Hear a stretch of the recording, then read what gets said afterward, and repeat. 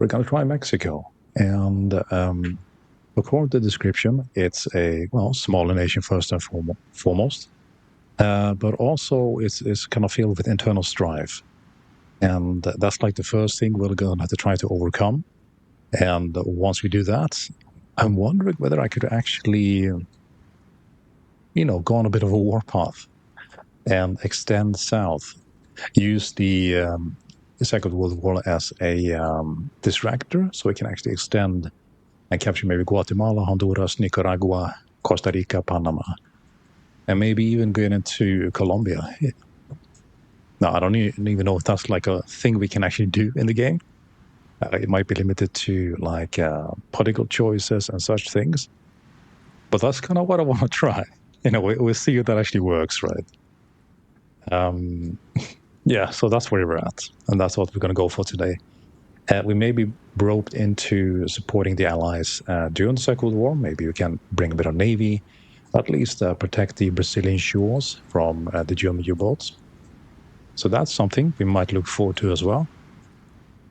But the expansionist in me is hoping we can also make have a bit of war locally and actually do something with that. And I guess we'll just find out, right? Now, let me just do a little bit of something here. There we go. Just kind of adjusting the music audio a little bit. Right.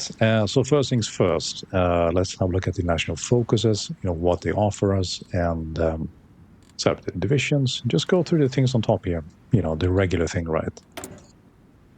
2 research slots, that's okay. I'm thinking maybe Mexico is going to be infantry heavy. So we can just go with like the regular research.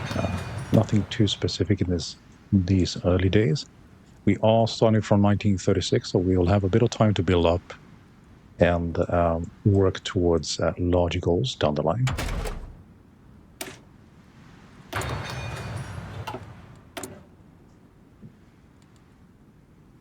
Right, so then also, let's have a look at the infrastructure. I have no idea what it's going to look like. It's not that powerful, right? We have 8 factories potentially, right? So we need to extend that quite a bit. So maybe do stuff with like local kind of factories, like civilian ones, and a bit of infrastructure.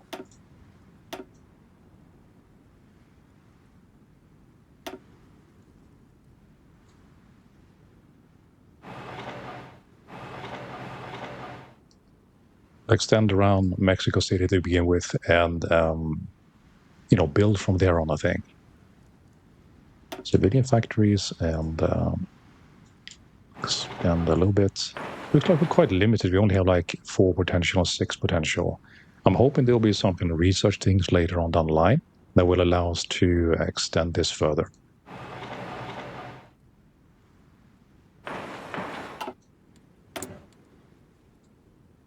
All right, so let's have a look at the logistics a little bit, see what we need first and foremost.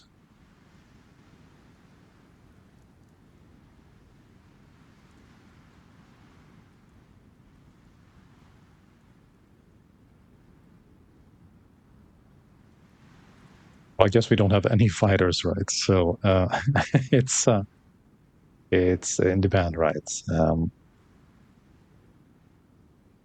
I think it doesn't matter too much. It's very early on, right? What we do. We need to stock up on a bit of like infantry equipment.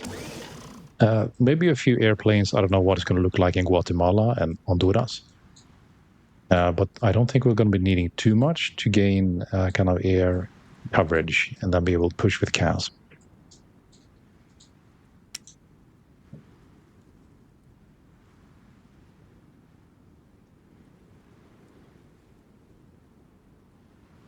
It's going to be the fighter, I think.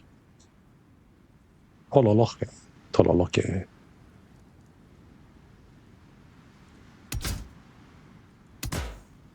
Let's see what we get there, what kind of things we can add. Drop the production cost. I mean, we'll do like cheap airplanes to begin with, and I think we need to kind of keep that low to begin with, and then we can improve them with time.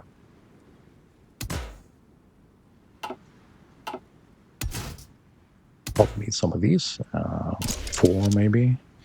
Of course, we don't have any experience yet, so I guess we'll have to get back to that later. All right, and then we can just do some convoys in case.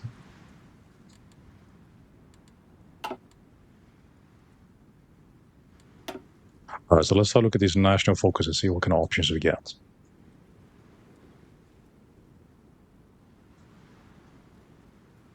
Yeah, so the tree isn't too big. I mean, that's one of the things as well.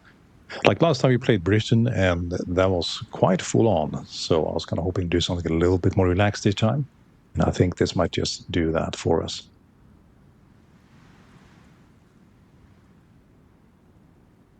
Right, so this one's obvious, like the National Bank. Resource speed, bit of coal and efficiency. Lowest economy cost by 25%. That's a good start. And then we'll have to decide later on, do we go down this way or this way? I'm mainly looking at the mutually exclusive paths this early on.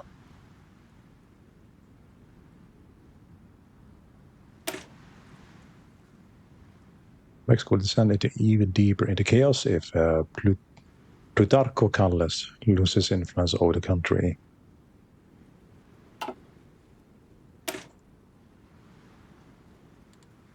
It does look like we need a bit of help with stability, so this might be a good start. The revolution against Diaz and the vicious infighting afterwards that lasted a decade. When the dust was settled, the victorious northern generals met at Agua Prieta, Sonora, to lay out their plan for Mexico's future. They are a populist clique of modernizers and secularizers, or else a confederation of Sakicas.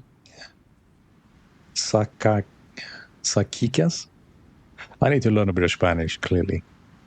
A little better than bandit laws dividing the spoils, depending on the perspective.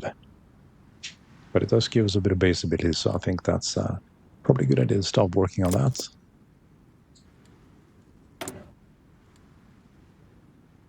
No divisions in training, but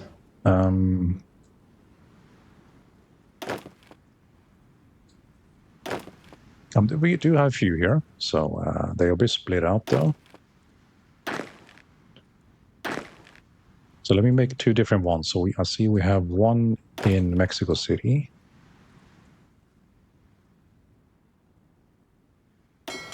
So that's 6 ships, some destroyers, and a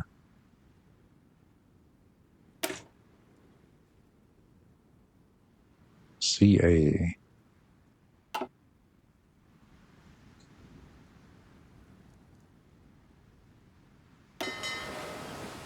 What is that? Oh, is that an L? I can't quite make it out. So that'll be light cruise in that case.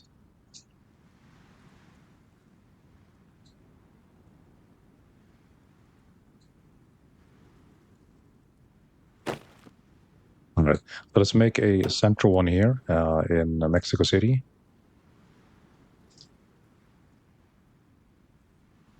And I think the other ones I kind of like to keep it as rural divisions, and keep that in a separate one. So I'll use Mexico City for kind of engagements and actually moving out, but we'll call this like a rural one.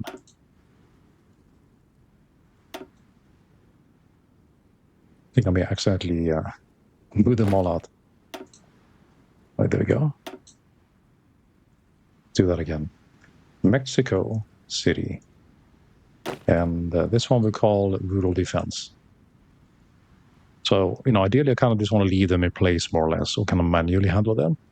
And if we do get an engagement, then it's going to be the Mexico City one. Rural defense.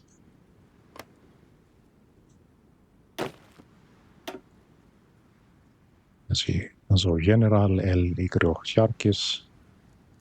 This guy looks kind of good. Infantry leader experience. Excellent. And for the other one, let's see what else we have.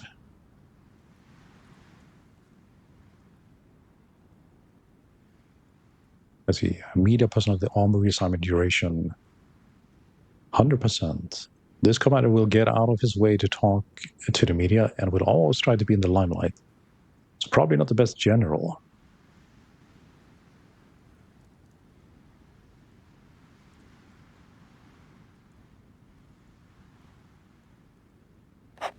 We'll give Manuel the control of the rural defense in that case.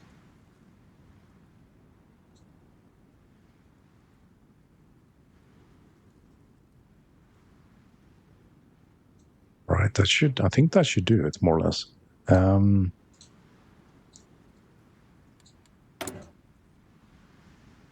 We can let the Mexico City one train. Well, I suppose we train all of them. And I think if you hold down shift and click the training button, they'll train as far as they can, and then they'll stop. Yeah, at the bottom there. Shift click to start exercise that will last until all units are trained. So we'll do this and this. And this we're going to eat into the stockpiles of the equipment we have. But we have, a little bit of production of that, and I think we have some stockpiles. A little bit, not too much. We'll see how that lasts for us. All right, then we need some decisions, but we have no political power, so that we can have to wait for later on. And what are we lacking? Steel. That's going to be made for ships, I believe.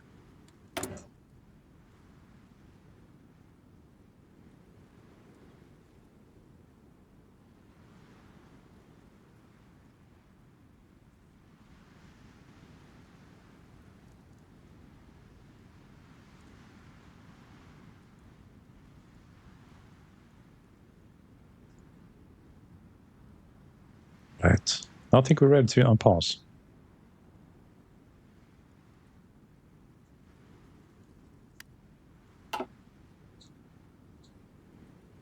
I get through this kind of, type of things as they come along.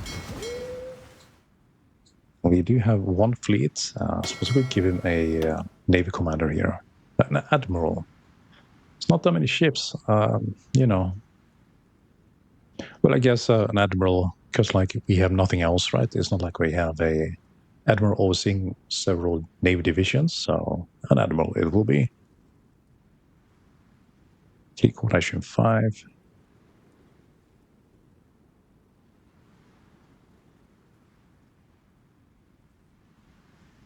Hold on. See, if attack when you combat alongside the Pride of the Fleet, plus 10%. I don't even think we have a Pride of the Fleet here. It's just like a bunch of, a few destroyers. But I think, besides the organization, right? Maybe we'll get a Pride of the Fleet eventually. So we'll apply him there. And for the Air Force, it is pretty much non-existent. We got one close air support and six fighters. Yeah. So they'll just stay in Mexico City and drink a bit of tequila and have a good time, I think. All right, we should start training. Let's have a look at the division here.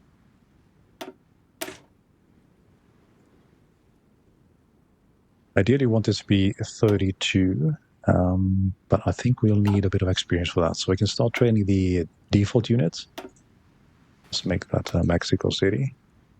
And yeah, let's do 6 to begin with. Okay, that should be fine. We don't have that much manpower anyway, so 123k. So we'll probably chew through that quite quickly.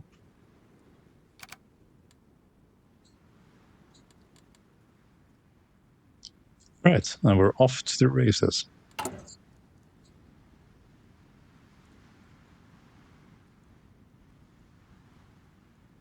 Right, so we got Callista's minus 20% political power and construction speed. The supporters of Callis are enriching themselves and abusing their power.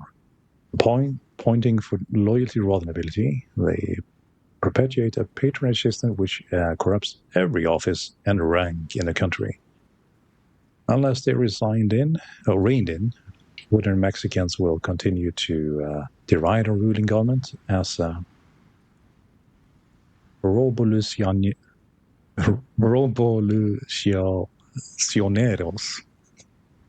That was my best attempt. Rob revolutionaries. We got a weak church, factory outputs. The Constitution 1975 measured aimed against the influence of the Catholic Church in Mexico. The sisters rebelled in the 1920s because of the attempts to enforce those laws. But the people may now be ready for a secular state. And the oil concessions. In order to exploit oil in Mexico, foreign companies have signed concession contracts, ensuring that they can freely extract oil in undefined territories for a prolonged period of time in exchange for payments. However, the sum paid by the companies was far below the value of the oil extracted and enabled them to get a profit margin much higher than in countries such as the US, while putting the oil reserves of Mexico indirectly under foreign control. Yeah, that's problematic. I wonder if we can break that concession. All right, that politicized army, leader cost 100%, plan speed minus 20. Stability is bad, and this is kind of one of the main things we're trying to deal with here. General Saturnino Cedillo and the caudillos aligned to him are jealously guarding their influence. We may have to act against them if they stand in the way of the government.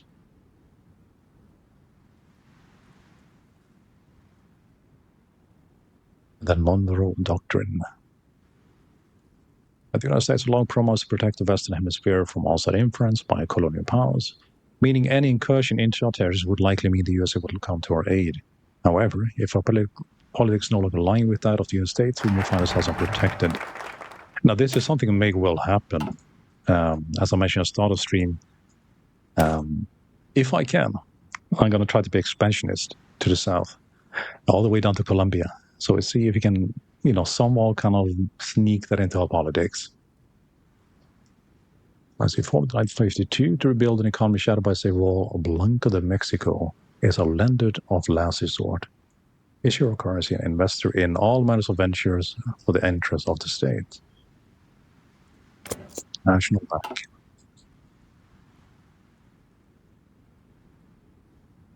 I don't know what to think about this song.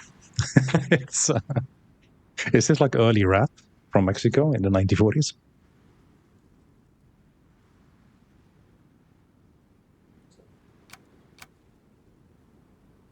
Yes, I think we can speed up quite a bit here, as I think product will be rather slow in the beginning for Mexico in particular. We have very little infrastructure and production capacity and research, so it's going to be a slow burn to begin with.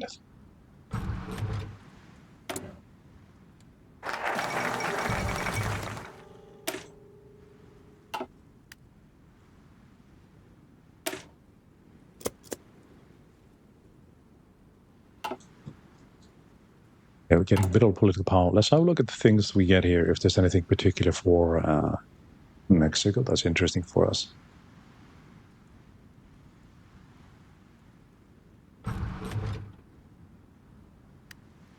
Let's see. To complete one of the following must be true. Complete focus support General Candelo. Is that the national focus? Might be the national focus here. I did see something about it. Might be one of these two.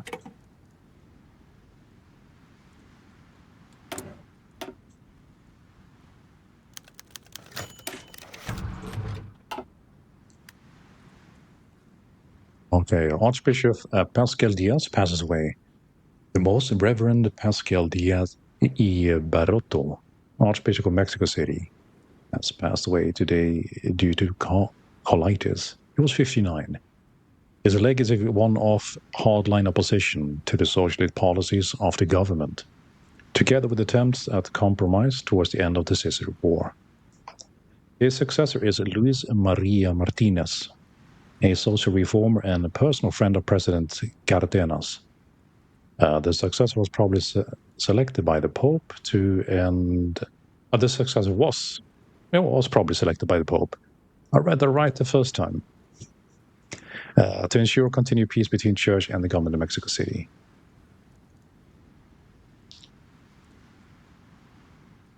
I think we'll go with the first one. We really need to build that stability early on. So replace the weak church with the assertive church.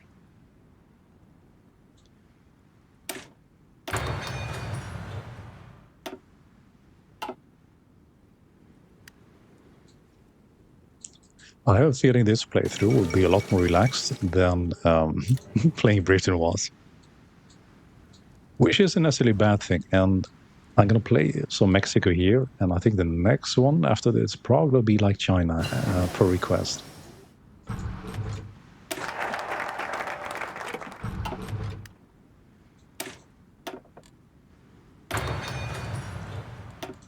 So now I need to pick the next one here. And I think this one might be important. So you get two options here, right? Exile Callas or Jefe Maximo. Let's see what it says. The former president Plutarch Callas served his term between 1924 and 28. His misrule incited the Civil War and countless minor rebellions. Now he seeks to dominate President Cardenas as he controlled the last few puppet presidents. Cardenas has his own democratic mandate, his own plan for the future, and Calles needs to leave for the sake of stability of Mexico. Does this lead to different trees entirely? So we do this, we then get bureaucracy and institutional revolution, and we get arrest Cedillo. Political game power minus 20, construction minus 10. Stability is good though. And the other option, Mexico will descend even deeper into chaos if Plutarco Calles loses the influence of the country. So it's supporting him basically. So he becomes the FA, or the leader of Mexico. He creates the administration of Portes, Ortiz, Rodriguez, and now Cardenas. And his political enemies castigate him as El Jefe Maximo, like some bandit chieftain. In truth, Calles is simply an elderly statesman with only the best intentions for Mexico in mind. Losing him at this stage of the revolution would be a travesty. So that gives us more political power and such. I guess both of these would lead down here, right? I think we'll, yeah, we'll hold on to FA, I think.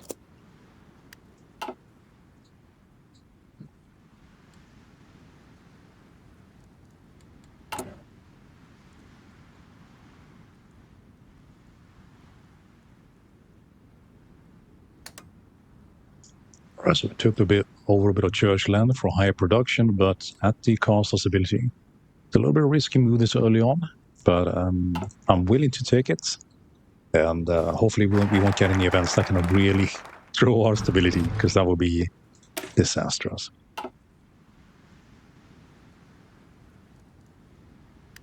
That's on the following: base stability. The army is first the most important constituency in Mexico. The past 20 years has shown that the will of the people can only be enforced by bayonets. Rogue generals are therefore a threat to the very existence of state, let alone its legitimacy. Control the army.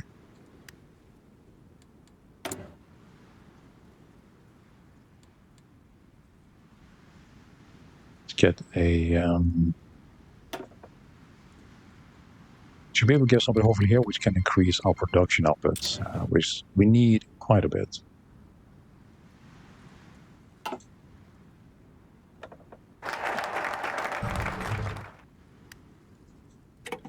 Alright, so we get the war industrialist here. Military factory spends is lower. But we're currently doing civilian factories just to kind of get things going a little bit. I guess these are all the same, right? Let's see what the other ones are, because we're close to 150 as well, right? Captain of Industry. I think we want Alberto Japani. Yeah, he's going to be needed in the early days. So let's say up to a... We had the points for it, but something is blocking us from picking him. El Mexico Momento. Hey, Paulokis.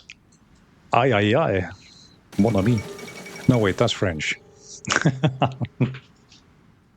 Amigo. Mes amigos. How are you doing, Pablo?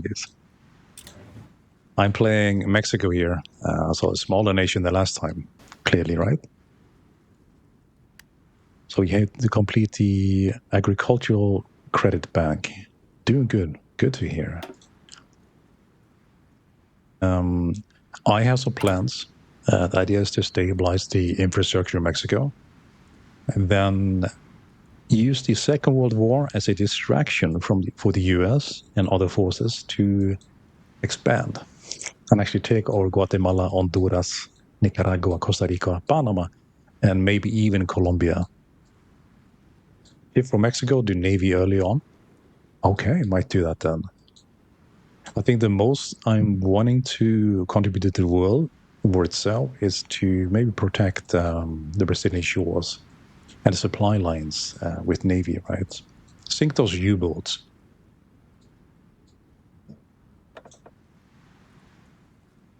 See, I need to get the agriculture credit bank as a national focus. Where is that? Credit. Oh, here it is. Okay, brilliant.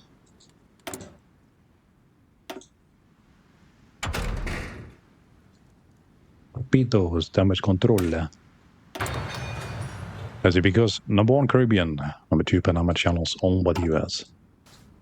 I mean, do you think they'll mind if I just capture it?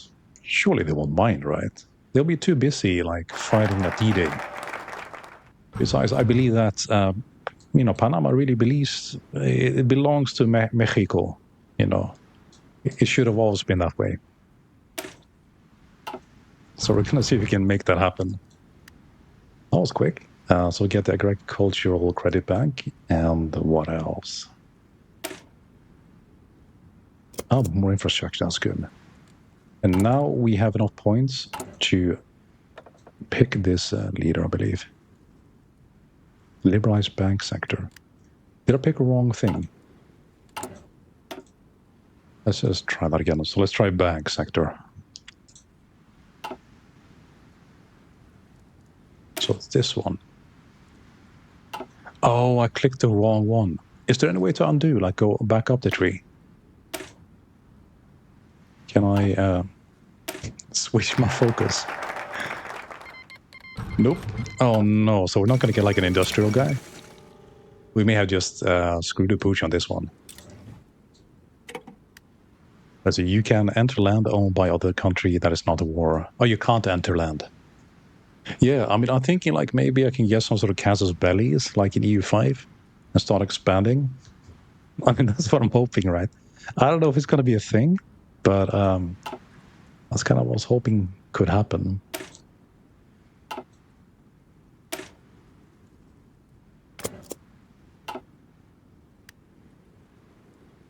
Have you ever, I guess you played Mexico, right? Casus what? Mi no hablo EU. Fair enough. Yeah, casus belli. I mean, you know what it is, right? That is like a reason for war, manufactured or otherwise. So we get an unassigned division here to, we're going to apply it to the Mexico City one. We're going to be our, attacking force.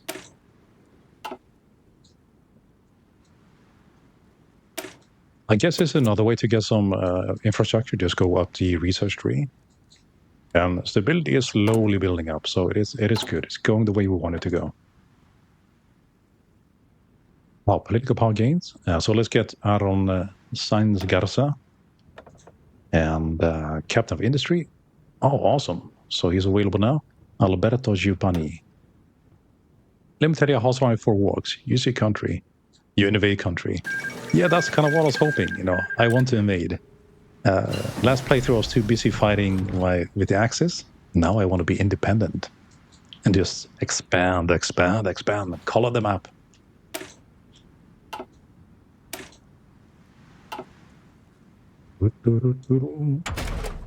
So I should research a little bit into Navy then, if you're going to be building some of this.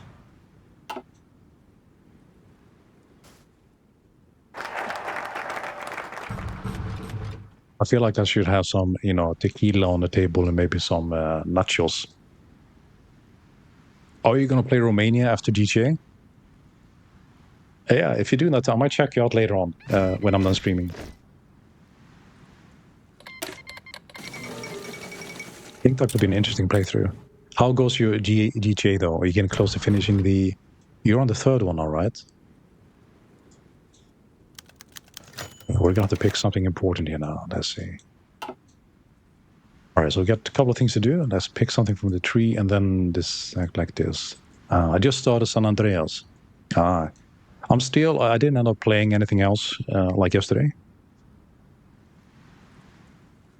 But I still want to play the Miami one, you know, and I can't wait for the next game to come out for that. It's going to take too long.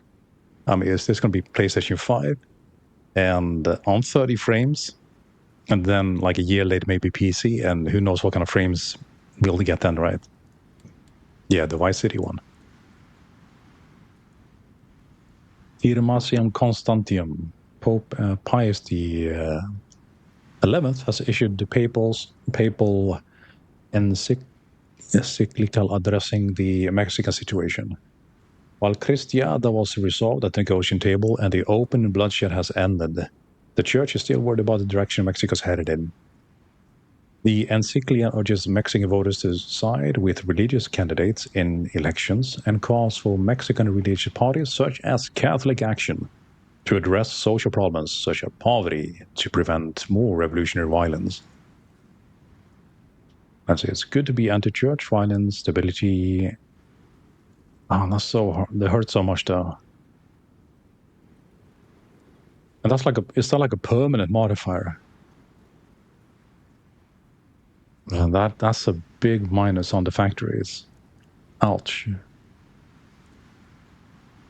Yeah, we're going to get factory production. Superstitious propaganda preventing publication of this is treason. And one of the main goals of Mexico is obviously to stabilize. I keep kind of getting closer and closer to zero. Basically, you have to balance church influence.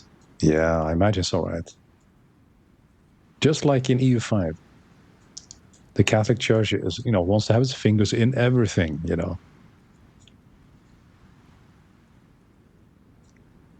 So what do we do here? The cost, planning speed, stability plus 3%, that's good. And then this is what?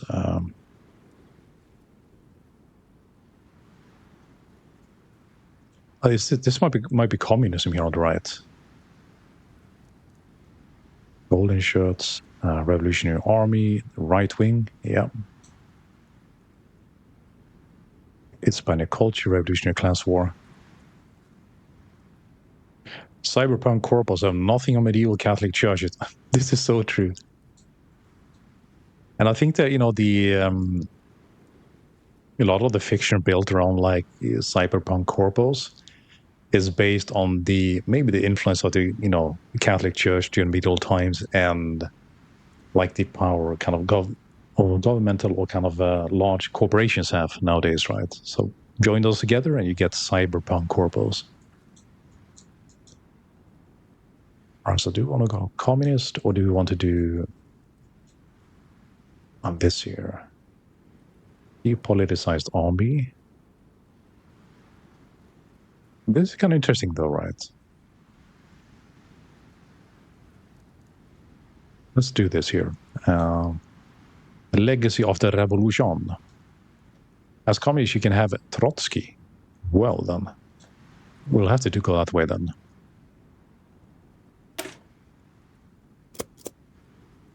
We have a revolutionary army which expands down to Colombia. That makes sense, right? Sure. We got one more research slot, so that's good. Time to retake Moscow. Yeah, I mean, next thing, right? Obviously, we take the Panama Channel, and from there we send our ships north to Canada or Alaska, capture that from the States, and then we have a very short jump all the way to the Soviet Union, and just right across to Moscow. Easy does it.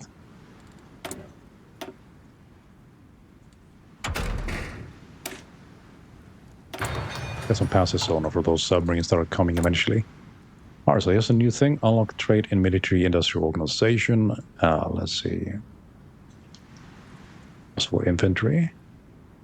Defense. We're going to be aggressive, though. Hard attack, piercing. It's going to be soft attack. There's no way that, like, these nations in Latin America have a lot of tanks, right? So we're going to do soft attack and reliability here.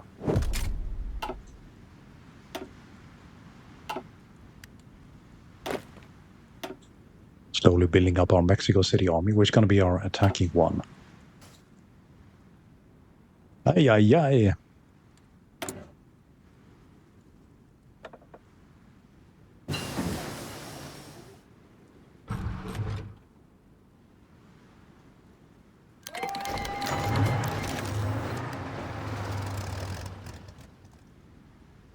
Let's get this one as well.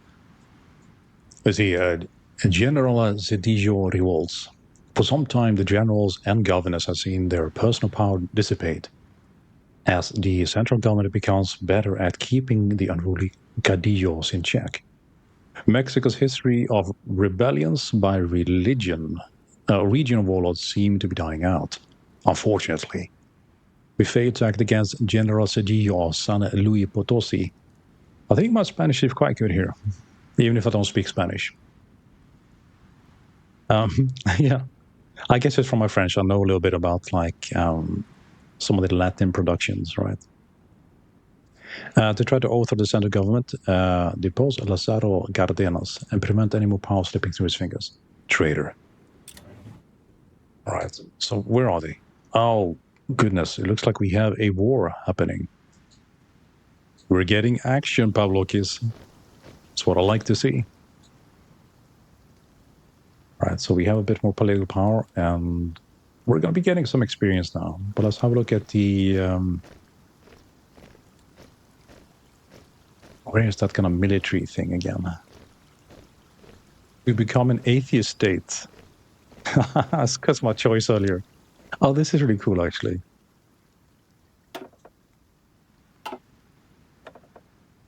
All right, so we need to add somebody here for military.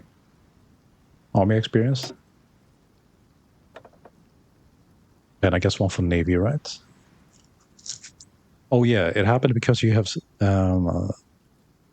haven't sealed issues of General Cadillo in the focus tree. Yeah, right. So he finally, I think it's like the left tree from the middle, right? I could have gone down. And now also we're going into like a revolutionary army, right? Yeah, haven't solved, right? So those two things together are going to make him very irate. He sees his kind of power slipping and he wants to grasp on. Well, we're going to make that end and we're going to become like the sole ruler of Mexico.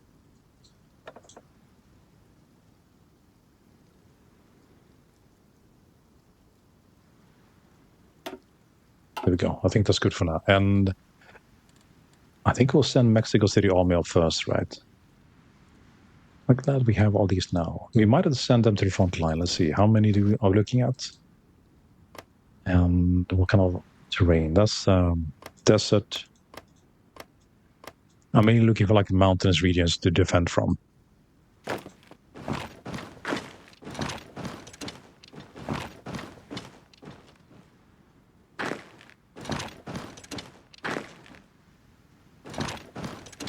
I think we'll have to do, seeing as we have so few armies, right? I think it just makes sense to manually control them.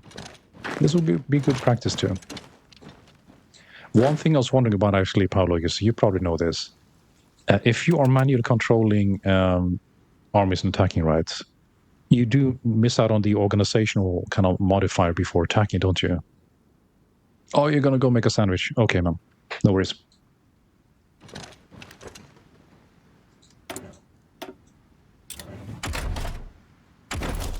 Let's see if we can get him some good weapons here. Mondragon M08.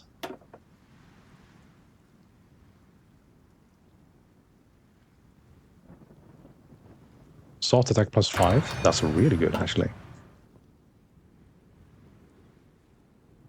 Trade frontline, and from there, micromanage. Okay, I'll still get the modifier. Nice.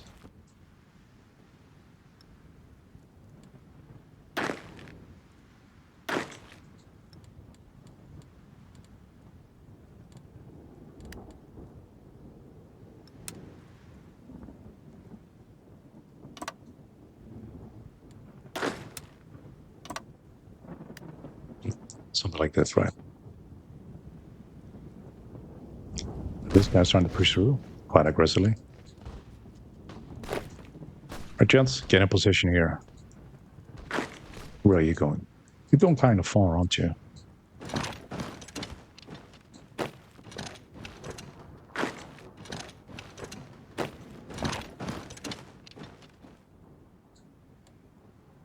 Now it would be nice to have some cast. I think I actually have a few. I mean, literally just like a few airplanes, right? All right, so we got the fighters. I suppose you can fly them over here, right? There's superiority. And then, well, cast airplanes waiting to attack. I would make it more focused on the main cities to make it easier to capture. That's probably a good idea. Yeah, I think like the first thing, I just wanted to get him to the front line. And then from there, I was going to start kind of, actually forming a strategy.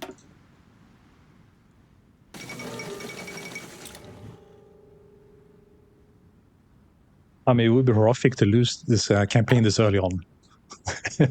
Taken up by the general. I am the LFA. Make no mistake about that.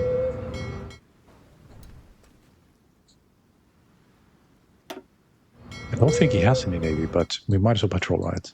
All right, Savage Shine Pelagis. Go for it.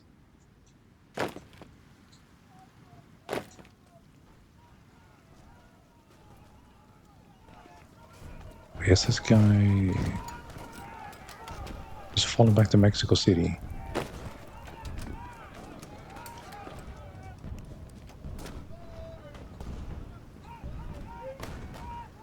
These are mountains. It's really tough to attack here. I got some planes, so we should be able to use that a little bit. Or let's check maybe get some archery as well. That's going to help us get some soft target kind of modifiers.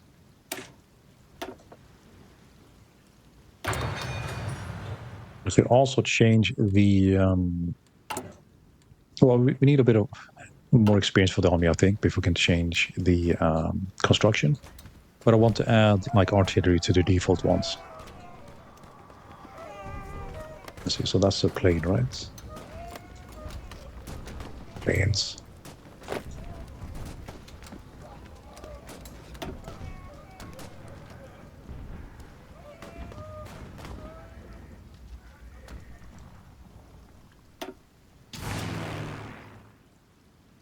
It is kind of strange. It says that there's enemy superiority, but I actually have the superiority by the looks of it.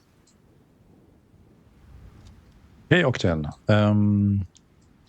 Sure, I can try to teach you. Is there anything in particular about the game you're wondering about? Because, I mean, the game is vast, right? There's a lot to know.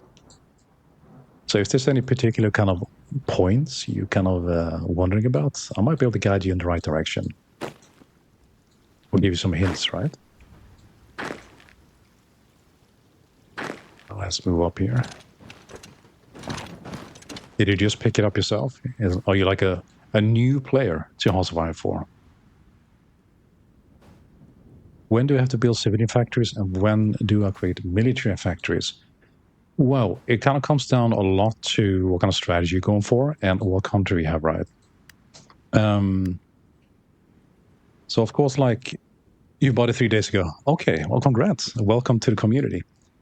Well, basically, you have the two things kind of, you need the balance between two, right? So you need civilian factories and infrastructure to build infrastructure, roads, and factories and such, right? So you need to have enough of them. Let me show you here. So like, for example, now I'm playing Mexico, right? So it is very weak on infrastructure. We only have 7 factories available, which is, quite low, right? So as you can see, my focus early on now is to build more civilian factories to get more production capacity. The civilian factories are used in producing all these different things. Whereas the military factories they're the ones that are used for creating units, right? So if you don't have enough civilian factories, all your production will be much slower, and you won't be able to build other things you need for your nation, right? Like air defense, roads. All these things are limited by the number of civilian factories you have available. And another thing civilian factories are used for is trade. So when you're trading, you're actually using a civilian factory to facilitate that trade, right?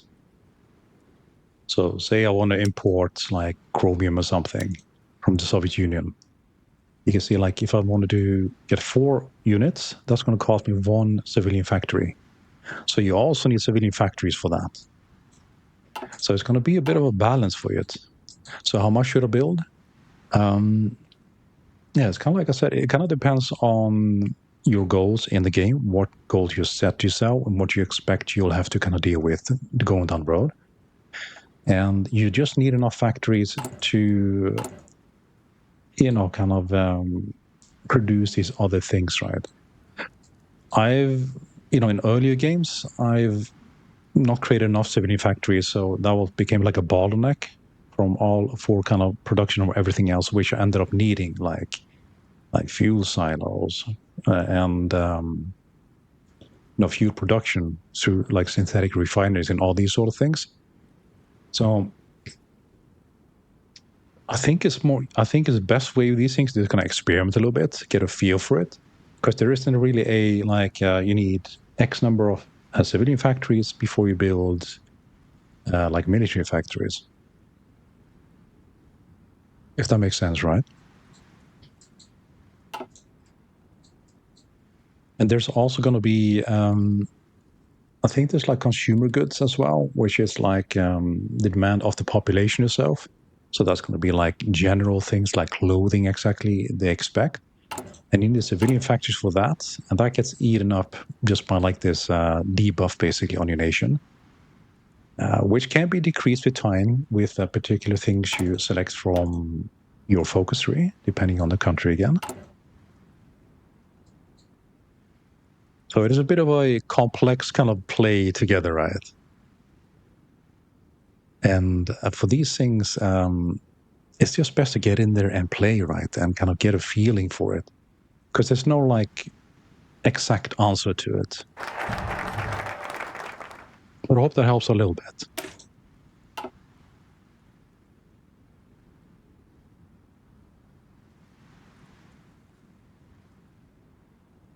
Is there anything else you're kind of wondering about? Or do you need like a bit more on that?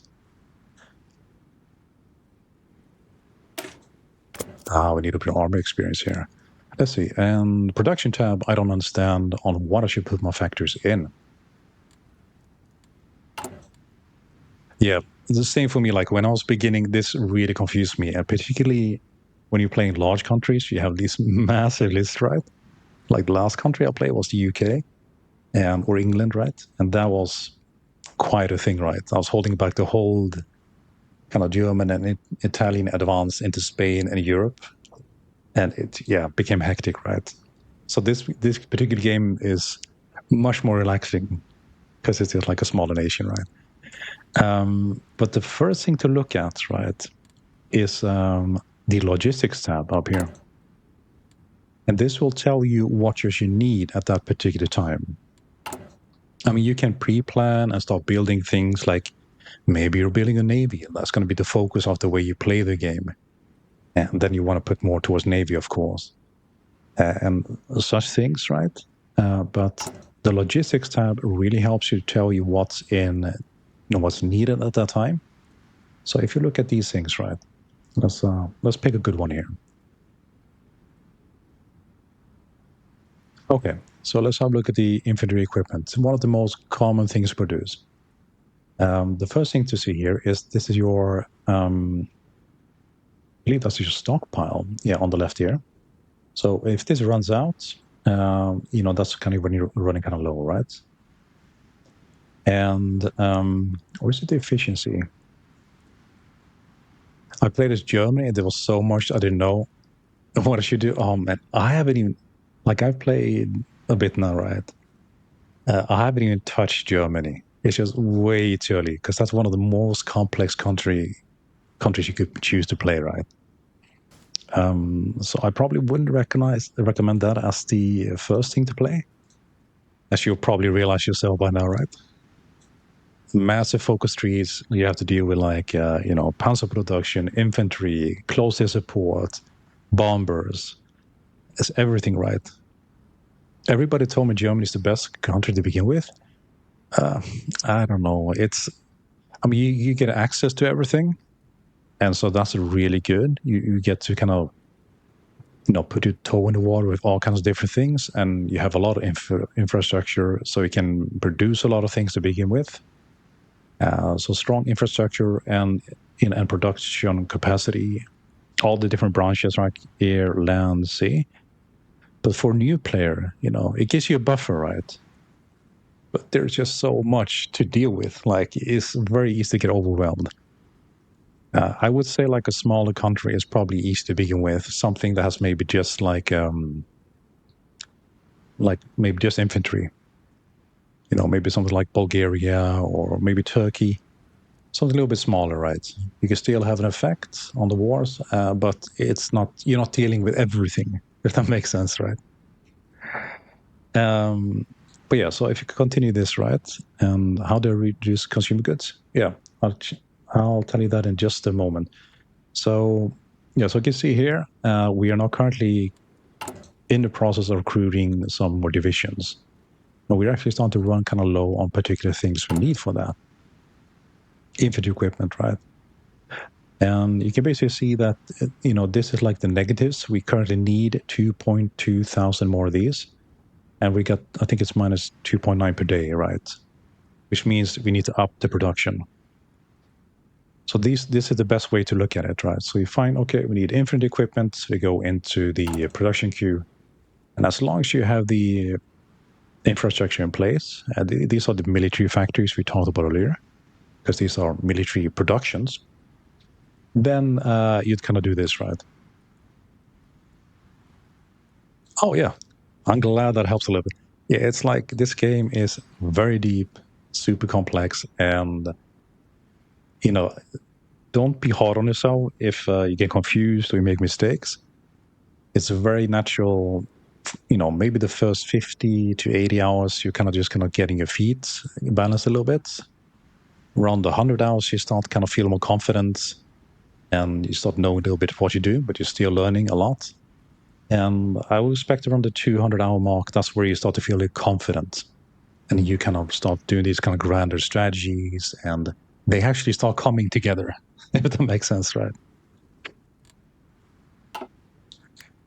And as for reducing the consumer goods, that's just simply a political thing, right? So it's going to be either, you'd have to look at your country, and sometimes there'll be some things you can research in the tree itself that reduce how much consumer goods are being used by the populace, and that's the consumer goods, right? In some cases, it might actually even be in the events and decisions as well. But I've not seen it here as much, but I think it might actually be here too, to some extent, right? So those things are a bit more arbitrary and long term, right? Or immediately you can control, your production capacity for infrastructure and creating things simply by, balancing how many kind of civilian factories you're creating. And that's going to be like the core of your country. Whereas like military factories are simply for everything war related. So if you want to do weaponry for infantry, airplanes, ships, well, ships use naval dockyards, but they're like the, land counter to the military factory. So I don't understand how to use planes in war. Again, it depends on what you're trying to do. You have three main categories of airplanes, right? And now this country again is maybe not the best one to show you, because I literally have like 18 airplanes, which is very different from your experience from playing Germany as your first playthrough, right? So you have fighters, and you have CAS, or CAS is like close air support. And these are the airplanes that go in and, do dive bombing, like the, I'm trying to remember what the German was called again. Yeah, anyways, yeah. So those are the airplanes that kind of dive in, and you can add them as a support units, like I have here. So you can attach the close air support wings to your infantry divisions. So as they come in, these airplanes kind of fly across above and dive down and bomb the infantry and tanks on the other side, right? And that can be very powerful to kind of turn the battle in your favor. But to be able to use close air support, you also need air superiority. And that's where the fighters come in. And the fighter wings, you can apply them to do air superiority like I've done here. So I just click that and then right-click the region. And you can hear the airplane sound there. And that means they've been sent on a mission. So they're not going to be patrolling this transvolcanic belt, right? And they're going to be fighting the skies to try to keep superiority. And you can see by the color, and I'm in the strategic air map mode. And you can see by the color here that it's green. That means I am in control. And then it goes to yellow, which is like neutral, right? So you're kind of fighting for it. And then red, the enemy is in control. So if you control the airs, you can then send in your CAS, and they can effectively support your troops. And then the third main type are the bombers. And these are the strategic bombers, such like your B-52s, your Lancasters, etc. And you use them to actually go in and bombard the infrastructure of the enemy. So you can bombard train station and maybe break kind of rail line connections, so they lose supply for the troops in front, which means they quickly run out of weaponry, and powder, food, and all those things. And so they can crumble as a result. Now, you have the naval counterpart as well. So you have naval kind of torpedo bombers and those sort of things. But they're kind of like, strategic bombers at sea, right? A little bit, right? But you can actually use those to attack ships and those sort of things.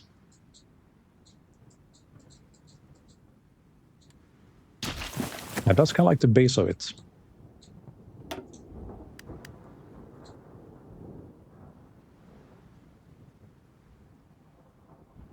How do I know which planes to use?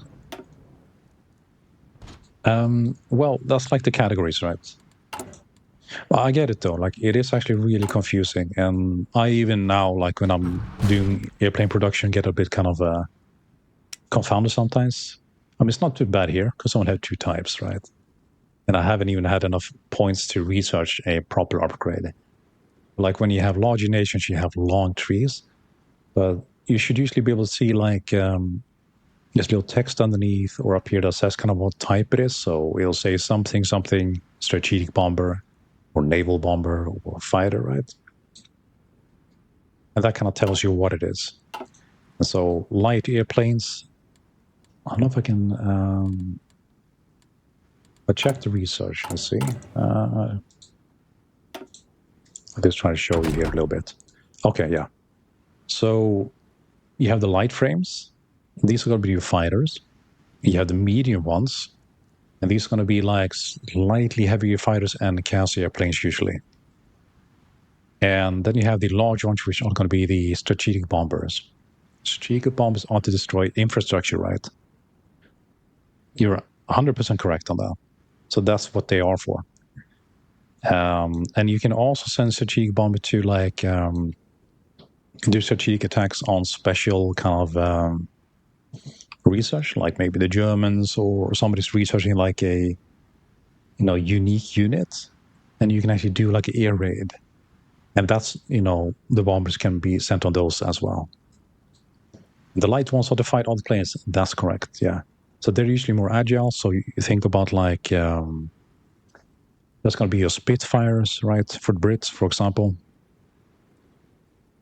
And then you have slightly heavier airplanes, which are going to be medium ones here. And they are heavy fighters, so like, for example, the Hurricane, if you remember those. So they can do a bit of air fighting, but they're not as effective due to like worse agility. But they usually have more firepower and slightly thicker hull, right? And you'll often have the CAS airplanes or the close air support airplanes in this category as well.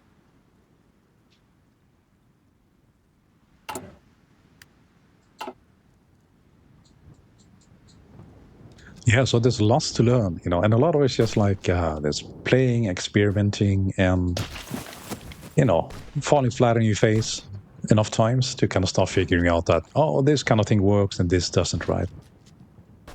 And then you'll start doing like combined efforts, like getting air control to send in your CAS with your troops, and maybe your strategic bombing behind enemy lines, and it becomes like a theater of war, right?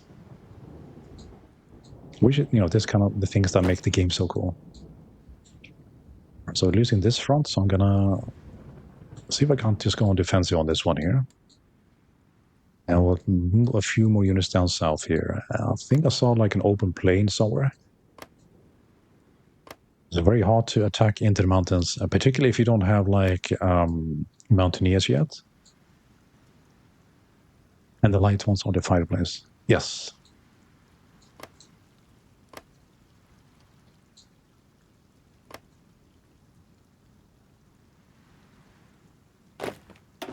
So let's attack here, because that looks like it's plains. So that should be easier. And then if they move in, then I'm going to be attacking them from the back there. I think I saw some other plains here somewhere. It's all mountains. It's really tough to kind of push through here.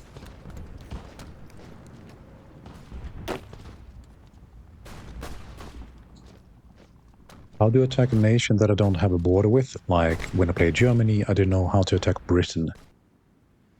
Well, as long as you're at war with them, right, you can engage. But if you're trying to move troops to England, for example, you need to do like what's called a naval invasion. And that's like a special command. Here, so naval invasion order. So you would, for example, pick like, say if I have the rural defense one, right? So that's like this is just like what I'm naming the army. You can call them whatever you like. So the first step would be to move them to a port. So like Veracruz, for example, as a naval base. So you'd move your troops to the naval base, and then you do like naval invasion order. And so the first step is then you're then selecting, let's say I want to attack New Orleans, right? As an example, right? So I move these two here to Veracruz. Then I click this order. And then I would select New Orleans, and this will kind of be highlighted in green. And then I would select, I believe, oh no, I guess the other way around, yeah. Step one, you click the province, so I would click, so move army here, click the order, then you click Veracruz, and that tells the game that, oh, we're going to be evading from Veracruz. And then I would right-click New Orleans. And then you need to wait for a while, and they're kind of getting the troops together, building up, and getting the ships and fuel together. And it just takes a bit of time. And then when that's completed, you'll be able to actually click the green arrow here, and then it will actually send them through to attack, right? Now, there's one caveat to this. To be able to actually do naval invasion, you need to have control of the seas between yourself and the location, right? So I would actually need to send out, it seems to be okay here now though. You can see I have, just underneath the yellow, you see contested area, control ratio 49.95. And so you kind of, you move a navy into the area, you start patrolling it, and if they're in the fleets, you need to best them, obviously sink them or push them out. And once you have enough control, then you can send the naval invasion force through. And that just happens automatically. You don't need to like have any particular ships for executing the naval invasion order itself. But you'll need ships obviously to control the region between the port you're sailing from to the port you're attacking, or like the land area you're attacking. You know, you don't have to attack a port. You can invade anywhere you like, you know. As long as the terrain allows for it, right? You obviously can't do it if it's like the Cliffs of Dover, for example.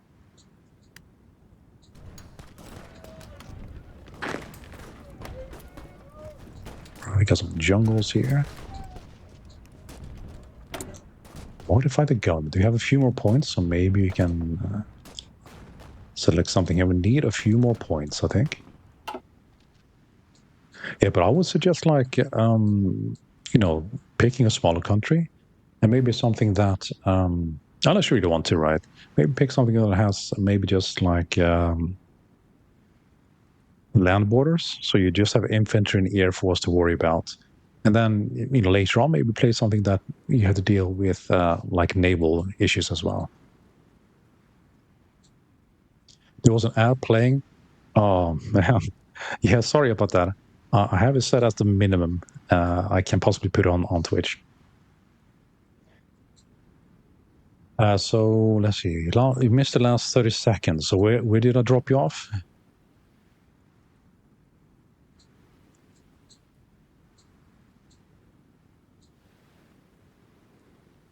Yeah, but I think I was basically saying like with naval relations, there's you know, a few compartments or a few parts to it. You need to have sea control between the port you're attacking from and the region you're invading. You already helped me a lot. Thank you very much. Well, I'm very happy to. I'm glad I can be of some assistance to you. It's you know, the game can be very overwhelming to begin with. I'm still learning it, you know. But it's fun, you know. And the more you get into it, the more interesting it starts getting.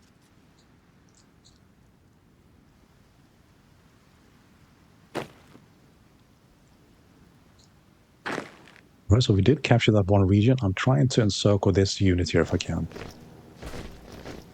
River crossing. These are just really rough areas to attack.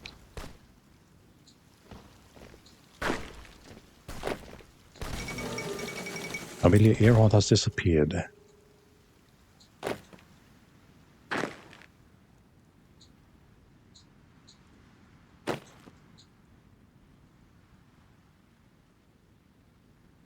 I suppose we could try to attack. I'm just, at least it's not a real crossing here, so that's something, right? If we can get in here, we can maybe push south a little bit. How do you attack with infantry? I know it, but what's the best way to go? Again, it's situational, isn't it? It depends on what you're facing and the terrain you're looking at.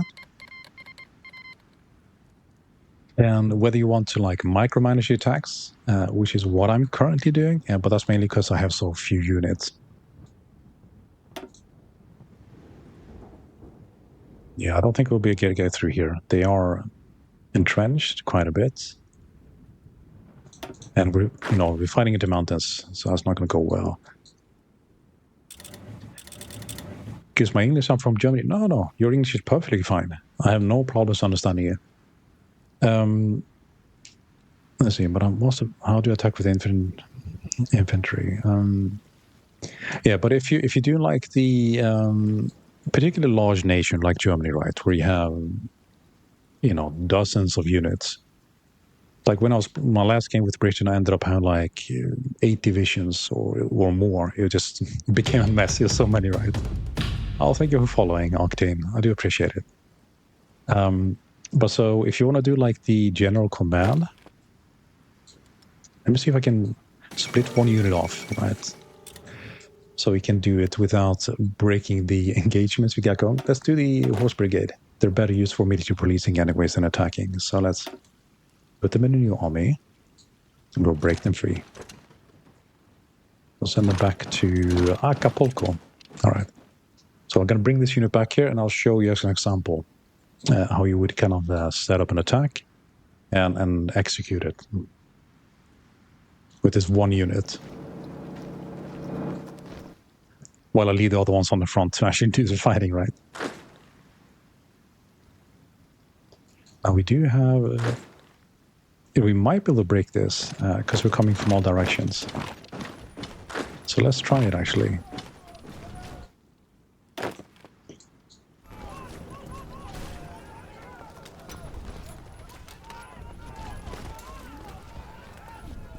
So you can see the arrow, it's filling up, and that's when they are moving, right? Okay, so I'll just pause here. And so there's a few steps, right? If you want to do a proper command of like many divisions and you're not like manually handling attacks, do you play with the DLCs? Yes, I have the majority of the DLCs. There's a few I haven't picked up yet. It's mainly like national focus ones. So which can extend or change the focus tree for individual nations with some unique events and such. But that aside, I have like all the DLCs with all the that add core gameplay, like the essential ones, right? So you get all the game mechanics. So you get like espionage and you get like trade and stuff like that, right? So I would say like seeing as you're such a new player, I would simply recommend getting like a month subscription maybe, or maybe just play vanilla a little bit, like without DLCs. And then when you want to see what else is out there, get the subscription for 1 month. And that kind of lets you see everything there is, right? I feel since I started playing with DLCs, like the starter game feels very kind of feels a bit shallow, right? A bit empty. I realized there's so many additional things that come with the DLCs, right? That is worth it. Oh, you bought the game for 50 euros. Okay. And was that with some DLCs? Then I'll take it. So you should have, the good stuff, right? Let's see. Yeah, actually, let's put them here. It might be a bit clearer if I put them here, right? Also, the generals, they can have quite the impact on how well the army fights. So you look at these different modifiers depending on what you're trying to do. So maybe if you want to have like one brigade for defense, you look at defense skills, and something kind of maybe helps with hunkering down and those sort of things. But if you want to be aggressive, then you want to look at the attack skill and maybe logistics and planning. And this even some modifiers like if you're a tank army, like in Germany, for example, some of these kind of skills that the generals have will be focused directly towards that. So these are things you're kind of looking at when you try and, when you get more advanced, right? And if you want to get deeper into the deep strategy, right? Okay, so we have this horse brigade now, right? And there's a few steps to this. So the first thing is you want to define a fallback line. And this is kind of where the troops retreat to if they're kind of falling back, right? So we can just right-click and drag. And this is usually a good idea. You want to place maybe behind a river or in mountains or somewhere, which is well defendable. Why behind the river, you may ask? Well, if you attack across the river, you get a negative modifier. So if you were to fall back into the onto the fallback line for whatever reason, then they would have to attack across the river, which would make it easier for us to defend.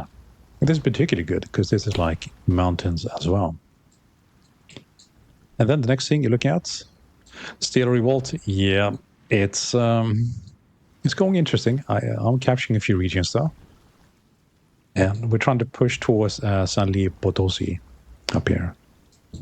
But the main problem has been like there's just so many mountains on the way Pavlok is. They're making it difficult for me. And then, of course, you have attrition due to that as well, right? Because there's such bad infrastructure. It's a thing, right? But we're working on it. Hopefully, it will kind of work out. And then, so the next thing you want to do, Octane, is to define a few other things here. And also Pavlok is here. He's like even better at the game than I am. How did I learn the game? By playing and watching a few tutorials online, and I've gotten a lot of help from members such as Pavlokis, which have played the game much more than I have. And then you just play and play and play and experiment and, fail until you start succeeding. Let's see. Yeah, and then the next thing, you define a front line. So say I want to, capture this region, right? So I can just paint these areas, which are going to be my front line. And then you want to create like an offensive plan. So maybe you want to do like a general offensive, and then you want to do offensive line. So you're kind of defining, oh, so these are kind of the regions we're going to go for, right? So they're going to be the army is kind of accumulating on the front line, and they're going to be trying to capturing these regions. You can also do what's called a spearhead attack if you want to be more specific. So maybe you just want to attack, St. Louis, and then they'll try to be more decisive, right? And then, like, the final part of it is to actually assign the unit. So it's not enough to create a plan. You also need to assign the unit to the plan, and you do that by clicking this button, and then hovering over it, whichever one, not the plans you want to go for, and then clicking on it. So now this unit has been defined, and we should hopefully see it moving towards the front line. As you make the front line shorter, more focus at your targets. There's no point in having soldiers so far north. Well, besides defending from them invading Mexico north, right? Yeah, but I'll kind of manually control some of the units that come here to the south and capture this, right? While I'm keeping these in the north, just to kind of hold them out or dissuade them from actually moving up. And yeah, so you can see here, Octane, it is now moving up to the front line we defined. And we're going to let this unit do that. And I'll show you another thing afterwards.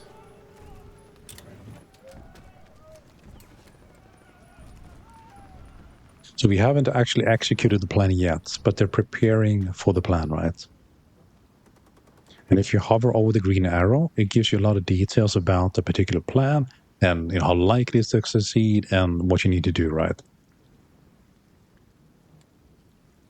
So the first thing is just letting them get in position. There's one unit. Now, normally, of course, this would be like a whole division of like maybe 24 troops, right?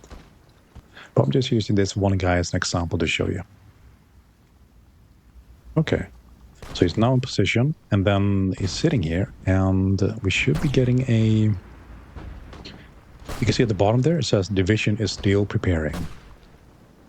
And it's basically now, the units are in place, the commanders are kind of drawing out the battle plans, and it just takes a bit of time. And then you had like the estimated plan value as well out there. That's getting better. So you want to allow the preparation to complete. And you'll often have like a preparation negative modifier to begin with, and that drops down over time, over the number of days as you're preparing. And so when that's reached 0, like it has now, then you can execute the plan. And then you just press deactivate. And now you can see the red arrow gets drawn. That tells us this horsey here is going to be evading here with the spearhead attack, trying to capture St. Louis himself, which of course isn't going to work. But, this kind of shows you how it works, right? So now I just want to clear out this order because this isn't something actually we want to do. So we just right-click, delete all orders, and we just pull him back now. I'm going to re-add him to this division here. Right. So that's kind of the base of it, right? When you're creating these battle plans in general, but then, you can override, you can manually control like I'm doing here. I've been dragging these units in. I'm seeing an opportunity, so I'm, taking advantage of it. Yeah, but I hope that helps.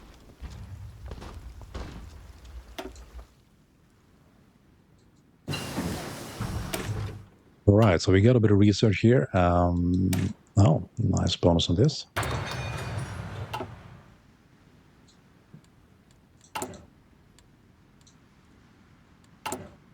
See if we have any good things here. We could assassinate Cristero the traitor. Let's see. What does that do for us? You helped me so much. I can't wait to play around. I'm going to play one and we'll tell you how it goes. Yeah, please do. Yeah. And have fun.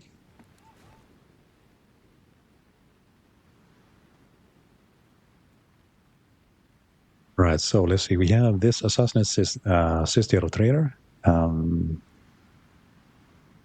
Army experienced a bit of war support, yeah. The rebels who took up arms against the state deserved no pity and will receive no mercy. Though the terms of peace negotiated with the church leaders was meant to close hostilities, we know that traitors will take up arms again if they get a chance, so we should strike first. So we'll perform an assassination toward Mexico. for a bright future. I think I can actually move some of these units south. We don't need all of them up here to the north. I think it's enough just keeping one in place. Because like it's mainly like mountains, isn't it? So it's going to be very hard to break through that.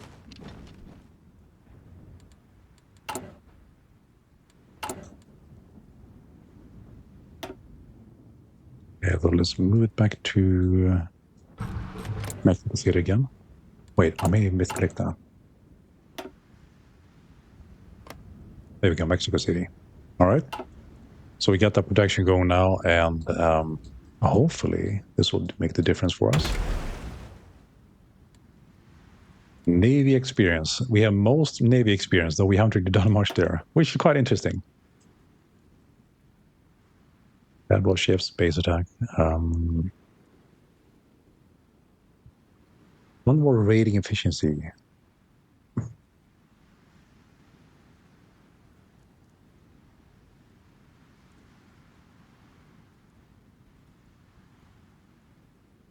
I don't think we'll be. We're not going to have a lot of capital ships at Mexico. I think it's going to be mainly light and less demanding in production ships.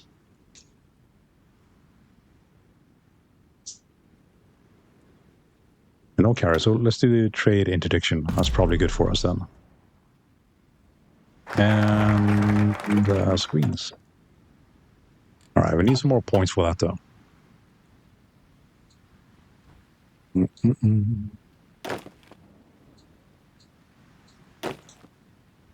think I want to keep 2 here though. I mean, we do have these looming here, just wanting to move in if they can. So we're not going to give them we're not going to make it easy, right?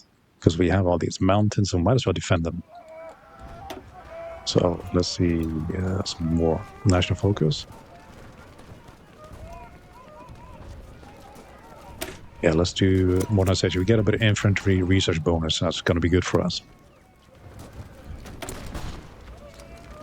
87 points. Need a bit more. Prosecuting the clergyman. Interesting. The Constitution of 1917 forbids priests from participating in our political system. Hey, exiots. We be chilling, my man. We be chilling. As in Mexico this time. We have some grand plans. I mean, currently we have a revolution. One of the generals, which prior had a lot of control in the country, has been pushed to the side. And he's not happy about it. So he's trying to capitulate the country. We're trying to turn that about. El revolutionary.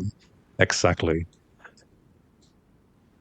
But if we manage to get through that, we actually plan to expand. We're going to try to capture Guatemala, Honduras, Nicaragua, Costa Rica, maybe Panama. Maybe you'll have to jump across that because of the states, right?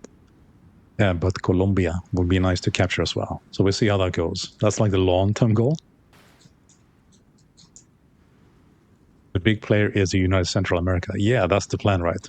Though I believe that Brazil is usually more powerful, so it might be a bit hard to contend with them. But I'm hoping with enough planning and some small strategies, and everybody being occupied by the war in Europe, I can sneak in and capture some of Latin America. All right, so get an oil worker strike. Hope you're having a good day, by the way, expat. And you be chilling as well. You see, the oil workers unionized in 1935 with the blessing of President Cardenas, creating the Sindicato Único de Trabajadores Petroleros. Aye, you're doing good. Yeah, I'm doing great. It's midnight here. Okay, the hour of the wolf. Batman might come knocking. Okay. So if you suddenly disappear, Batman might have got you. I'll keep it in mind. Let's see. They immediately began trying to negotiate higher wages and better working conditions, but were rebuffed by powerful international oil firms like the Royal Dutch Shell and Standard Oil of California. The matter passed to an arbitration committee and eventually went to the court, with the burning question being whether the oil firms could afford the higher wages. According to recent investigations, the Mexican subsidiaries make even more profit than oil companies in the United States, but still refuse to come to an agreement with the workers. As Pamal. Not good. It seems they have the backing of powerful regional strongmen and see themselves as above the war. You get dude in Gotham City. The city doesn't deserve me, but they need me. This is so true, actually. They do not deserve you. You're far too good for them.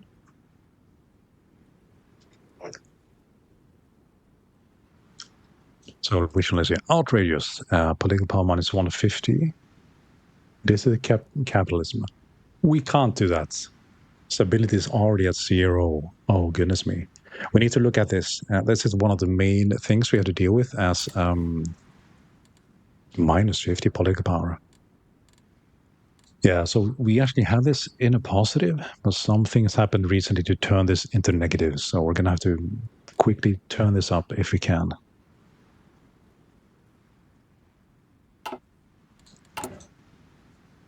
All right. So next political focus, I'm going to see if there's something that can actually help us with stability. We're going to be needing that because currently, let's see, what does it do? Minus 20% for war. Atheist states. Is this true? We are a bit of an atheist here. And war supports minus, factory outputs minus 50. Wow, that's really bad. Yeah, we need to get this sorted. Dang, junta. And they're so bad. But at least this, we've captured one region here, and it looks like we're going to envelope this unit and grab this mountain terrain. But it's really tough, though. Like, we have jungles here to go through, river crossings, mountains across the entire border. They're not making it easy to turn things around here. On the bright side, we have a navy here, which is in complete control.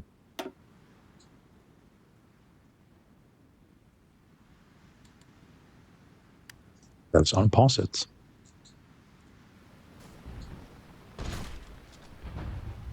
Oh, let me show you my amazing Air Force actuators. Check these bad bones out. We have 18 airplanes. That's our entire Air Force.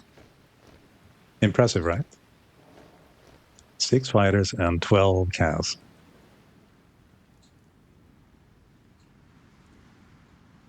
Not quite the powerhouse that playing Britain was, but I was looking to play a smaller nation this time, a little bit more laid back.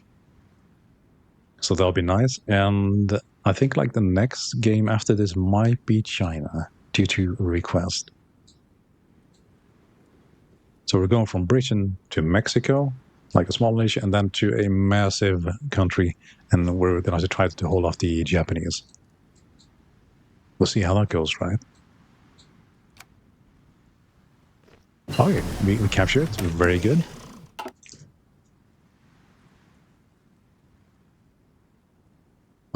Yeah, heavy motorized company. I think maybe, though, the best thing for us is going to be like mountain infantry. Because there's a lot of that going on. Mountains, mountains, mountains. Jungle. I don't know if we can capture this. Attack modifier is minus 30%. I mean, it's like attacking the Aztecs all over again. This looks like plains. Desert. Okay, we might be able to capture this one. Then we can maybe get behind the river and, stop working on the interior. That could be good. So let's send...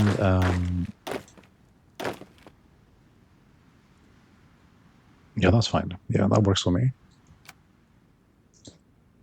I want to keep a few more on the border here, just because we have several units here just waiting to pounce. Outdated things in production? Might be the artillery, actually.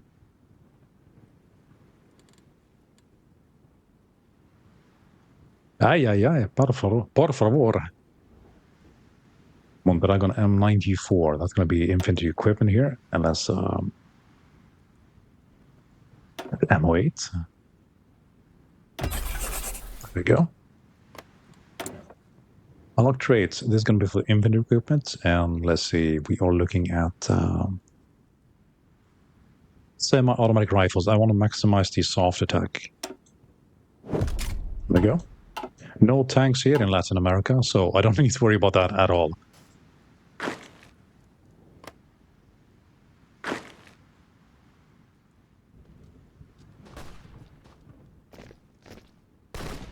Check the, it looks like there's a lot of attrition going on. I think it's just it's being a desert, but let's check the supplies all the same.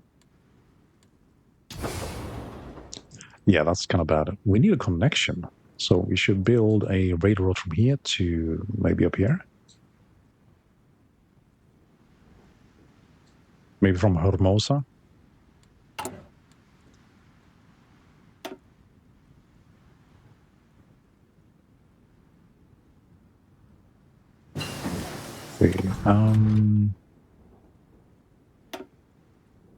Yeah, that's the way. Okay, so I should do it. It'll take a little time though, but at least it's in production now. All right, so we have another research slot available. So let's see, what do we want to do? I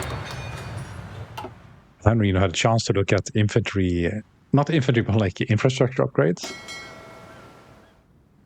Let's send this one for upgrade. Yeah, off to the docks you go. Might as well. It's not like you're fighting anything out there.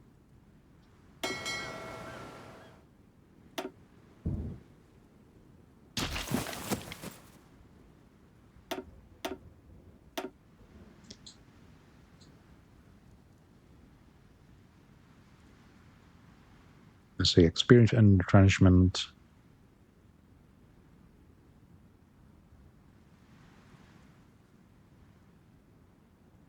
Yeah, that defense is really high.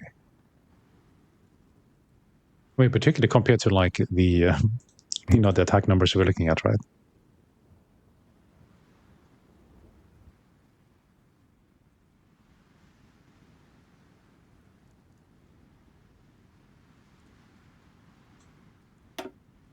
We may have to pull back on this one here until we get maybe some CAS support in the region.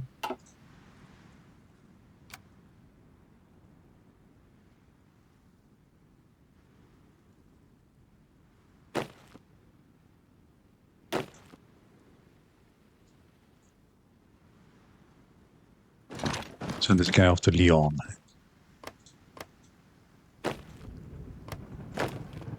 I guess if I attack with enough units, we may be able to kind of turn this about. Let's see. I think we have CAS support as well on these units. But let's double check. Yeah, we have the CAS units supporting this one. We'll give it a few days, see how it turns. Maybe we can turn it in our favor. We should have air superiority, though, which is kind of surprising. Well, yeah, it's the negative modifier for them, right? Yeah, okay.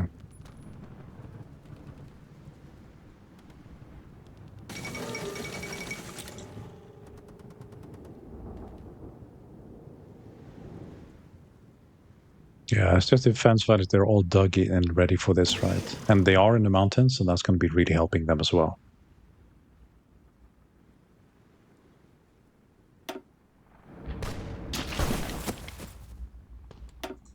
Our national focus, let's see if we can find something here which is going to help us with the stability, which is now currently at 0. Which is not going to be helping with the war effort, obviously. So hopefully there's something here we can pick to turn that about. Anything for control or stability here?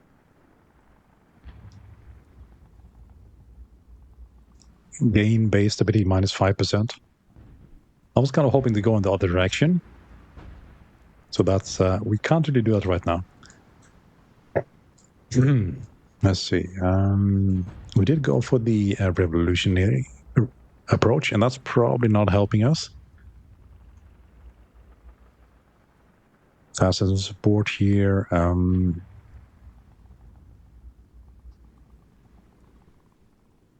Okay, here we go at least. 5 base stability. How about this one here? So this, yeah, okay, so the communist revolution. So if we go for the red shirts, Division attack on core territory, defensive. So we're not going to be as offensive as I'm hoping for on this one, but at least it will give us access to the red shirts. That will get some stability. We need 40% support for the PCM. What is it currently? So it's that 11%. Interesting. And I'm guessing we can push for that then as a political action.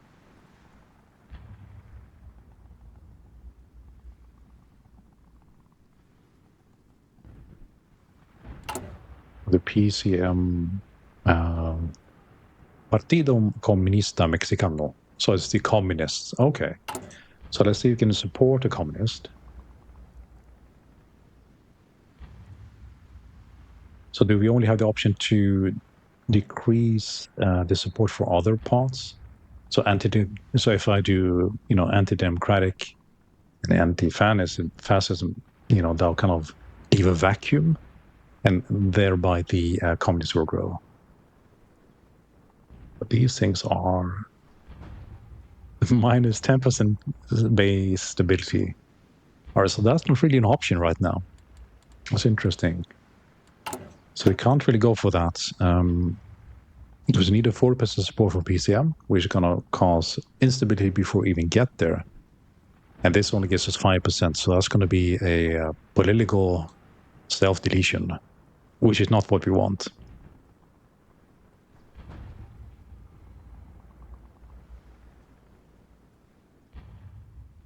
So is there anything else here that will help me with stability? Because we kind of need it. Okay, that's 5%. We need the 40% for PLC again and the Catholic state. We are not a Catholic state anymore, so that's not going to happen. This is not easy, ladies and gents. Trying to find something that helps us here. Okay, here's something. That's a mutual exclusive part as well. So we may have to go for this simply for the stability.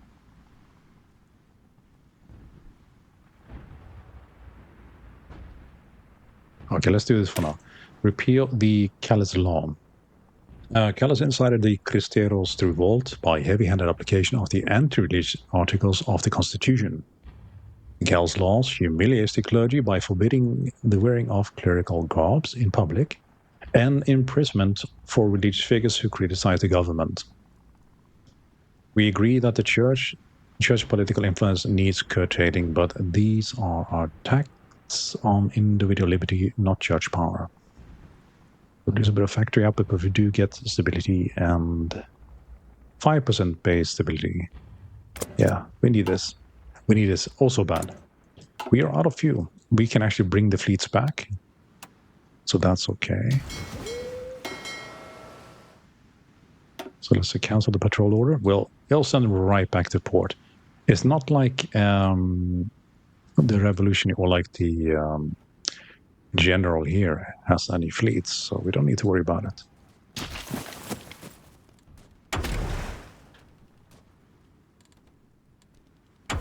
Check out the land doctrines here. I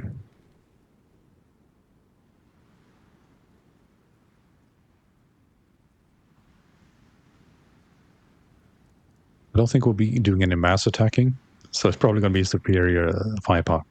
We could do like a lot of artillery to kind of push these things through, and that's probably going to be the best way to do it. Division speed, we don't need that. So let's go with this. Superior firepower and outpoints pretty much.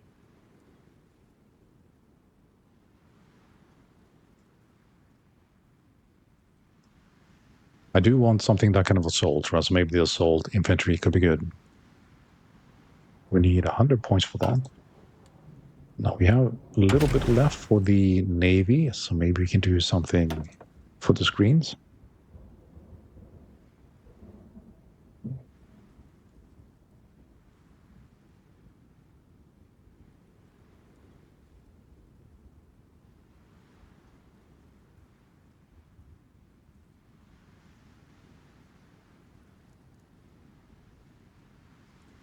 Yeah, this looks pretty good. Integrate operations.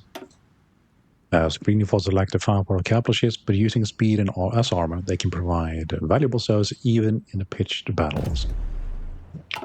Yeah, that works for me.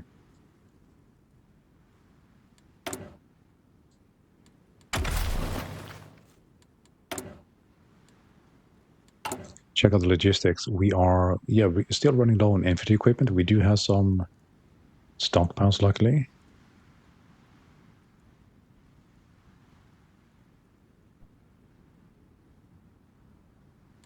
Let's upgrade this a little bit. We're gonna have to build some more military factories after this, I think. We'll finish off here, and then, we'll move from. Oh, looks like they bombed us. Then stop doing some military factories. It's kind of needed at this point.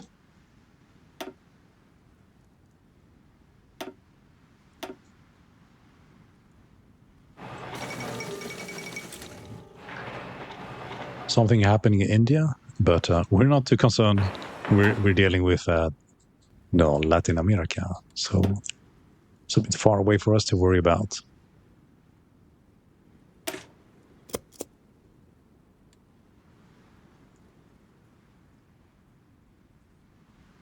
Yeah, so we could do like air raids. I mean, if we were at war, right, we could do air raids at all the oil fields in America with the United States.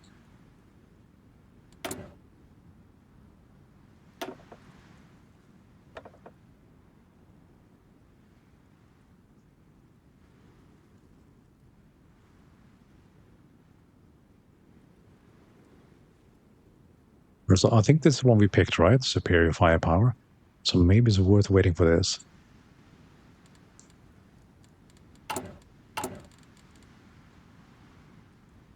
Yeah. Land Doctrine, Superior Firepower. So let's get the 150 points and get that general in.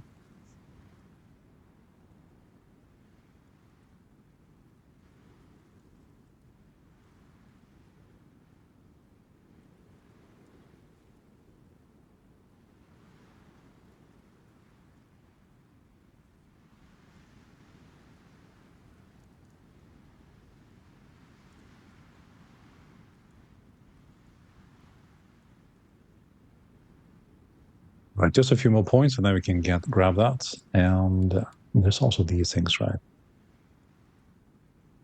But with that, we need more political power, and we have a night attack -50. That's pretty bad. Landing speed. We're struggling a little bit at the moment due to the low stability, I believe.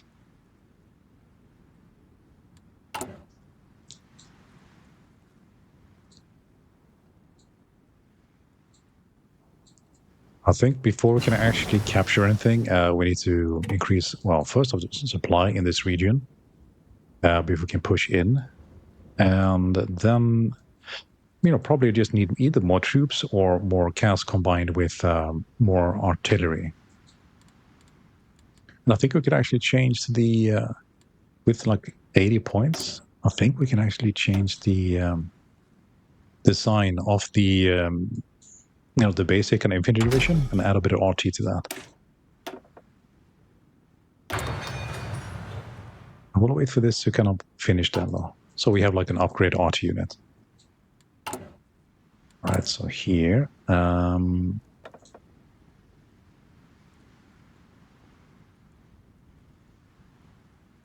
Here, so this one.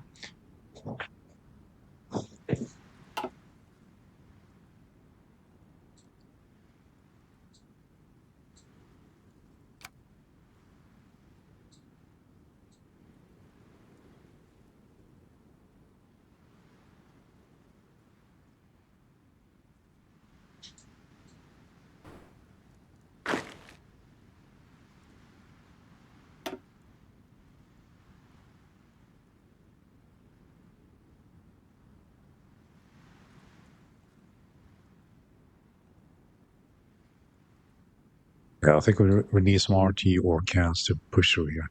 It's just because they're getting like that huge modifier, so their defense is like in 130s, Well, our attack currently is still only like the 20s and 30s, so it's even if we have more units, it's just not going to be enough to push through, right? So we need to upgrade the base design. And before we do that, let's finish that research, right? Get that improved RT, and then start pushing that out.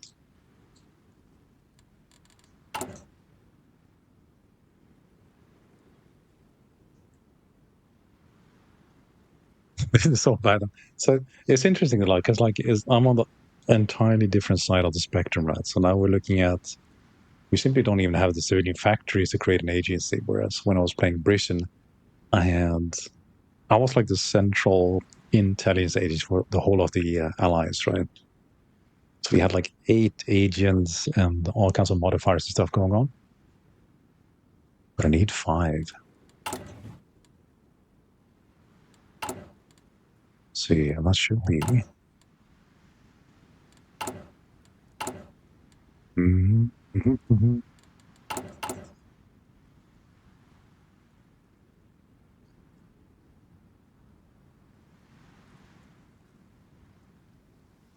These guys got a bit of a vibe, don't they? Interesting music. All right, so you get capital, abolishing the capital punishments, state education, -5 stability again. Man, this is tough. So any kind of reform of the government is basically causing us negative, right, in stability. So maybe we should move our focuses towards like military matters. So we don't have to worry about that. And this should hopefully grow with time, right? Factory output -40%. It's really, the stability modifier is really bad for us.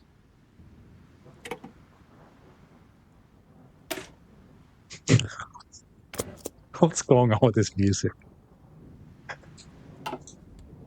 Oh, man. Well, I am amused. I will say that much. All right, so we can do. We don't have to worry about the air defense on this one, so we could just like maximize output.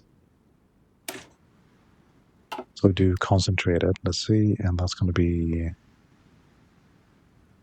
Yeah, the disperse one. That's the one that gives you the bomb vulnerability negative modifier. So the enemy is attacking you 100 harder to cause damage. So we'll do the centralized here because this is not something we need to worry about when we play Mexico.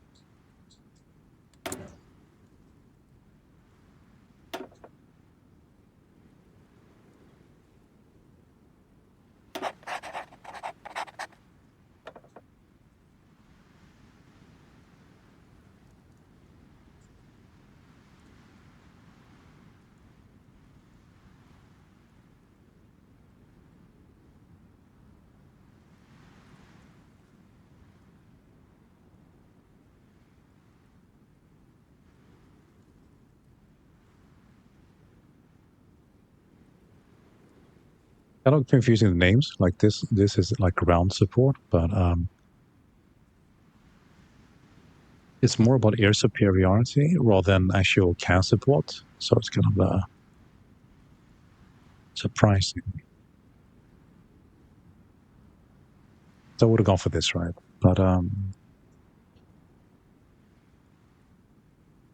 this one almost seems better. I mean, it costs more, right? But I'll go for this one because it's the ground support. All right, so finally we have some mountaineers. So maybe we can get some special forces and help with pushing through on that. That's going to help with like attacking these mountainous regions.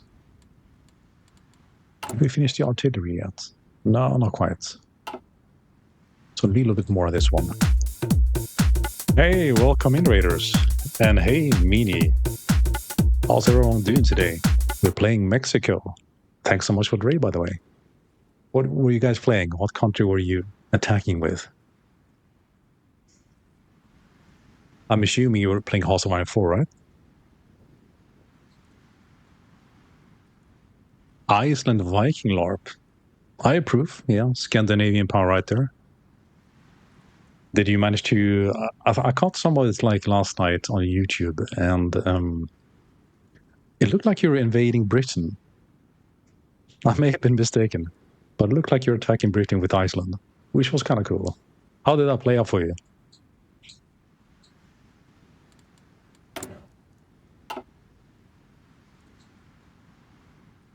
So in my game here, we are playing Mexico, and we are battling with like internal stability problems. And one of the generals, which was prior in control, has now, well, turned against us. We have an internal affair going on here. We're trying to dislodge him from our lands. It's going to be difficult, though, because he's in a very good defensive position. There's jungles, there's mountains, and rivers across. And with our paltry air force of... it's impressive stuff right there. 6 airplanes remaining. It's proving to be quite hard to do a bit of castle support here. Yeah, Britain failed, so reloaded. Oh, interesting. Took most of Canada and Africa. Yeah, clearly, rightfully Icelandic land. It's the way it was always meant to be. I mean, I think in old Viking tales they talked about how Iceland ruled, much like Britain, right? They had colonies all over, like they controlled Canada and Africa. That was like the top 2 countries that were mentioned, I believe.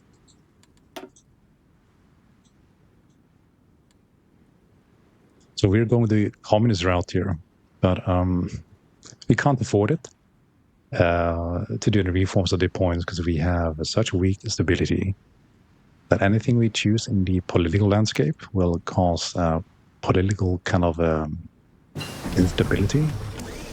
And we're already struggling, as you can see, with factory output and docket output at -20 and war at -20. Luckily for us, though, we have finally researched a bit of artillery, so we can actually try to upgrade our core units and change them just a little bit.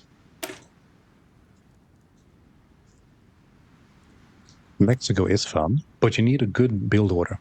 Yeah, I'm kind of realizing that. But it's been really interesting, though, because as you know, I was playing Britain last time, right?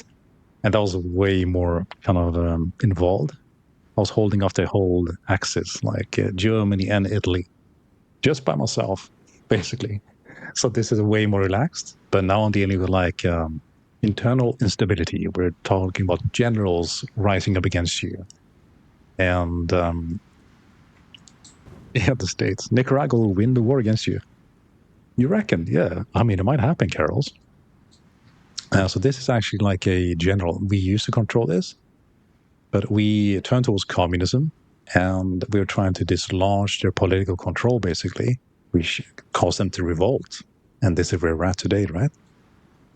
But the long-term plans I have are actually a bit more warmongering, mind you. So I'm hoping to finish this off, recapture Mexico, and when World War II breaks out, I'm hoping the States will be preoccupied in Europe and in Asia, and I can go on the war path. And I want to capture Guatemala, Honduras, Nicaragua, Costa Rica, maybe even Panama, and move into Colombia. That's like the plan, right? We'll see how that goes. Are you in a stalemate? A little bit at the moment, yeah. Due to the high defense valiance of all these regions and rivers and kind of weak technology, not gonna lie, right? But I just got a bit of artillery improvement, so I'm about to kind of change the core units I have, and I'm hoping with that, and maybe you can get some CAS airplanes, then we can actually start pushing them back in. I'm hoping anyways, right? So let's have a look at the core units we have. I'm wanting to add a bit more artillery, if possible, and make larger battalions.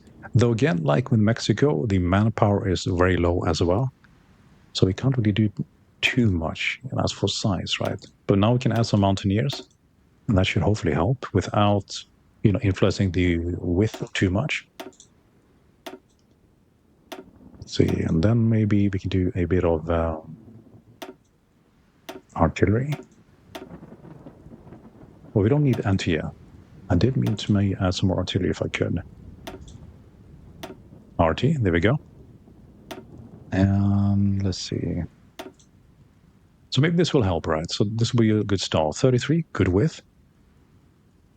Oh, goodness. I did all that, and we still don't have enough. I guess the special units forces limit is too high. Okay, so let's remove that. Just get the regular infantry. That should be good, right? I think I know why Meanie likes you. You chill.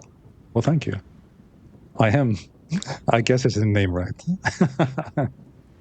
All right, so let's give it a save, right? We do try to give a chill atmosphere here. Whereas Meanie is fantastic streamer, high explosive, and gives himself PTSD while playing this game. I try to do the other side of it, and we meet in the middle. All right, so now we got that going, right? So we get a bit of an industrial thing here. Wait, so this one? So I'm trying to get something in the offensive part here. Okay, so it's for total artillery. I want to get like soft attack. That looks good. Soft. Like this one. Rapid fire. Let's go for this. My Scotland campaign. Oh man, that was so fun to watch though. I do enjoy your content, Meanie. Can I give you a shout out? I don't even know how to do it. I think Meanie chat is 360 from your chat. Yes, yeah, it's a bit different, right? But there's some overlap though between the two. I know some good people that enjoy mini streams, and mine as well.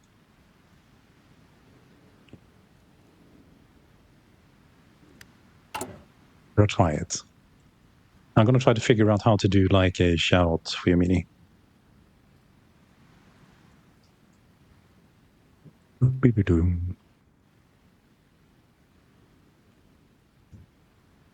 idea. Old school. Mini.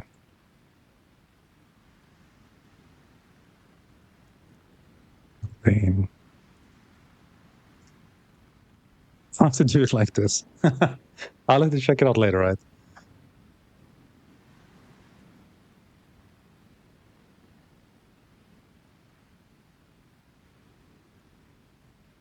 Old school, right?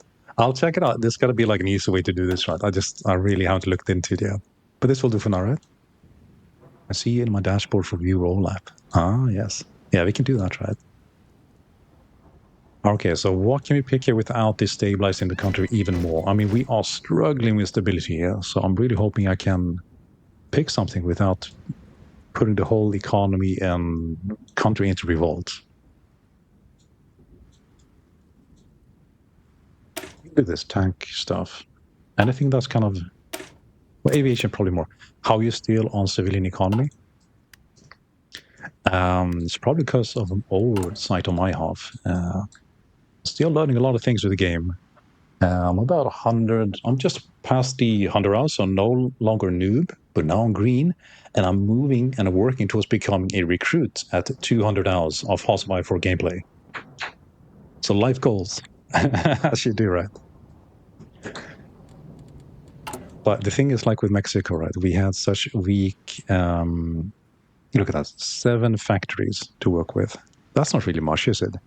So I've been kind of trying to produce some of these civilian factories to kind of build it up a little bit. And I thought I had more time, but then we had the revolt, as you may see, right? So we kind of been thrown into trying to produce a bit more of the military factors at this point. And we're also creating a railway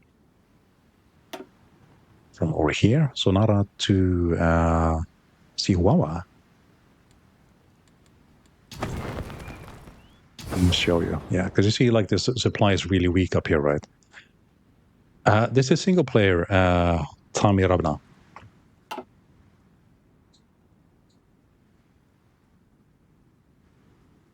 I don't think I'm good enough for to play multiplayer yet. Maybe one day. That'll be kind of cool.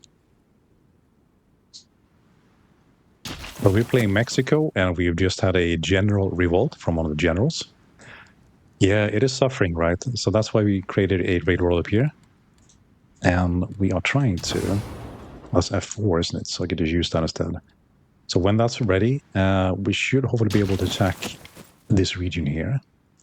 And I'm hoping to get behind and into the interior and start capturing land towards Monterrey. And that should hopefully shake him up a little bit. But now we're low on the manpower. I don't know how I'm going to do this, but we're going to try. But it's been a very interesting shift from playing like Britain last time. But I was looking for a more kind of relaxed kind of experience from controlling Britain and dealing with the whole of the Axis invasion myself, as we didn't get much support from the US or other nations in the region. So this is more laid back. A bit of tequila and a bit of jalapenos and, banderilleros, just having a good time, right? Nothing too serious. Just internal revolts and rebellions, right? Attack that horse division. Let's go look for it. Where is it? In Chihuahua. Yeah, that one should be kind of weak. And it's not I think it's mountains though, but it is not a river crossing. Yeah, good catch. We'll try that. We'll probably send one of these up here. You see, they're all suffering from attrition though. We really need to get that railway up there.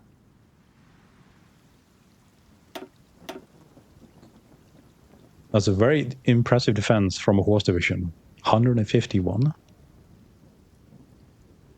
Speaking of like weak units, right? Comparatively. Sweden is good country for chill. Not biased, by the way. No, of course not, Kappa. Meaning, yeah, because you're Swedish, right? Ja, men det är jävla fint. Vi kan spela Sverige om vi vill. Jag tittade på det before jag började, men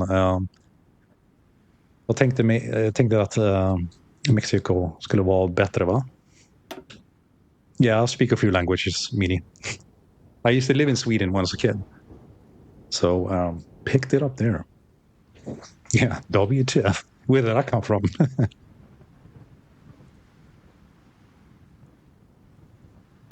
I think the Chihuahua is going to hold back. I wonder if this is where the dogs come from. The little Chihuahuas. It's a Chihuahua army on horses.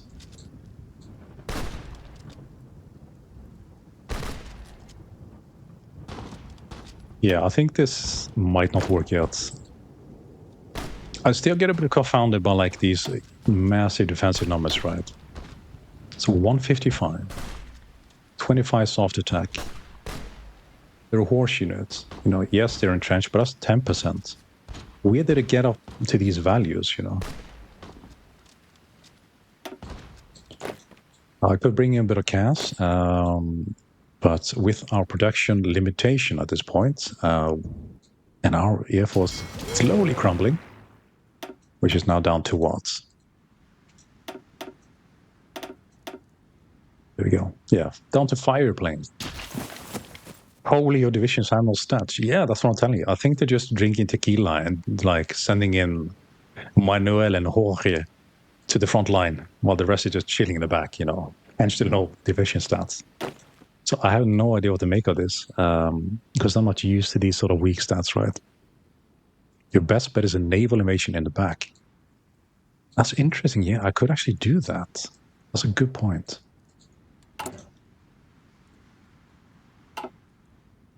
But do we have the units for it?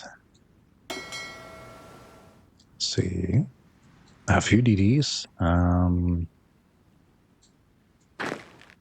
It's so bad with this low manpower, but maybe I could send in maybe 4 units. So if I break this up, right, let's bring them down to Veracruz.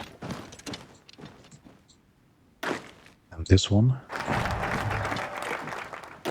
And maybe this one as well. He's suffering a bit anyway, so let's bring him back. You should take a naval doctrine since you can. A good point, actually. We have some points to spare. Let's see. Yes, you're right. Yeah. We have the screen one, but we could add...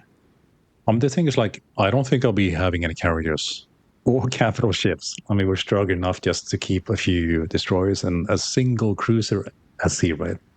So that's why I went for this first. But I guess we could do it with submarines. Capital Hunters, Fleet Operations, maybe. Yeah, let's do this here. Okay. Let's see if we can send any more units. Maybe one from this division.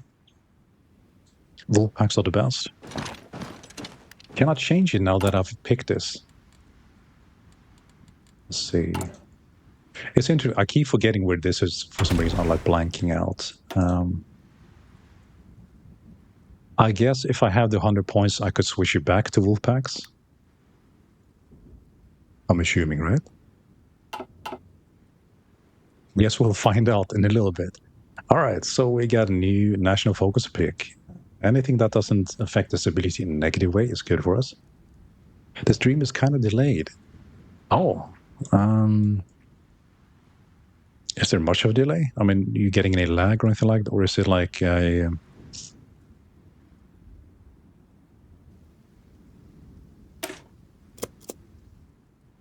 Yeah, I don't really have a set to delay in any way, so I don't really know. Let me check the broadcasting strength. Yeah. We got 0.1% drop frames, so there shouldn't really be any delay. And it's set to regular latency, I believe.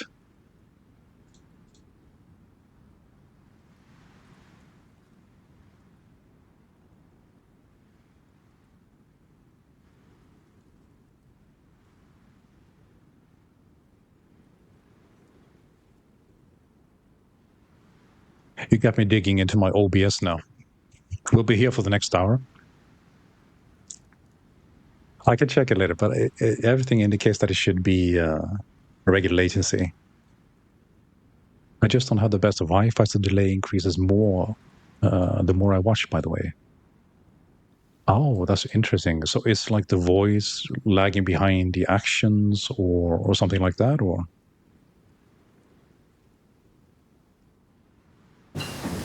Is it like some sort of desync from the VTuber model? All right, so you can get more of this, a bit of this, and let's have a look.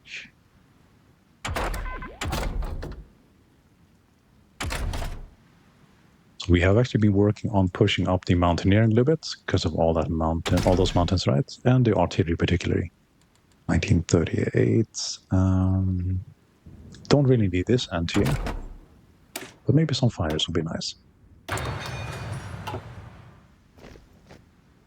He's Estonian, don't mind him. Okay, fair enough. As you do. We all got to be from somewhere, right?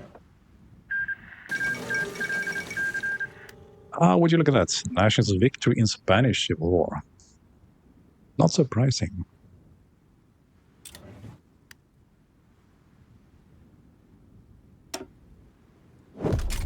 Okay, we'll stop putting some points into this. And let's see. We do have a lot of political power, which you might be able to use. I want to try to add something to high command, maybe something to help the infantry divisions, like this. Abelardo L. Rodriguez. Abelardo joined the revolution in 1930, being promoted up to the ranks thanks to his intelligence and diligence. His loyalty to the Revolutionary War was reported in 1932 when he was made Presidente of Mexico for the last 2 years of Alvaro Obrego's terms after his assassination. Yeah, there's a lot of that going on in Mexico. 67% party support. Yeah. I think there's actually a few things that require POC support to be like 40% or more in the national focus. So we're kind of locked out of that. And I was thinking like, because that's the communists, right? And I'm thinking the only way to get more support for that is to ban the other divisions or like all the political parties. So if I were to ban like democratic race or fascism, that would then in theory leave a gap, which would then allow increase of the POC. This is just me theorizing, by the way, because I don't actually know how this part works. The political thing is kind of new to me still. Increase conscription. How do I go about doing that?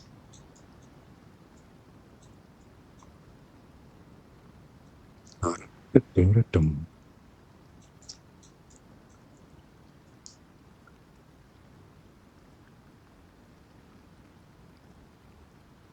just feel like I'm supposed to be at a bar somewhere, like dancing with some Latin lady in a nice dress with a drink in my hand with this music in the background. It just feels like I should be doing that.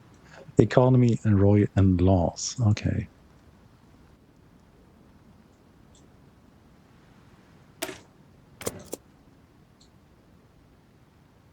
So I should be down here somewhere then. Um,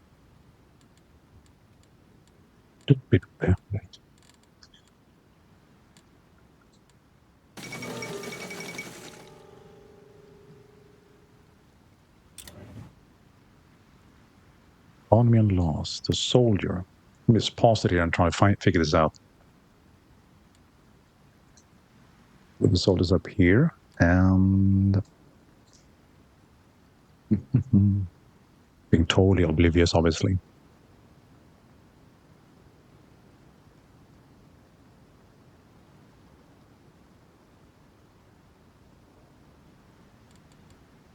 Oh, here.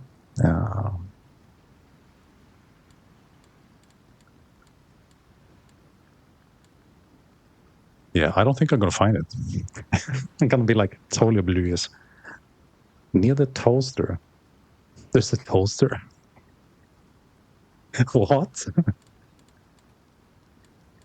My God. I'm looking like such a noob right now. I do apologize. Good equipment, modified corpse. That's the logistics, right? The army overview. Under the laws and government text.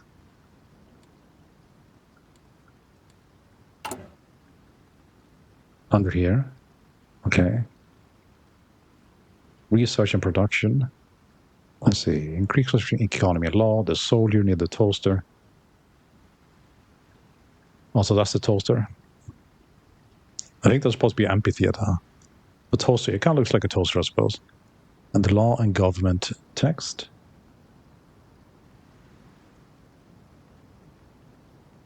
Oh, this, yeah. This is the toaster. It's an actual toaster. Oh my God. Thanks, Carol. Yeah. Yeah, I was like, it was so hard. I was looking everywhere but here, man. It's like, oh, what do you mean a toaster? What are you on about? All right. So we can actually do some of this, right?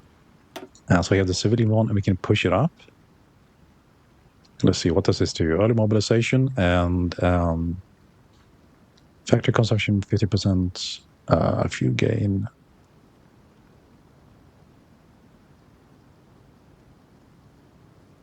Partial mobilization or early mobilization. Cha-cha-cha.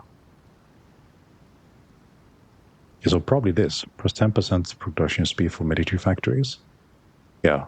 So let's do partial mobilization and the production speed goes up. Spec number of factories. Doesn't look like either of them actually have source of the manpower, though. Okay, but that's a start, though. At least we get a bit of production speed going up. Yeah, so we lost a few viewers during that experience, right? As you do. But you got to learn the game. And that's the way you learn. You just keep plugging along, playing. And as you beat your head against the wall, eventually you figure out these new things, different parts of the game, and you actually get really good at it. The soldier is one of the balls near the toaster.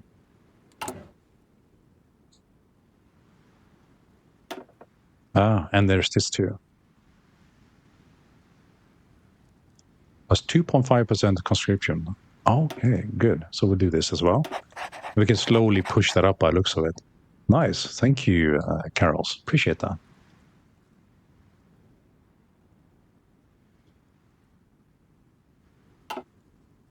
Yeah, so I find like each time I play the game, I learn a few more things and get more competent and comfortable with the game. You're doing a great job. Thank you.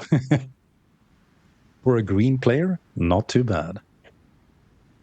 I mean, you should have seen my first playthroughs. After utter mess, the whole thing, right? Quickly lost. I played Italy 3 times the first time I played. And that was because,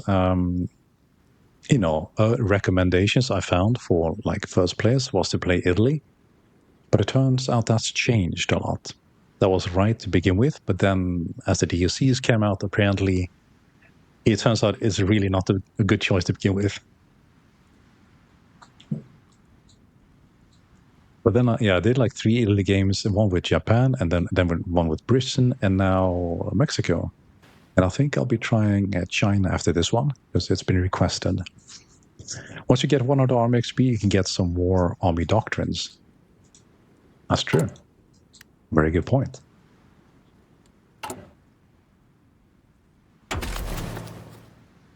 I say the USA is great for a beginner. I've heard that as well, like, because you have time to build everything up, right? And yeah, never mind the Nightbot. It's kind of harsh sometimes, but I get the message though. China is hell for beginners. Yeah, because I hear with the US you have some time to build up, right? And you don't have to engage until you're ready. And you are in the US, you have big infrastructure, big man pool, or kind of a manpower pool. And you're a bit, you're not in the middle of the Europe where everybody's attacking you from all directions, right? So it's probably a better one to start with, right? So I'm hoping that it didn't. What's this? Meanie saying, shut up, Meanie, to himself. Did that time him out? It expired. We dismiss it. Yeah, China is the nation you play to suffer, of course. Yeah, but I think like that viewer happens to be from China. So he's kind of been curious to see me play it. And, I suppose to see me suffer through it. As you do, right? But I think it could be interesting. All right, let's give it, let's pick something good here. Don't listen to the haters. China's great. Yeah, at least that's what the Chinese, the CCP says, right? Communist China is the best. All right, so that's going to be my next playthrough then, after Mexico then.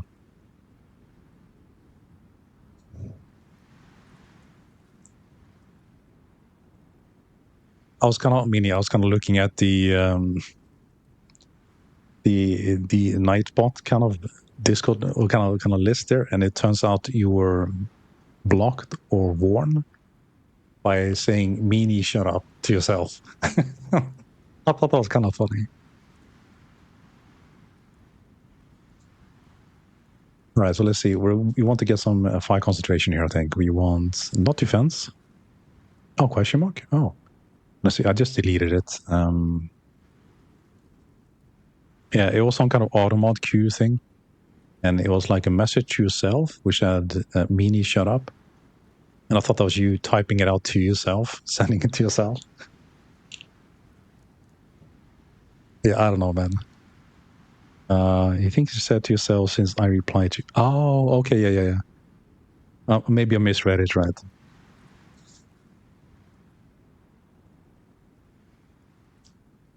All right, but let's get something good here, right? We want something offensive. It's going to help with artillery. Flying batteries. That's probably going to be the best one, right? Soft attack plus 10%. I like that. Yeah, let's try flying batteries.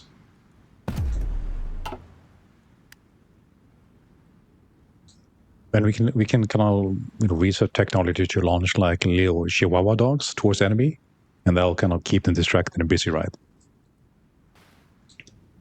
You already have a good big doctrine. But this one was like an additional one. But this one, this kind of the additional one I picked, I think that just gives me like also artillery supports. All right, so we have the superior firepower, and then we're just kind of picking into it a little bit more, getting a bit more kind of a fine grain with it. My good. So we got some outdated equipment now, and let's see, that's going to be the artillery. And we have the improved one, tier 2, so let's upgrade.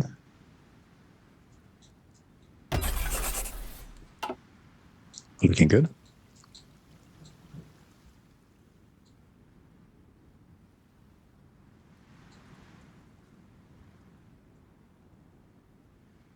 Flying batteries, not something I even knew existed.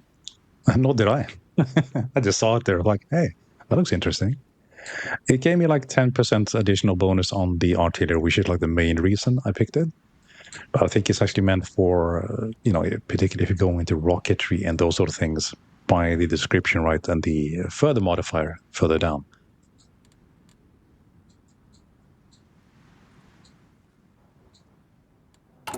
So now we have these divisions here. I'm thinking, because we've upgraded this now, right?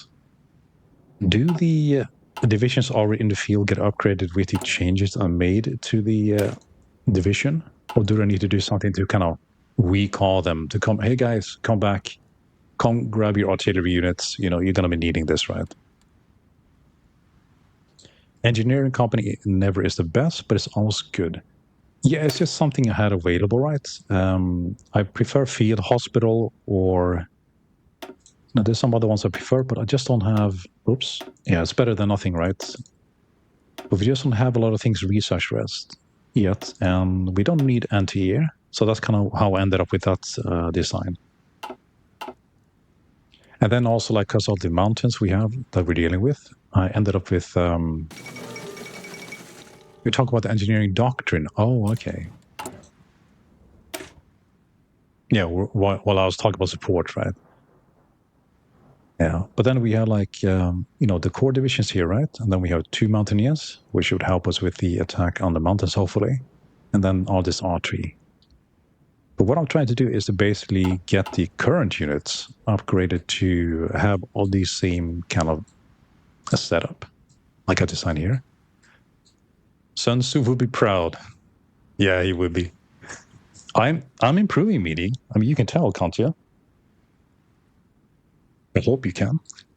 Otherwise, it's all for naught. All right, so let's see. Increase your bridge Gracida division equipment priority from lowest to normal, unless there's a reason for otherwise.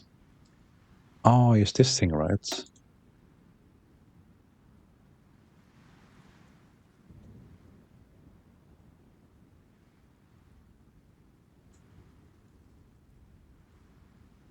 Wait, Brigida Agrarista. You meant this one though, right?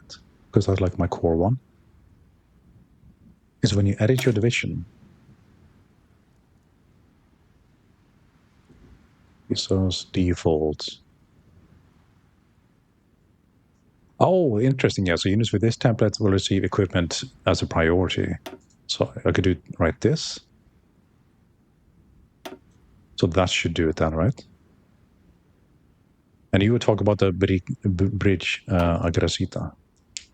Okay. These are the ones I have currently in production here. Whereas these are, I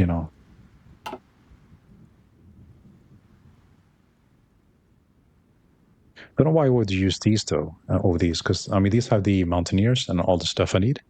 It has the electrolytes, all the things I need to actually do the attack successfully. So I don't really know why I would. I mean, I put these in normal, right? But I'm not really producing any of these. Unless, of course, this is some of the units we have in the field, which would then explain why they're so weak, because we only have 3 infantry divisions. And like a width of 6, which is bad, right? Brigida Agrista. That's why they're so bad. They're all Brigada Agrarista. It's no wonder they're being so terrible. Like, I just see a division, I just assume that they're at least half decent. But no. It's all like 3 wide. So really what I should have done is to change the layout for this one, not the division, the Infanteria, which is the one that's taking its place, right?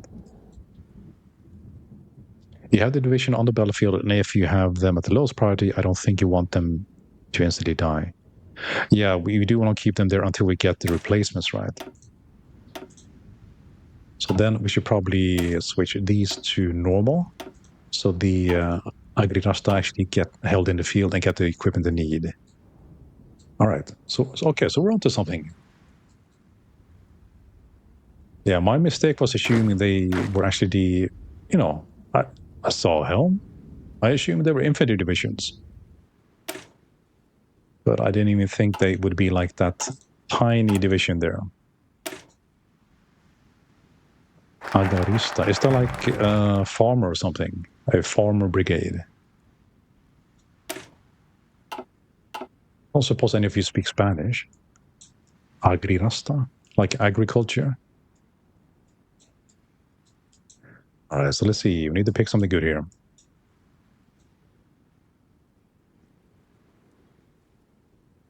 So we're locked into this one here, I believe. And compensation. Oh, okay. Well, we need nationalized oil fields first. All right. So I'm guessing that's going to be either a research thing or it's going to be something from the decision tree. Let's see. You can just change the division to normal division by clicking the small green button next to the delete division button. That's under the smaller general portrait. Wait, let's have a look. So you mean under these? That's the smaller general portrait. You can just change the division to normal divisions by clicking the small green button.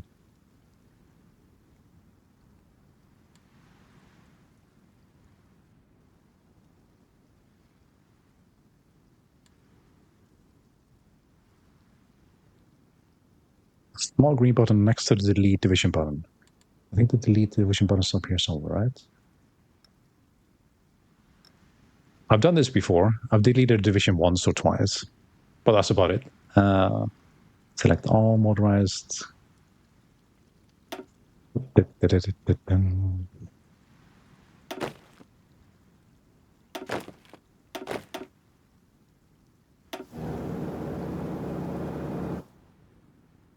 Paradox UI, right? It's a riot.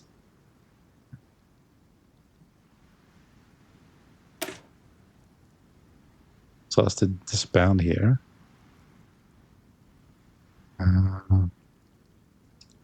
It's promoting the officer.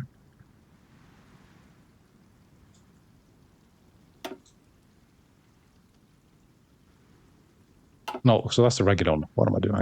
I'm clicking correct one. Let's do one of the Agri Rata, right? All right. So let's try this template. And I can change this one to this.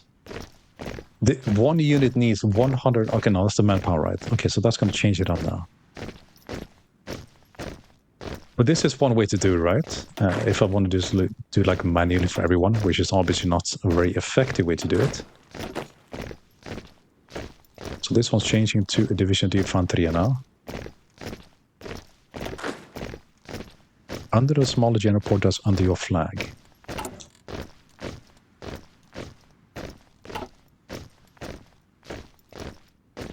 Gosh.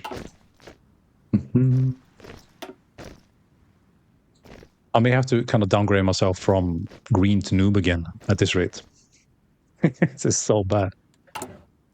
Oh, goodness. There are easy buttons to click. Yeah, I'm sure there are.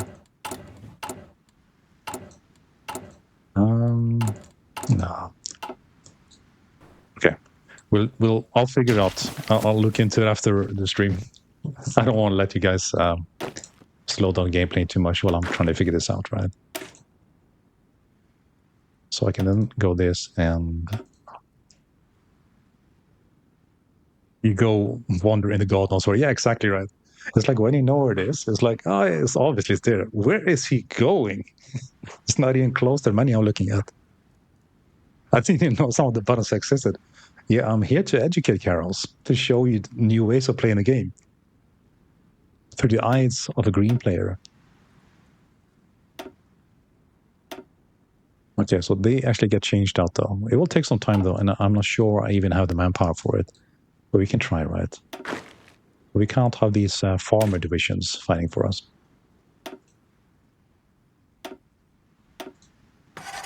A new harder way to play Hearts of Iron 4. Exactly. You know, I don't like setting the bar too low, you know, or too high. So let's, yeah, I'm setting it high by making it more difficult, right? So like, whereas Mini kind of picks countries in like Heterodox Deluxe, where you have like massive negative modifiers for country, I choose countries with small negative modifiers and make the game more difficult to play, simply by choice.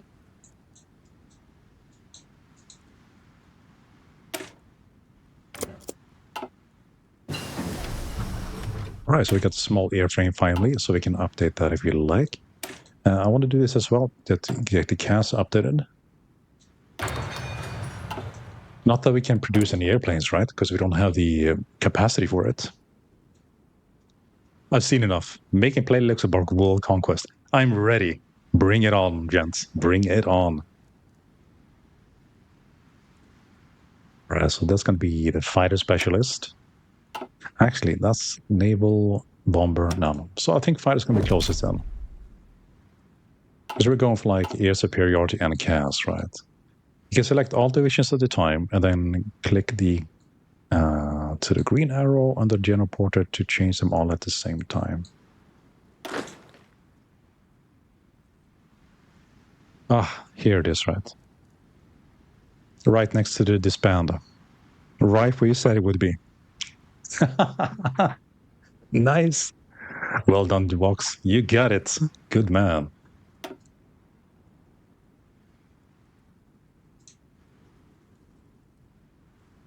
But that's the special forces cap. Okay, so I'm limited on that front, right? He did it. Yeah, I got there in the end, right? So I might have to create like another division. Proud of you, son. Thank you. So I might have to create like yet another division variant that doesn't have the mountaineers, so I can upgrade because I'm currently limited by the basically the amount of special units I can create, right? So we could do like a edit this one. This is a duplicate, right? And let's call this one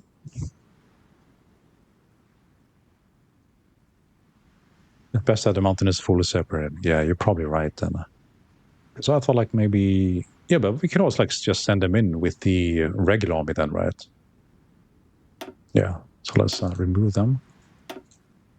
And we'll give it infantry instead. We want to have like, I think it's like 33 in battalion width, right? No, didn't mean to do that. Remove. Let's get the infantry up again. Let's see, 31. 33. Perfect. Okay. Can we add something here? That's just AA. We don't need that. And these things are kind of cool, though. Defense. We're looking for breakthrough first and foremost.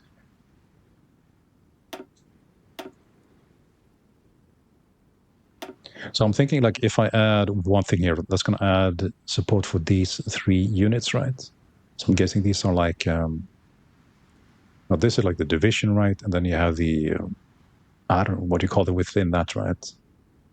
What's smaller than you have like a brigade and a division, and then you have what?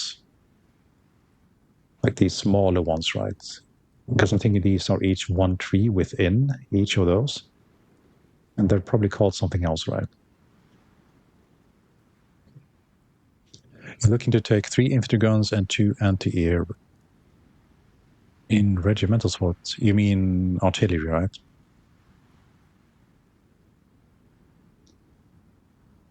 Oh, regiments. Regiment, that's what they're called then. Okay.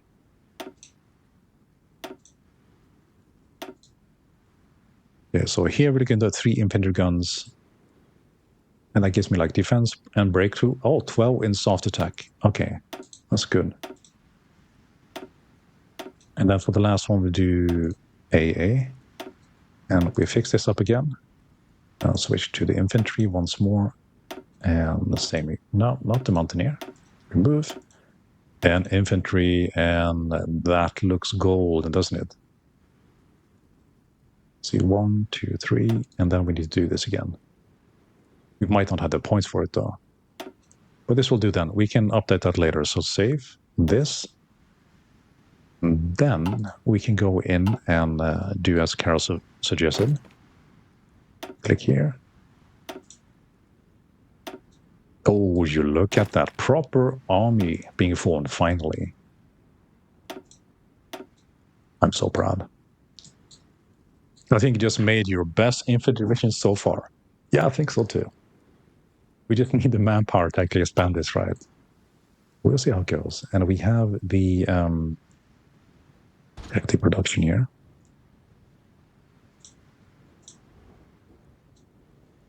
Let's get some more Mexican music from 1943.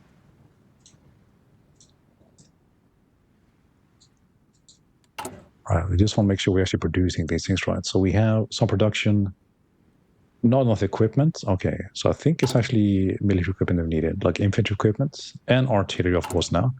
The thing is, like, do we have the production capacity to do this? That's the thing, right? Yeah, zero equipment, so your divisions are doing like zero damage. Yeah, it's kind of like the invasion into Russia, right? During the Second World War, where they ended up each division shared one rifle, right? It was just crazy. So like that's what we're faced with right now, and we need to improve that, obviously. So it's production. I think the problem is like we need more military factories. Why is this on times 10? Okay, let's do 1 and 1. Horrendous. Horrendous infantry. There's like no industry at all, right? Vox division sneezed at it and dies.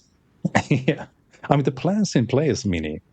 It will be a good division once we actually get the production up and running, which hopefully will happen before we lose to the general.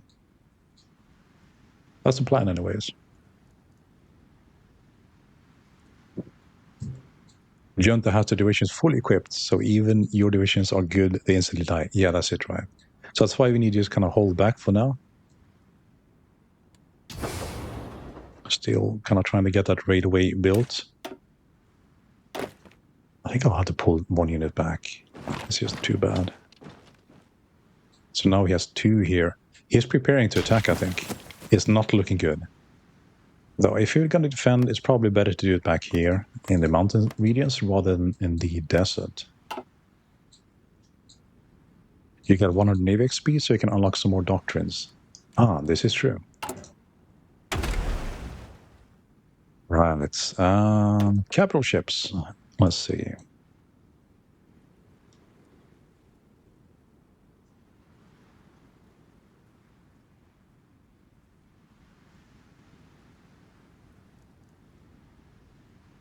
I kind of like this one because we're gonna make, we mainly have cruisers and destroyers, so we have mainly light guns.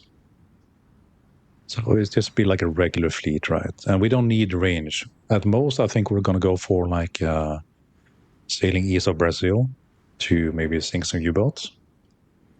Line of battle. So you recommend this one? Yeah, it's pretty good. I mean, if you have battleships, right? Hey, Mr. Shadow Dilst. Welcome in. It's going well. Well, I'm doing well. I don't know how good the offensive is going, but I'll show you in a moment. We are playing Mexico, and we're having a lot of fun. But we are struggling with manpower, technology, and particularly infrastructure and production kind of capacity. I'll show you. All right, but I think like Carol, so if we have battleships and such, I think this would actually be better. But we only have like light cruisers and some destroyers at this moment. That's why I was thinking this one here, right? So light attack plus bonus and light gun hit chance. Light cruiser sub detection. So I think, yeah, this will be my choice for now. But I mean, if I was playing Britain, I would certainly be picking the other one. I love myself some big iron and battleships, right? All right, so Mr. Shadowitz, let me show you how good our situation is here. Now we are trying to upgrade our armies, and we're going from agricultural divisions with 3 units and to do it for the LARP. Yeah, I suppose, right? We struggle with manpower and actually getting the production up going. So we need infantry equipment now and lots of artillery. But here's the kicker. We have 8 factories, civilian ones, and we have 2 military factories and 2 dockyards. You think I lost the war? Yeah, I might have. It is possible that General has outdone us. Because the thing is, like, I was expecting to have time to build up the infrastructure, but he, I went towards communism, and the general wasn't too much of a fan of that. So he felt he was losing control of the country, so he revolted, which is what we're facing currently. And we have these weak divisions which we're trying to upgrade, which will be great when we get there. But can we get there in time? That's the question, right? Because he's actually building up on the front now, and I'm kind of expecting he will attack soon. I did capture 2 regions here, though, but it's very hard to push in due to all the mountains and the rivers, right? Will he ever play Estonia and dominate the globe? It's entirely possible, Mr. Shadowwit, that I will eventually.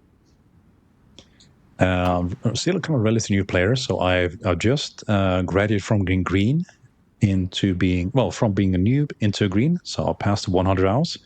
We are on our glorious journey into becoming a recruit once we hit 200 hours.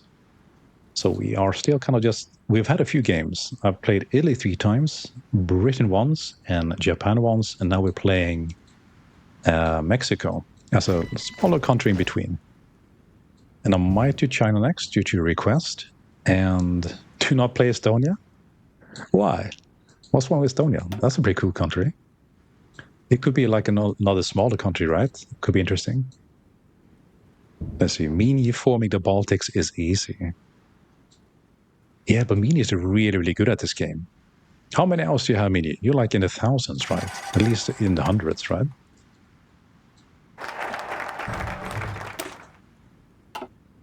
Yeah, but Mr. Shadow, we're kind of struggling a lot with stability from the very beginning.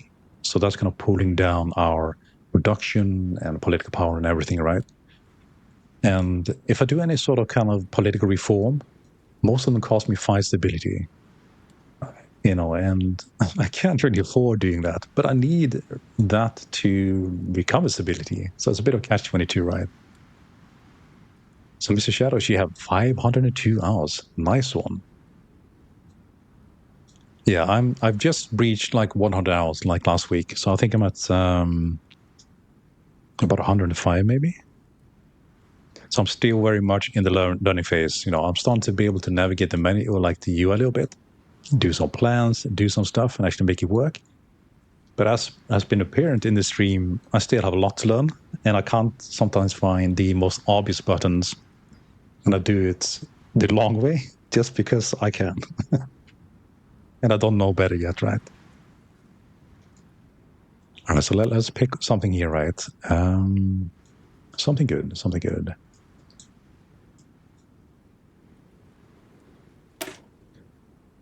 Look at this, a tank workshop. They're assuming I can actually create tanks yet, right? I have the production capacity for it. Oh, thanks so far, Carol. So I appreciate you. We'll do this right. Let's see. Had to give you a follow. I really appreciate it. That's very nice of you. I hope you enjoy the content. Let's see. Estonia LARPing being Nordic. Frowny face makes sense. It's a bit far away, right? You get 2K, yeah. Mine never plays meta, so he doesn't know what he's doing. Mine plays like Kaiserdox Deluxe though, so that's like vanilla, which I'm playing, with like a massive level up in difficulty. So I'm hoping I can play that myself eventually, but I'm going to wait a little bit more, get a little bit better first. I think that's probably the best plan. Things are complicated enough as they are. Don't need to worry about anti-tank or anti. Maybe get some tanks. That should help with the breakthrough, right? Let's see, what does this do here? Oops. Okay, not good. You should play as Shadow. You should play as Germany just to practice. The thing with Germany, like, it's such a big country, right? I'm a little bit intimidated to take that on. Like, I played Britain last time, right? So that was full on. And I consider that like a stepping stone towards being able to play Germany, because it's such a big country and you have, so many fronts and all the different parts of, like, you have military, navy, and air force, and all of Europe attacking you, right? Or you attacking all of Europe and Russia, right? So I kind of feel like I need to get a little bit more comfortable with like large engagements before I can take that on. But it would be really fun to play it. I mean, I have the DLC to make it better, right? So I'm sure I'll do it eventually. But as a country to practice with, I don't know, man. But maybe I'm looking at it from the wrong way, right?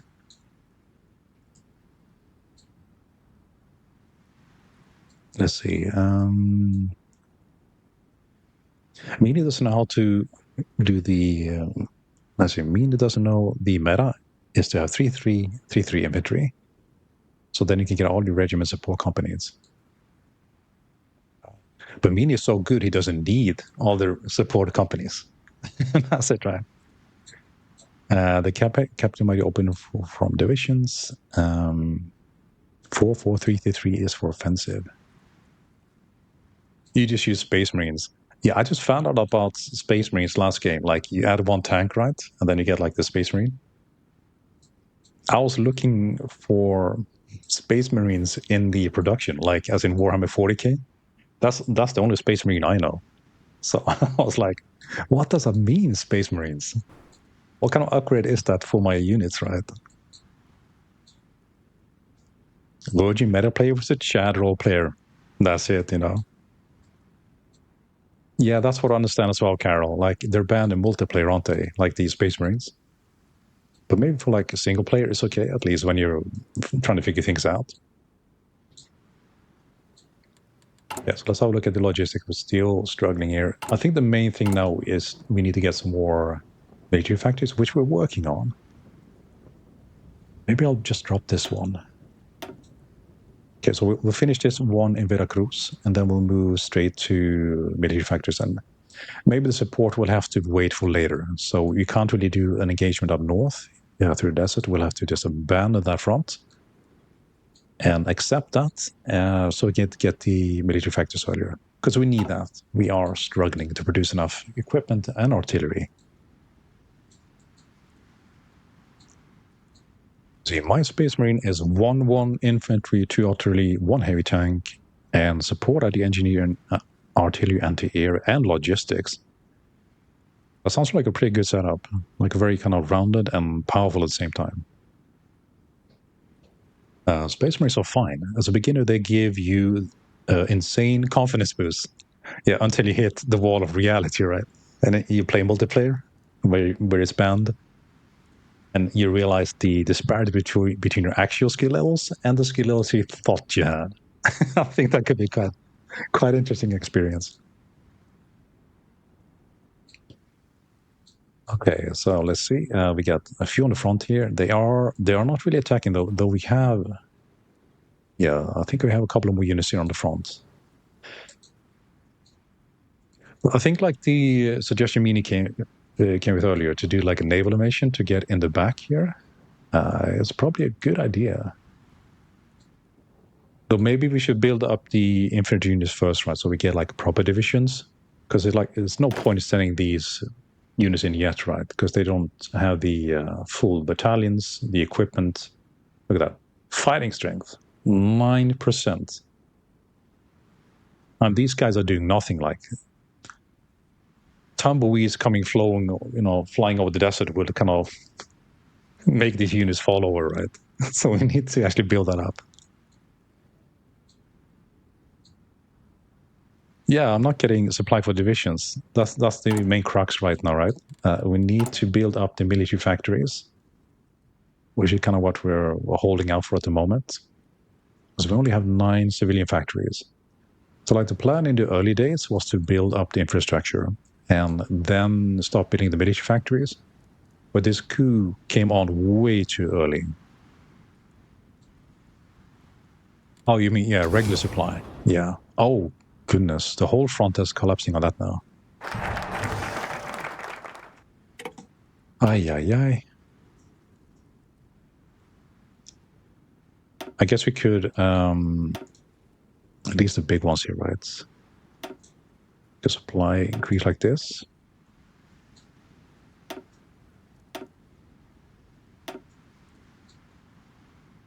Yeah, and then, yeah, you actually need to build supply depots as well, right? So, like, at the start of the game, these units were okay. It's just the one up north here that was struggling. So I actually started to build, or planning to build a rail network here to support them. But since then, things have taken a bit of a turn. And it's kind of like I was mentioned, you know, low-key, this maybe lost to the coup in general already. Is possible. But yeah, I should try to build supply their shadow. I think you're right. But like, yeah, like Kara said, it does take forever, right? Take a military factory away from your guns and place it into trucks. Oh, because trucks bring the supply forth, right? So we are now in high production. We have 5 military factories. And we have ship convoys. And let's upgrade that just to get us sorted. But we'll bring that down to 1 and let's do trucks instead. Guessing it's going to be here. Yeah. Early truck. By Mexican Ford. How about that, ladies and gents? Mexican Ford. Classic. All right. And we'll kind of move that to the top. Because, you know, without support, they're nothing, right? So that should take the top to president. No factors assigned. What do you mean? There's 2 assigned.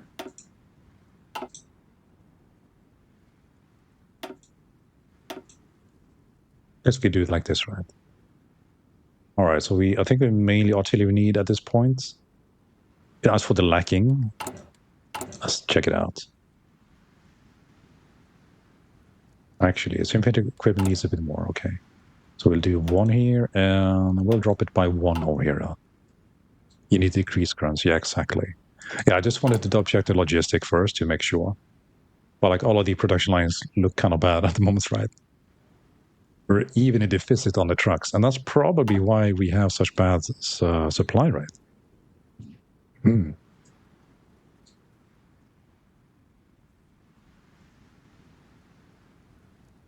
You know, listening to this stuff in the background, you know, it kind of makes me want to learn a bit of Spanish.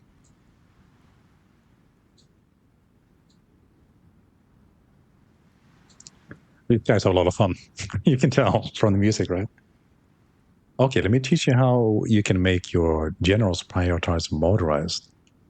I'm all ears, or all eyes, I suppose.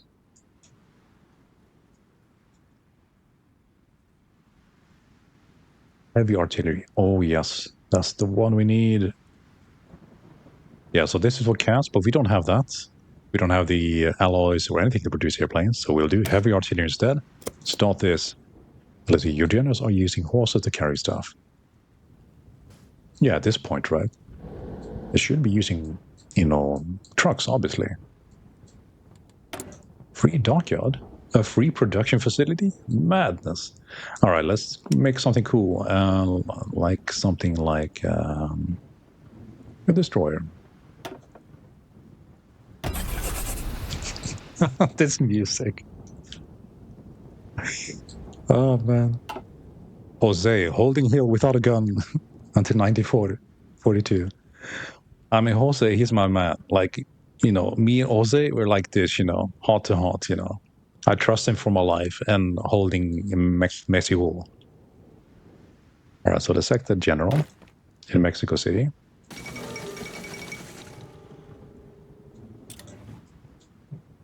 Yeah, there's a thing here, right? Motorized priority. So we could up this, right? Near the bunch you were previously struggling to find near the motorized priority. So we can 1, 2, 3, right? Make it twice. So if I do it for both, does that kind of, because I'm thinking like if all the units have all the priority, won't that just deplete the resources? 3 trucks with what you want. Okay. Basic engine. Let's see if we can do something more for the troops. I think we need support for the troops. Maybe, well, they have engineering companies, so entrenchment plus 50%. That's probably good for us. Until we get better stuff, right? And then we get the medium airframe as well. And let's see, can we do something with the weaponry, maybe? It won't deplete unless you have truck divisions. Or rather, lack of truck divisions, right? I'm assuming. Oh, basic bombs and heavy MGs. That's what, 1936? Yeah, should be fine. Yeah, because I'm thinking like we're still kind of low on the trucks, right? Yeah, minus 550. So when this is at 0, right? Then they'll be able to supply them fully, I assume. So I have 4. Yeah, so we can keep an eye on this, see if it doesn't start kind of moving up, right? Like going from yellow to green and red to yellow, hopefully. Do I have big generals? I don't know. They look average size to me. I'm assuming you mean something else, right? Like a doctrine or something? So actually I have a lot of political power. So let's apply something here. Army grouping, division recovery rate, probably good. And as if we're ever going to reach strategic bombing levels, right? At the way we're going. It's like, yeah. Well, we can be hopeful. Let's put a Jose in there. Let's see. As you can see, you can create a new general when selecting a general.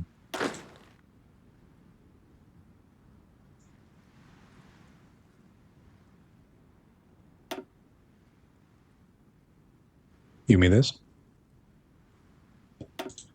Oh, I totally forgot to put like in the overall commander for the army, right? Like a field marshal, we need him. Oh, this guy's good. Look at that. Liberation recovery rates minus 10. But we do have a political leader that gives me plus 10. So now we're kind of neutral. And we get a plus 1 on attack. So that's actually kind of good. Yeah, I think I like this guy. So we'll make Plutarco e Calles, field marshal. Woohoo, we have a big general now. Yeah, field marshal, I think that's called here. It might be different depending on the nation as well, what they call them. I've noticed, right? So you want to attack that, you want that 6 attack really bad. I do. And this relates down to all the other kind of divisions, right? So his modifier gets added on top of his 4, I assume. Give me 10 when I attack with this army. Give your other generals him as well. Yeah. So it gives the modifier to the other generals, right? Nice. All right, so more research. So here we can get motorized trucks. Let's see. Improved equipment for infantry. That's going to be needed. I should do. Let's see. Select the small general and right-click the new big one.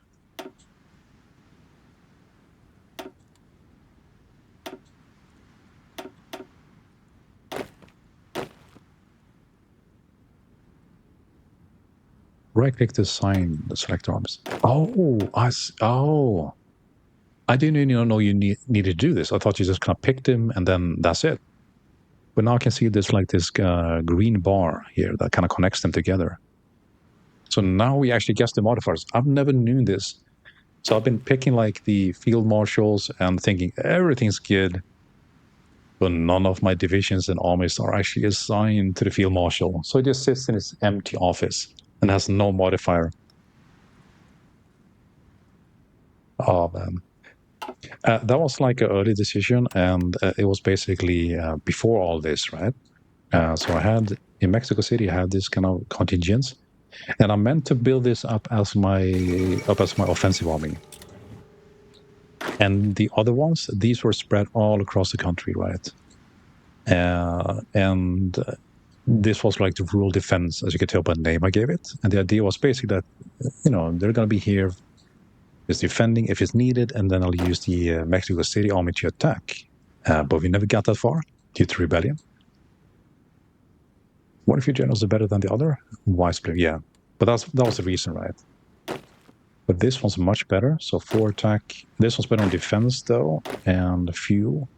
But I think now we can just, we have so few units anyways. So we can select all of them.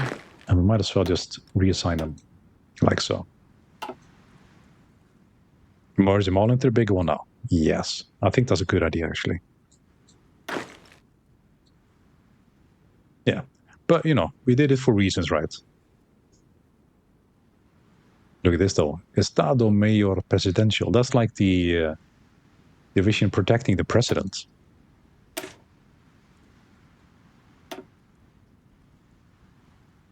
That is so cool, though. Like the special units. These are the guys wearing the special uniforms. They're wearing the white suits as you're protecting stuff. While you're doing stuff, that's because of chat delay. You do it before I say it. You are smart. You're so smart. Well, sometimes I actually figure it out before you get in chat. But, it's all these little hints are really helpful, and it's helping me improve my game. So I really appreciate it. So thank you, Carol. Or Karel. I don't know exactly how to pronounce your name there. Okay, so we got 2 more dockyards available. Let's. I might just do some convoys, and maybe we can start creating like a cruiser at this point.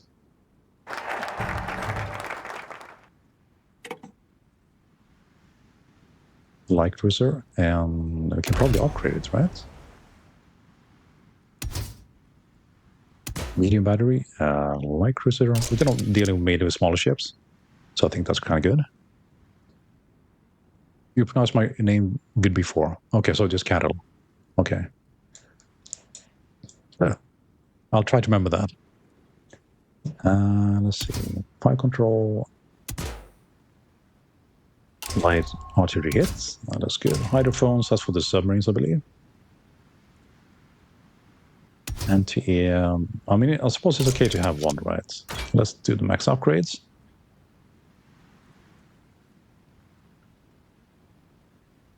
I don't know if we want to do anything here. That's just anti-air again. Secondary batteries. Speed is kind of low, though. We don't want to bring it down too much. How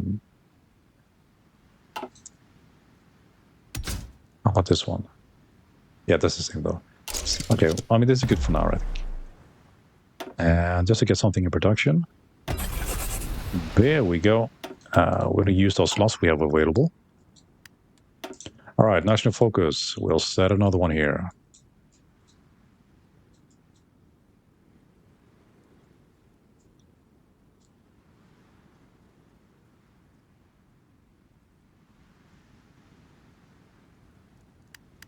Let's see. You want max naval dominance against countries with a bad navy. And for countries with a good navy, you want max attack against them.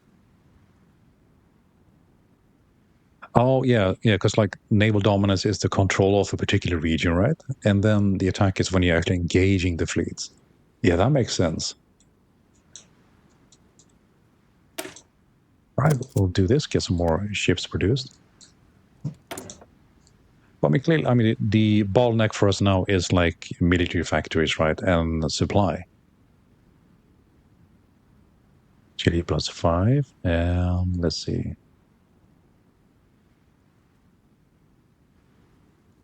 Fighters, heavy fighters, and scout planes. Fighters, heavy fighters, and scout planes. So speed or agility? I think we'll go with agility. That'll make them more effective in, fighting air to air, which is kind of what we're looking for. All right, so.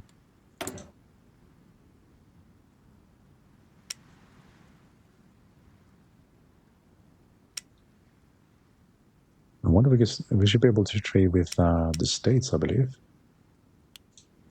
No, we can't. I think we're out of civilian factories. It's so hard having such low production capacity. It really hampers your what you can do. And the stability we started with and are, working through and fighting against during this gameplay, it's making it even harder, right? It slows down by half by looks of it, more or less.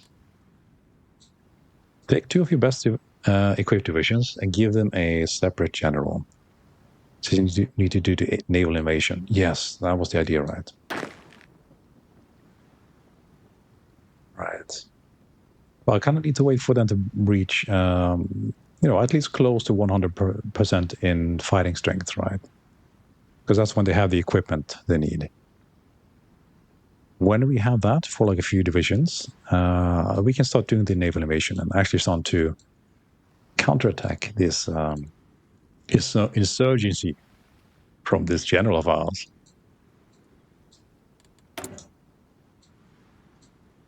How dare he rebel against El Jefe, right? We are the ruler of Mexico and shall remain so.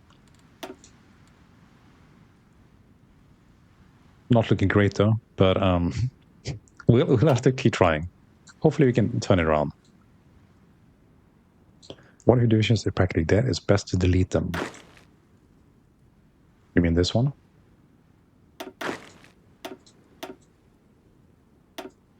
Isn't it better just to kind of pull them back from the front and let them recover? Or is it better to just kind of get rid of them? I guess when they get replaced, the experience drops as well, right? Because they get kind of thinned out. They have more troops, a lot more troops than I like to look at. I like to, I pretend, that it's okay. I'll just have a bit more tequila and it will be good, No worries. So if you have divisions that are these weak, it is better to delete them, you say. Maybe just merge with the other weaker one. Yeah, because I was thinking like something like that, right? I know in like EU5 at least you can merge armies, and so I'm guessing they have something similar here, right?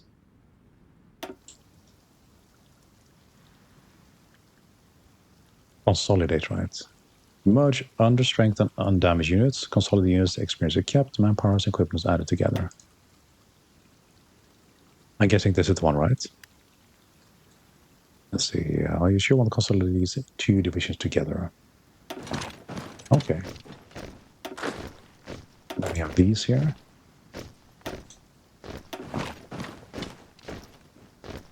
Then we have finally this one, and I don't know. I think this is okay for now. We kind of leave this one as it is, I think. Look up, there's another weaker one. Yeah, there's a lot of them, right? All right, so we got to start. It's happening, right? Soft attack reliability. Yeah, we got this already. And that's mutually exclusive. And then finally, this gives us breakthrough. This is going to be good for us. You even had a bit of blood splatter on it. That tells us that it's good for, killing enemies.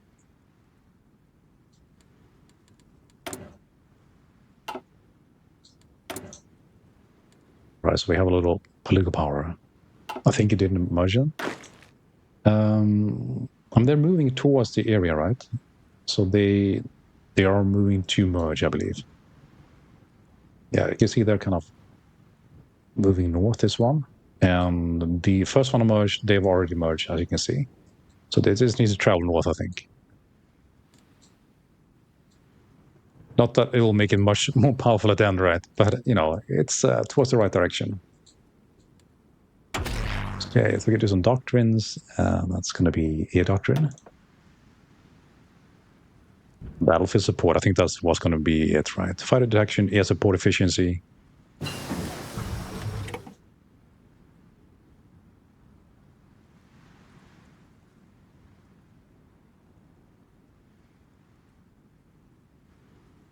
Yeah, ground support 20%. So I'm going to pick this one here. We'll unlock this. We'll still have some points, and we can do. I think medium is going to be cast, right? Let's check it out. Heavy interceptors, air attack 10%. Long range, we don't need that. Tactical support, ground support 10%. Yeah, so this is what we're going to be needing to help out, I think. Yeah, that's more ports and such. Yeah, tactical battlefield support. We'll go with this one. Take your top 2 divisions, stay away from the front. Like, get your front more supply. Yeah, because they have the supply available, right? They're not going to be in a region which has low supply. Supply the ground, and then you can plan your naval division from them. Yeah, let's do that. That's a good idea. I like that. All right, let's pick. This one looks great. It's a green unit though, but it has good support or supply. We'll take this one and these 2. We want some, maybe 3 divisions. Let's be aggressive on this. These here. All right. Put them into a new one here. We'll move them to a good supply area. Let's see, I have 4. So Mexico City. Back home for a bit of cervezas and ladies. And we'll pick a new general. Hopefully somebody with good attack, like this guy. This one's even better though. 4 attack.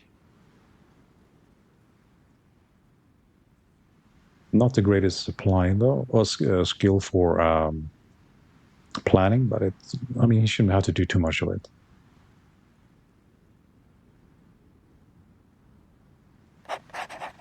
Wait, did I mess up? Let's see. No. Supply is the orange bar next to the green bar. You thought the experience bar was supply. No. I was looking at this. This is the experience. And I wanted to pick some experience units. And, oh, yeah. You're right, actually. Yeah. Because you got to look at the strength one. I quickly read this as strength, right? Okay, these are good, though. We'll just move to Mexico City. They'll get the supplies. They'll get supported earlier. I mean, look, they're all kind of bad on the fighting strength anyways. So they were kind of similar to one of the best ones, actually. So that could work. It all worked out in the end. So we're fine. Let's call it the Generalo Devastado. Because it's gonna, they're gonna be devastating the enemy general. The 3rd division is almost dead. Oh, goodness. Where is this guy? Why is this guy almost dead? He's right next to Mexico City. Okay, let's just... You go back. You just relax a little bit. No. I just meant to send one guy. No. So this guy, all right. Let's see, can I undo all the other orders? Have a look at Europe. WW2 is happening. Okay, let's see. You should find the factions map mod here. Here we go, factions. There's a big red halt button.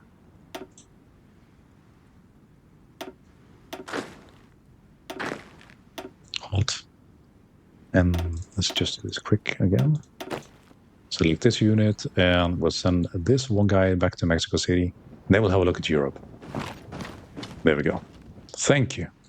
Yeah, otherwise I would have had to done it my way, which would have been to manually go through every unit again, find which region they're in, and send them back. F1 is the normal view. Yeah, I did know that. I wanted to look at the factions map mode to see, the breakdown. But this is kind of good to us, right? But this gives us like the access of the versus allies for like a quick overview of Europe, which you of course know. But that's kind of why I picked it, right? On the bright side, they haven't quite conquered Russia yet, which happened in my British game. Germany went right to Moscow and captured everything to the east here, basically. And Italy was fighting in France, which capitulated, and eventually Spain as well. All right, but it looks, fairly early on by the looks of it, somewhat balanced. France is still standing, so that's a good thing. Low supplies. Yeah, we kind of knew that. It was good to get that to remind me. Look at that, though. I'm thinking maybe you have to upgrade the supply cards. There should be like I think you can upgrade to better trucks. Like so. Let's see, I don't know if it's a hot take, but Spain might be good for beginners to learn as well. I think you might be right, particularly with the modifier Spain, right? I do believe that it slows down the progress during the Civil War, like nationalist Spain and democratic Spain. So it's kind of a slow fight. So it gives you more time as a beginner, I think, to get into it. But then, depending on how that falls, right, that might be the beginning or the end of your game, depending on which side you pick, right? And then you'll be joining Axis or Allies. As a nationalist Spain, you're joining the Axis, of course, but the democratic would be the Allies.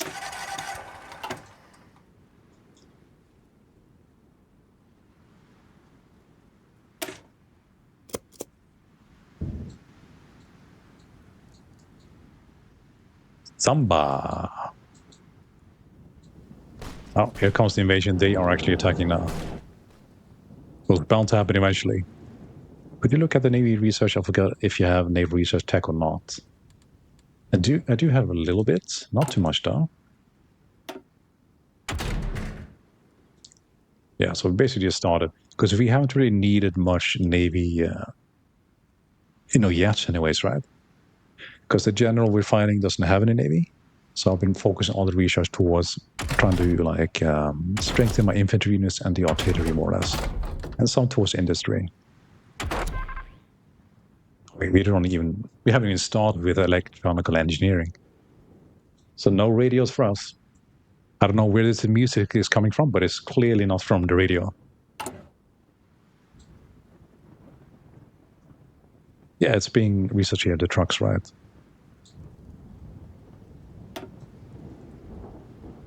I'm pretty sure I had already, but I don't know. I must have missed it, but I get it through now, though. And let's see. There's nothing here, I think.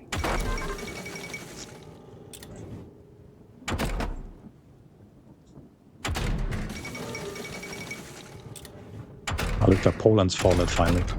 So France won't be far behind if it looks anything like my game.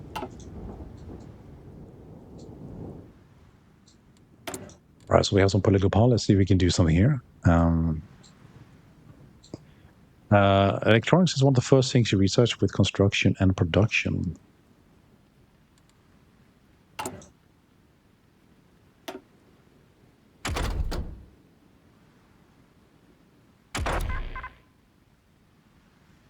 Okay, so that gives you research speed, and that helps, of course.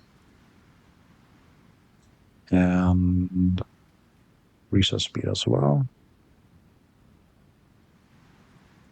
Reinforcement rates.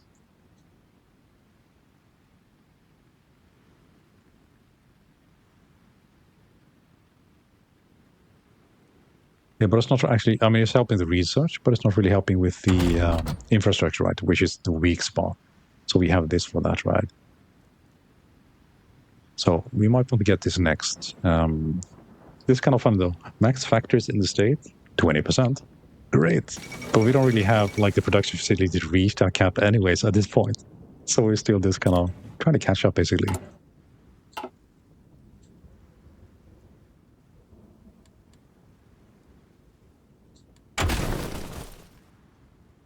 Special forces.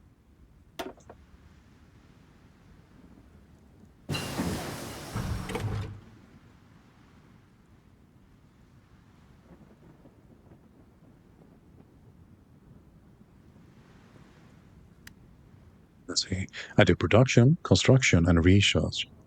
As always, unless I'm playing a weak nation like Communist China that has no industry. Wait, so if I play Communist China after this, I'm going to be experience the same thing? No production capacity at all? Not sure I want to do two countries like that back to back. I might have to reconsider China as the next playthrough. Maybe.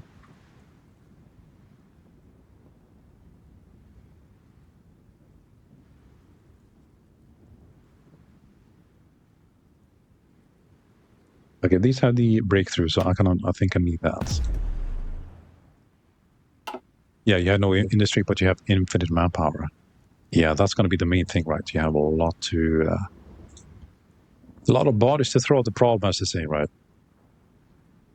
You spam infiltrations and win. And China is unironically the GOAT. Oh, interesting.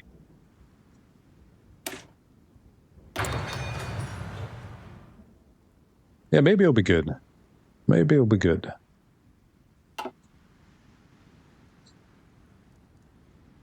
So I just need to produce lots of units and just keep throwing them. But like the way I've seen it being played through a lot of times is that Japan invades, and because they have like better equipment and such, they seem to be winning a lot of times. So I was thinking, like, if I play China, that's going to be like the main thing I need to be concerned about. Does it man have all the DCs? Not all, but I have all the core ones. I don't have any of the Focus Nation ones though, but I have all the mechanics ones. Yeah, I just spent like $100 on DLCs in addition to ones I had before during the Steam sale. So I have like a pretty robust library at this point. But it's like mainly the national focus ones I haven't gone into yet. So I figured, I have a lot of content to get through before I need to buy those additional packs, right? Because together, with when it's not on sale, I think the DLC cost is something like $315 for all of them. But luckily, this was during sale, right? So I'm about $200 up, I suppose, on DLCs. But there's still, there's still more out there. This game is not a cheap hobby. All right, let's have a look at things. Infantry equipment, artillery.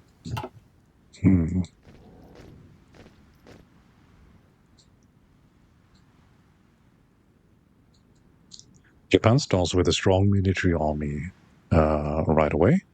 The strongest in the whole game, unless you consider the size, then is the great Soviet Union. Vodka. Nostrovy. Yeah, I haven't tried that yet. I think like I feel like I could maybe take on China, right, at this point. And then maybe something in between, and then maybe finally Germany. And then after Germany, maybe Russia. Like as in kind of complexity or like how many different things I need to think about on different fronts.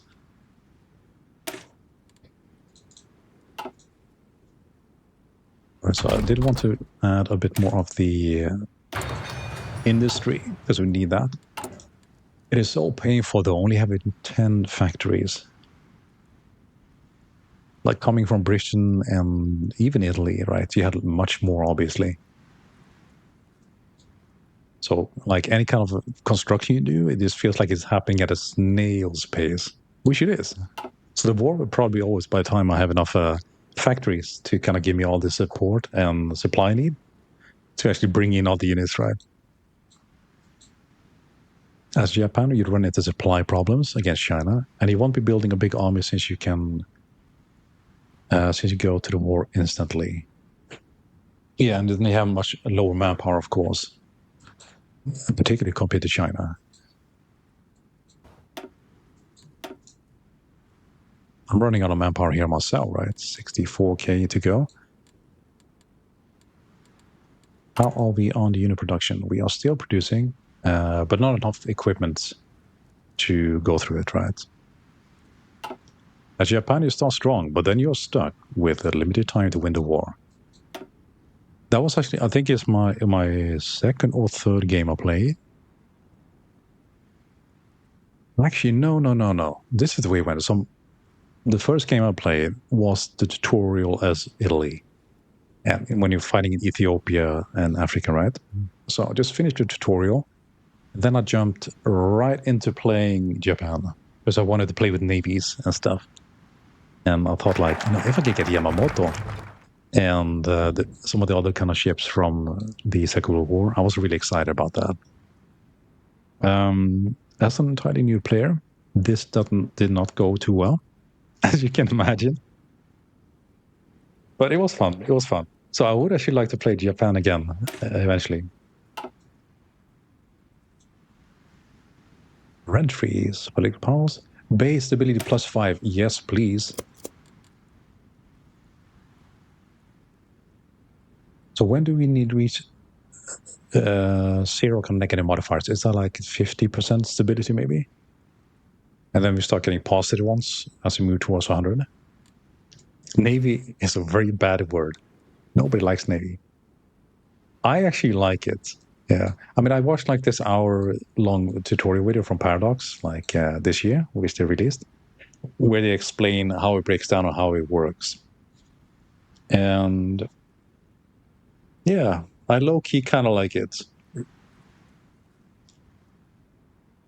But it is like, yeah, it is complex. You know? I love Navy. Yes, you and me, brother. We're gonna, hold the flags for the Navy here. We're gonna be Navy proud. I get the same kind of hit as at the casino. Yeah, due to randomness factor, right? Yeah, it's something about it, I mean, I was been sucker for like airplanes and like Air Force things and Navy stuff. Something about it, like those big roaring engines, right? And those massive naval guns just excites me. Is cool, I guess I guess that's why I never really got into cars because I was really I was into airplanes and jet engines, and comparatively to that, this cars seem so insignificant and power like low on power. So they never really managed to excite me the same way like airplanes have done. But airplanes, love them. Like I've taken a few flight lessons myself as well, and it is super fun.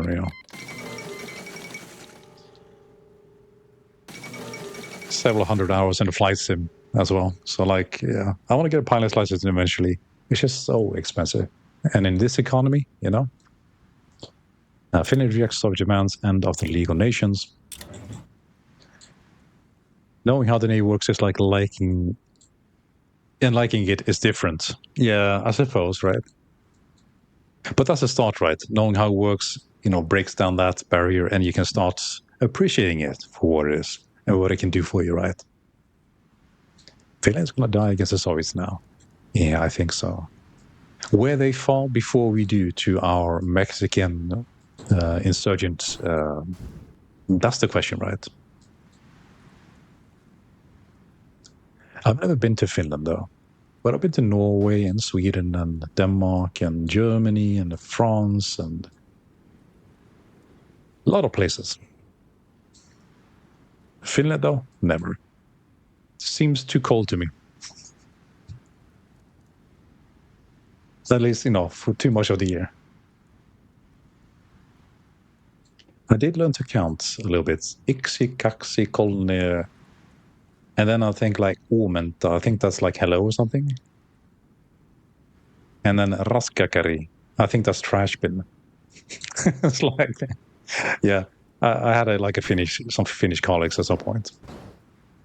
Yeah, it isn't exactly known for tourism, is it, carols? I mean, it has a lot of things to offer, I'm sure. Particularly if you go in the summer, you can get the Scandinavian summer. You could do the probably cheap vodka and those saunas, right? The whole sauna culture about like running into being a sauna, running into the snow, rolling about, and then going back in. I don't know if that's for me. I think it's like raska kari or raska kori, something like that. Roska kori, something. Yeah, I don't know exactly, but it's a bit like that. And I think that's trash bin in Finland, Finnish. We were drunk. I was being taught curse words, and that word came up, and it kind of stuck with me for some reason. As she did, as she did. All right. So how are things progressing for us? I mean, we're still holding in front, though, so that's something. Still taking quite a while to build this up, isn't it?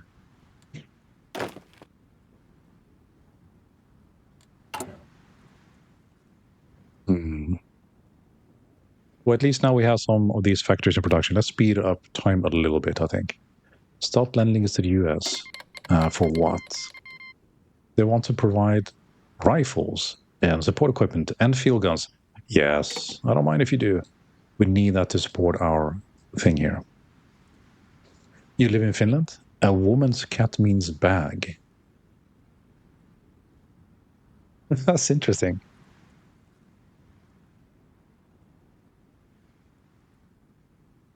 A woman's cat means a bag. So the word is the same. And you actually have a specific word for a woman's cat, or you mean like a female cat rather than a woman's cat? Oh boy, I am so happy. Tina Omar reveals Dev Diaries of US and Germany rework. Nixon was not a crook. Second term for Nixon. My dudes. Oh, go Pavlokis. You're going to have to play it on live, man. You have to check it out. That sounds so good. Exciting times to play House of Iron 4. Not literally woman's cat, but the thing between the legs. Yeah, exactly. So like a female cat. Yeah. Yeah, I thought it was quite interesting. I thought maybe you meant like, because you hear sometimes about like, what do they call them? Like cat women, women who are single to have loads of cats. So I thought maybe it was something like that. Well, of course, you meant like a female cat, right? Like a feline. We are defeating Germany and Japan is at a Cold War with Nixon. Oh, that's well done, man. Wooga cat girls. Can't go wrong with cat girls. Well, cat girls and, single women with lots of cats. It's a slightly different dynamic, isn't it? I like cat girls too. They're cool, Thumbs up. I can appreciate that. Let's see. It's another one that's going to hit our stability. Agita workers militias.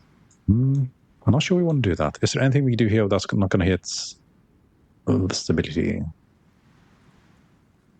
So this would have helped had we removed the general. This is the guy that's revolting, by the way. We supported him at first, but now, since we went to communism, he is not having it. Everything's costing stability.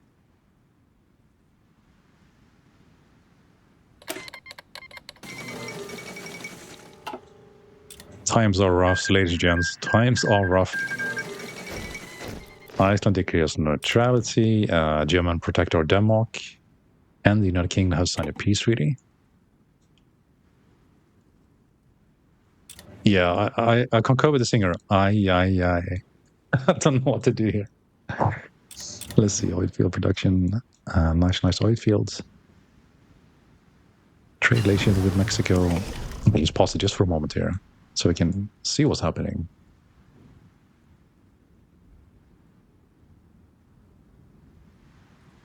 Okay, we get a production for oil here, so that could help us.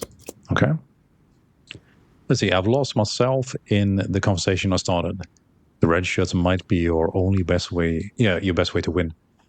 Yeah, going full on communist and getting support from Russia. Let's get some upgrade on the infantry equipment here. You think the Russians would come all this way? With infantry support? Is that a thing? Is that an option?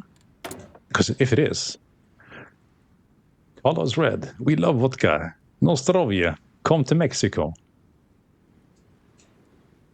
We'll give them some oil, and in return, they'll help us recapture our country. I'm all for that. Side-mounted medium machine guns. That's kind of cool.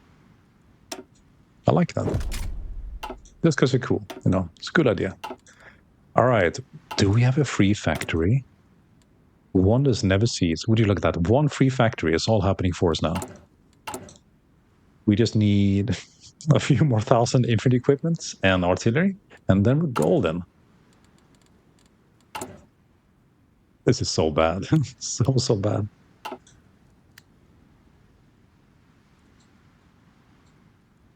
I have no idea why you're doing all focus. You don't need them. I'm thinking maybe I can sell them and I don't know. Do you get civilian factories out of that? Maybe I think too much like a EU5 player. I'm thinking about profit.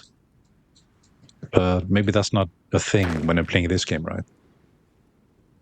A whole full division. We'll send this one to the invasion force. Look at that. We're almost all the way there. Well, at least halfway. I'm a glass half full sort of guy, right?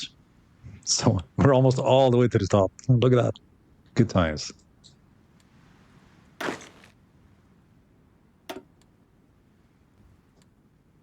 Outdated equipment, and that's what the early truck. We have an upgrade truck now.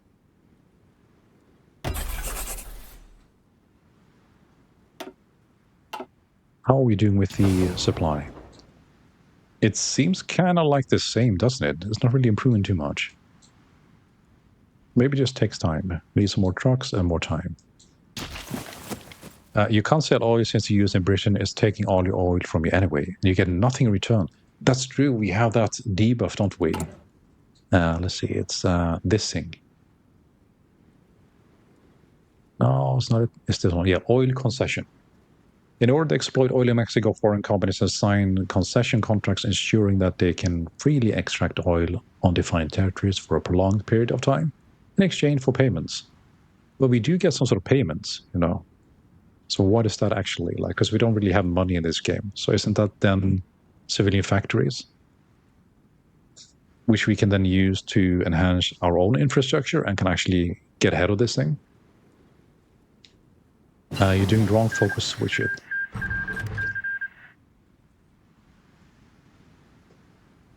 Finland and Soviet Union sign peace, and we got trains. Switch oil focus to the other one. So, yeah, before it's too late. So we have this one, right? Nationalize the oil fields, but I think we can't do it, right? There's something we're missing. That's why I picked the other one.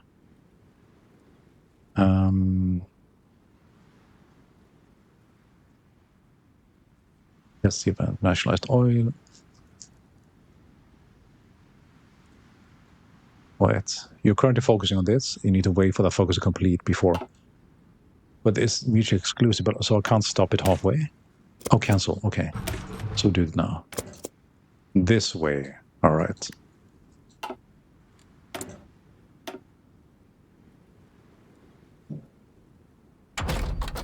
All right. Can we do anything here to help us? Production efficiency cap. Conversion speed. We're not converting any civilian factories currently. Artillery, infantry. Yeah, I think we need to be hyper focused on what we actually research and produce at this point. So we can't be too spread out, I think. We can do this. We can get the 3% research speed boost. That helps. I'm giving the US and Britain the middle finger right now. Yes, we are nationalizing oil. It's all for us. All your oil belongs to us. Right, so we have a bit of political power. Maybe we should be using that, right? Yeah, that's not political power, but it's going to be useful all the same. Let's see. Lando, engineering. Yeah, all attack like that. Let's see what kind of things we can do here. Maybe something can help us. Stability minus 5%. So that's a big nop. Assassin assisted trader. Army experience. War support. Yes, let's do that. Inside tensions. Stability minus 5. No. Stability minus plus 5. Okay. Reconsolidation commission. So we just added war support. So we should be coming out of neutral to pick this one. And we need the stability. The many crimes committed on both sides during the Cristiada have opened up wounds which has still not healed. By shining a light on the injustice of the recent past, perhaps we can help prevent abuses in the future. Yes. Poltech is the best. There's zero argument in the history of all Forza IM4. Bold attack. Okay, bolt attack. I was thinking like bolt guns. Maybe there was something I missed, right? Get war economies in Canada. Don't listen to this noob. Oh, we got fighting in the chats. Let's go at it, gents. All right, so war measures, combustion. I wonder, should I switch out civilian factory to military one? Is that a good idea? I mean, we need that, obviously. I mean, we need the equipment, but we also need the civilian factories because we have so few of them. I suppose we could do one, right? It can't hurt. And then, yeah, the policy here down, right? Change to the war economy, since you can get it now. Let's see, I remember seeing that somewhere at some point.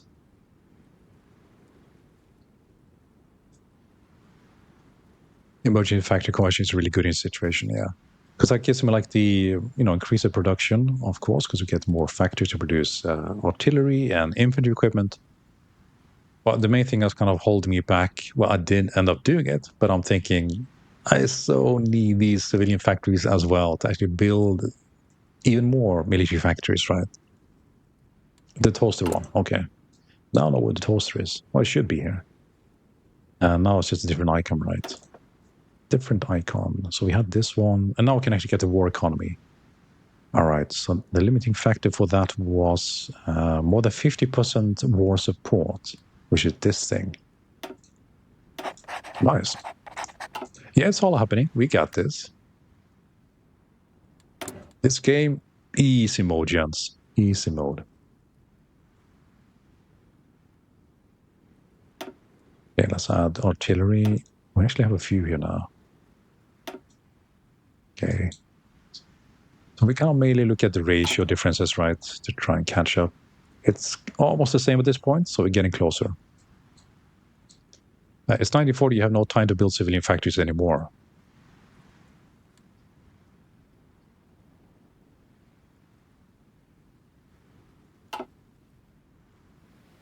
You only need one factory on trucks. Did I have many? Yeah, we did create a few just to kind of catch up, didn't we? And that kind of frees up here. We can do more equipment. I'm just kind of keeping the ratio kind of similar to what I'm lacking, right? So it looks pretty good compared to logistics. Okay, we're actually in the plus now. We're going to be building up a stockpile, finally. Yeah, it's all turning around for us.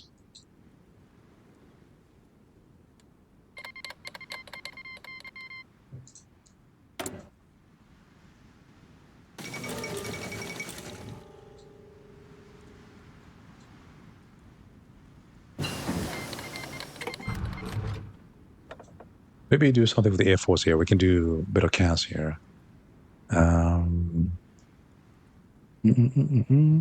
Dive-bombing, CAS research speed, and design cost. Yeah, we'll do this one. Let's see. Put most in the guns. You only need one factory for trucks. You should buy steels, yeah, for the ships. Next thing you need to research is naval invasion tech, since you can't invade naval much right now. I thought that was just like a default thing. I actually need to research naval invasions. I thought I had it.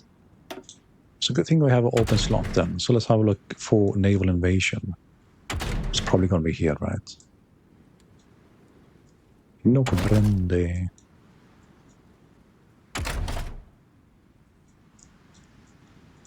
If I was a naval invasion, where would I be? These are the ships. These are the support for the ships. Damage control, fire control transport.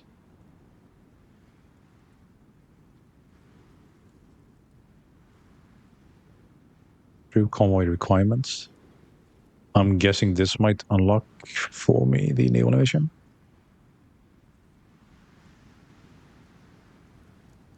Also, air excellence is the best since you won't lose a bunch of airplanes in training. And that will suck a lot right now. That's actually a really good point. And I think I had the points to actually add that as well. So I think we should go back to that as we pick naval invasion. But yeah, so the main thing is like, what do I need to research a particular thing for naval invasion? I mean, I think it maybe is the transports, you mean? Unlocks a special product. Production support ships.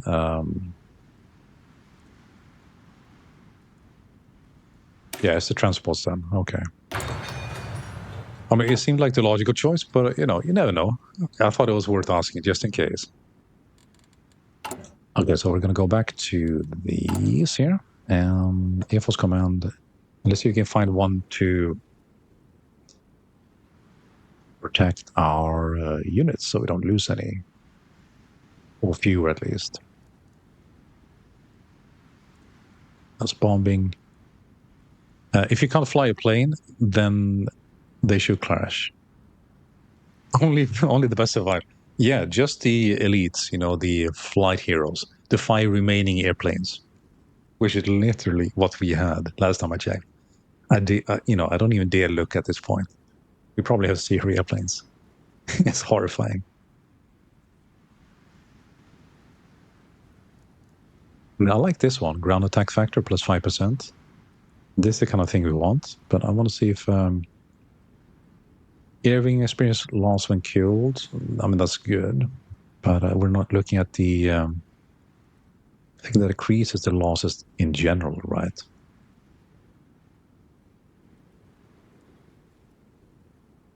I'm not finding any of them. Not finding it. But centralized is best. Fighter detection and air mission efficiency. That's for cast though. I think we pretty much have that covered, like at least in the interim fighting this general. So if anything, we need ground attack, can support. So I'm thinking this might be better. In this situation, right? But like in general, yeah, this is probably better, right? But I think for me right now, I think this can be more helpful for me.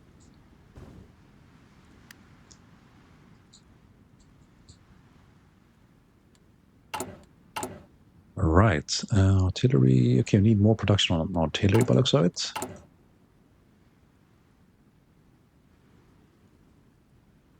So we'll switch out one of these. For now, at least. Missing equipment in production. Yes, there's a lot of things missing in production, dear advisor. We simply can't afford doing these things right now.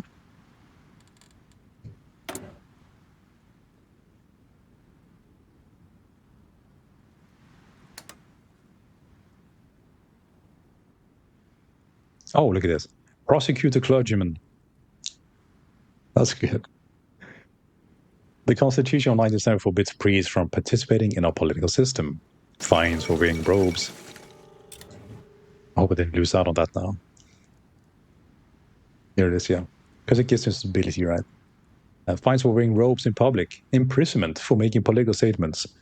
There's always some way we can attack the church and show the supremacy of the Mexican state over superstitious elements. Do that. We'll prosecute all the clergy.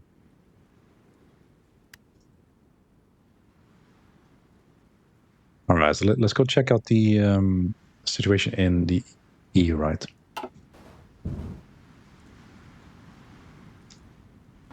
So we got some capitulations last time I checked.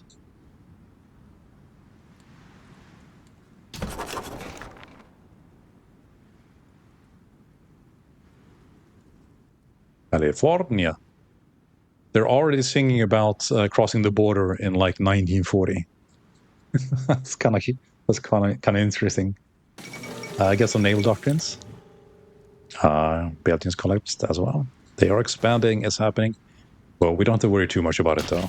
We are going to be dealing with, insurgent generals, and then later on Guatemala and Honduras. Embargo. Okay. Collect. I guess we embargoed somebody. Fair enough.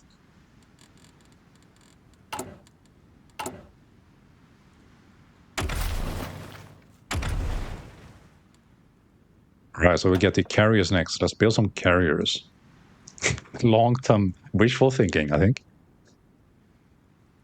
Light task force, carrier destroyer.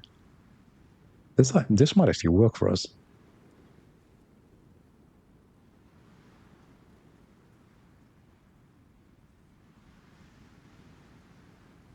You nationalize the oil, that's why you get the embargo achievement. Oh, that makes sense, Carol. That's gotta be it. Yeah. I'm kind of glad I did now. We can't let those Yanks and Brits have any of our oil unless they pay us, handsomely for every barrel. So we have a cerveza to celebrate. And then let's see. Oh, we even get stability. This is the best ever.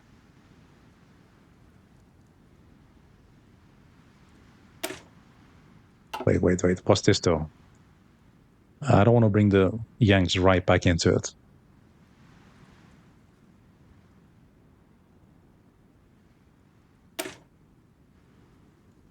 Let's see, the Americans are not the greatest economic power in history. The Soviets may be fast industrializing, and the Germans may understand war better, but Americans' advantage are complemented by insistence about freedom for the individuals and reliance upon the institutions or brute force. Extending our economic ties to the military alliance would only be natural. So it's just like a relation thing. It's not a oil thing.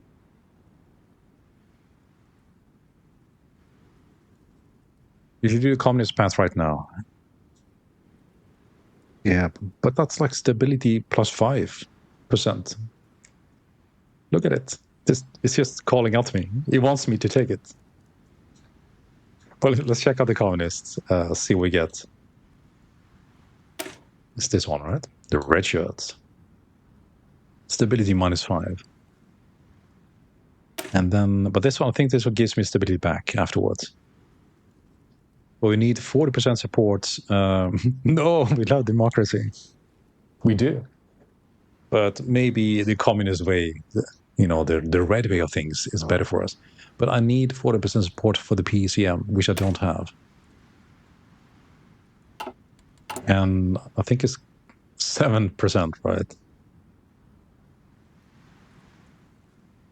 Communists will eventually give you infinite stability. I could do with that. That would be kind of good. Okay, so here's the thing now, because I've not really done anything with the political things here, right? Currently, you have the Partido Nacional Revolucionario, something like the Revolutionary Nation part, right? That actually gets me. How do I switch this over? How do I push support for the Communist Party instead? I mean, the closest I can think of currently is to go into the political actions and do like anti-democratic raids, for example, or stuff like that. And then, when that decreases, they'll maybe move towards communism. But I'm not seeing anything that says support communism or like propaganda for communism. So I can't go the communist path unless I can actually get the support up to 40% at least.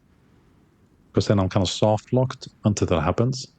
And then I would be like getting another -5% stability during that time, which, I don't really want for obvious reasons.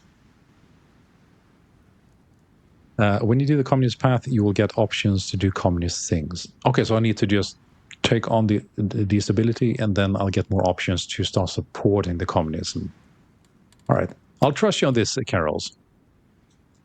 So we can do this, the red shirts, and then we can go back to doing the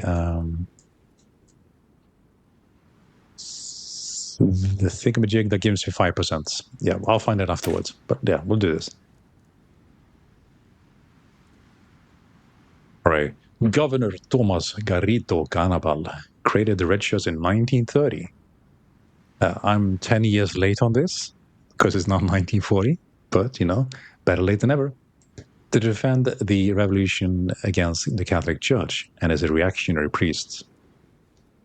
Seeking out to destroy enemies of the people is a worthy cause. So we should bring the red shirts into the military to some capacity. There we go. You should definitely get a commie diplomat at least to give you 0.1 commie support. Okay. American embargo. In response to our nationalizing of their oil concessions, Franklin Delano Roosevelt has decided to accept the demands of the oil companies and has placed an embargo on our country. Oh, the cheeky bugger. The United States will no longer buy or sell resources with us. Well, we're not really trading with them anyways. I think we're okay.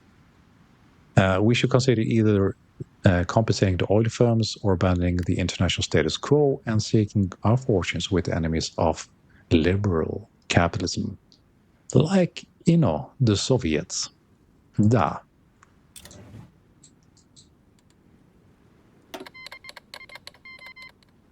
Yet they're willing to lend me field guns. They're fine with they want to embargo us financially. And that's all good and well. But at the same time, they're willing to send us weapons. That's interesting.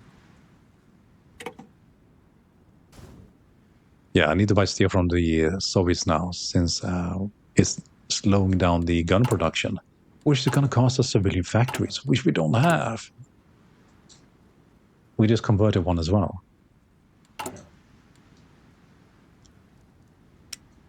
Okay, Soviet Union.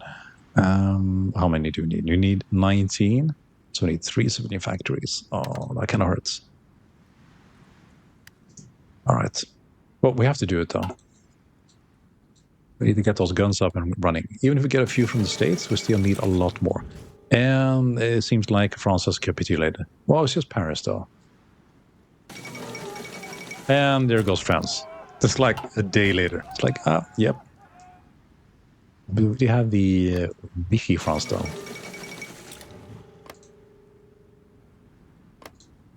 Let's see.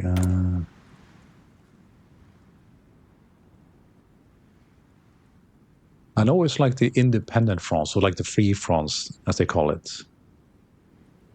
I don't know what Vichy means, though. I know a bit of French, but not that. I mean, it's like liberté, isn't it? That's freedom. So it's not like Liberté France or anything like that, but it's Vichy. So I don't really know what that means. Actually, you're draining AI equipment through them gifting you. This is meta gameplay. It's a city. Vichy France. Okay. Interesting. You learn something new, or many new things each day, right?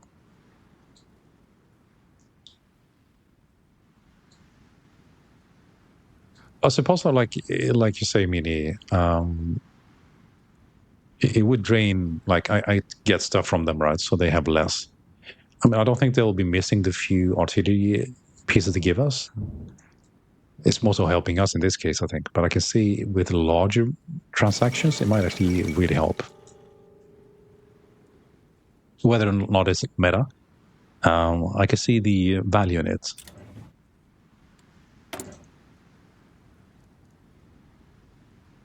Rubber, I think that's mainly for the vehicles and the tanks and such, which we don't already have. So I'm not too worried. I don't want to use a whole factory just because I have like a -1.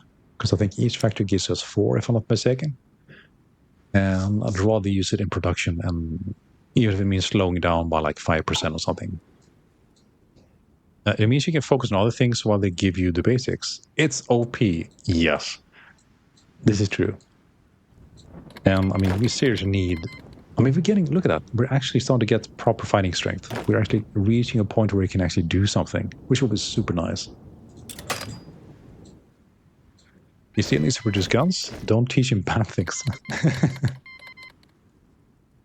Of course, Meanie will teach me bad things. I mean, he is mean after all, right? It's in the name.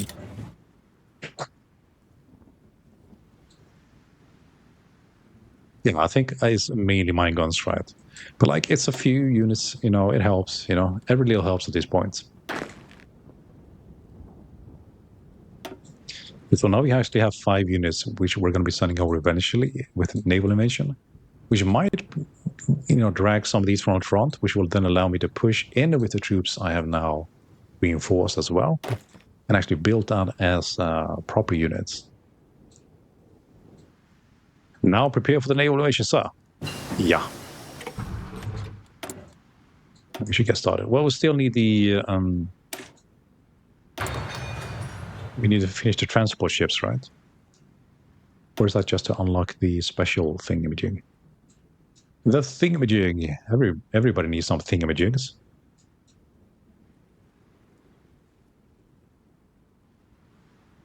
Americano.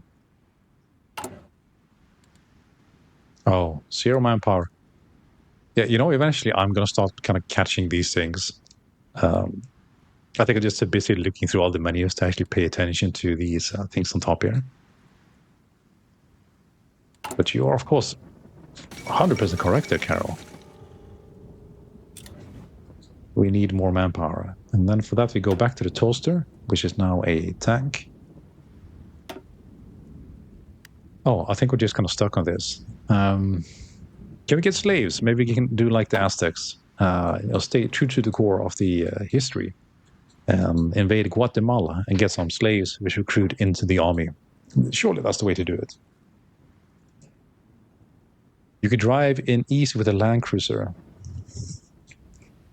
You mean a Ford Cruiser? Because we're producing Fords, apparently. We need a rat tank. That would be the best. You mean the Space Marine? Yeah, the soldiers gives manpower. But we can't really go any further with that right now, right? Because we are limited in these ways. So we're in the War Academy currently, and we need what's blocking us here.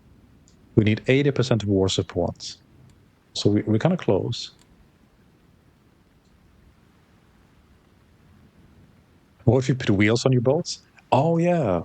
Yeah, because we have also destroyers which are doing nothing. Why not just put some rubber wheels on them?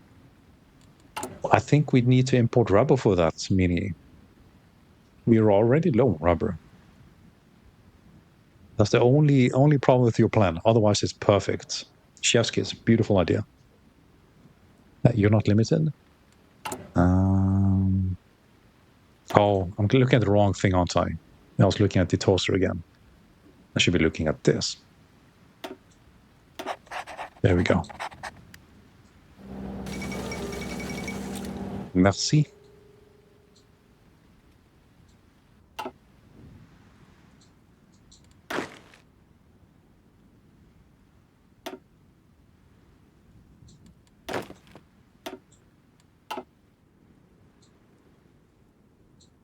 Hey, actually, Mini, I was going to ask you, I was meaning to ask you, what software do you use to, thanks for your follow, 3659G.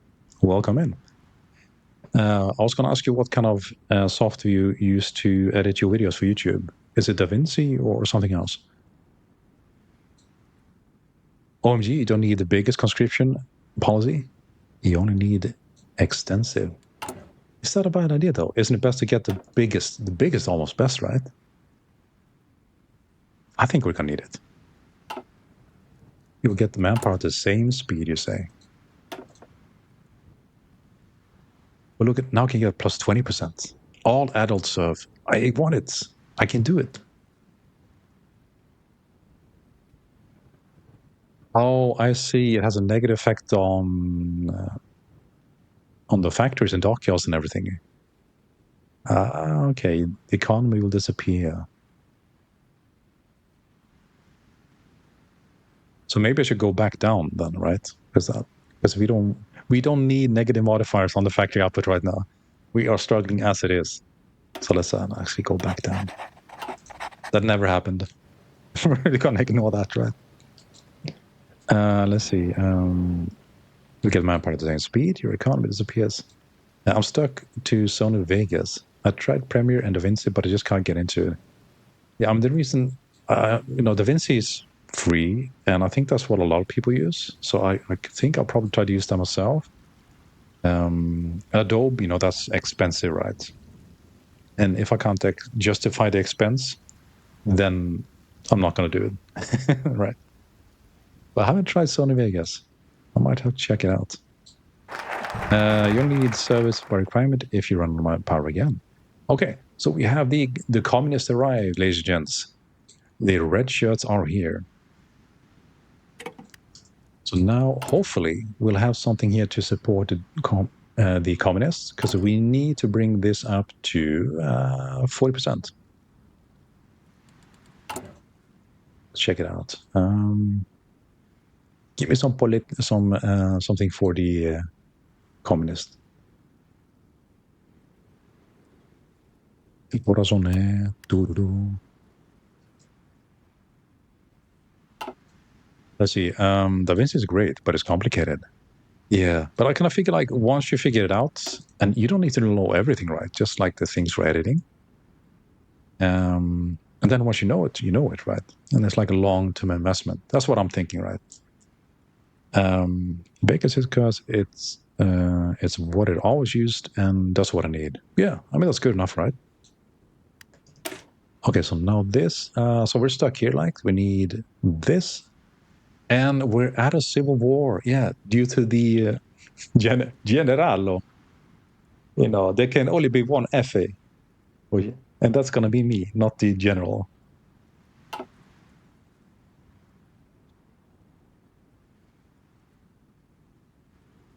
Oh, what do we do? What do? Well, we can do the other thing we looked at before, right? In the meantime, there was something we found that gives us 5% stability, which we kind of need. Um, just need to find where it was. This one here. We'll start with this. So we can do this for now, right?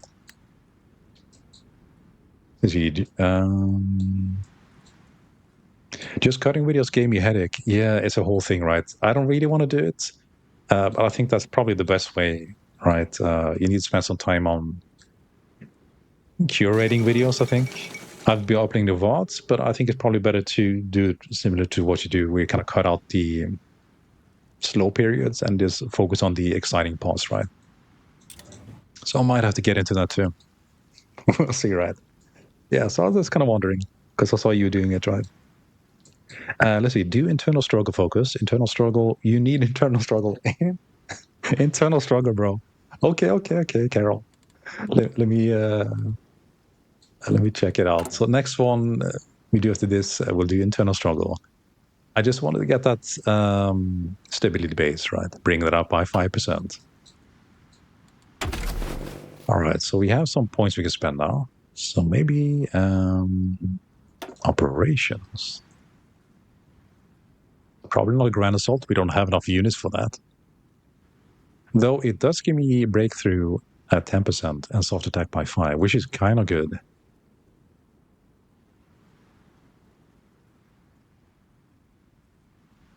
Internal struggle will give you more of everything. Oh, okay. Yeah, sounds like a thing I need to pick, right? Yeah, we'll definitely pick that next then. Thanks for that pointer. Bell, I think we do.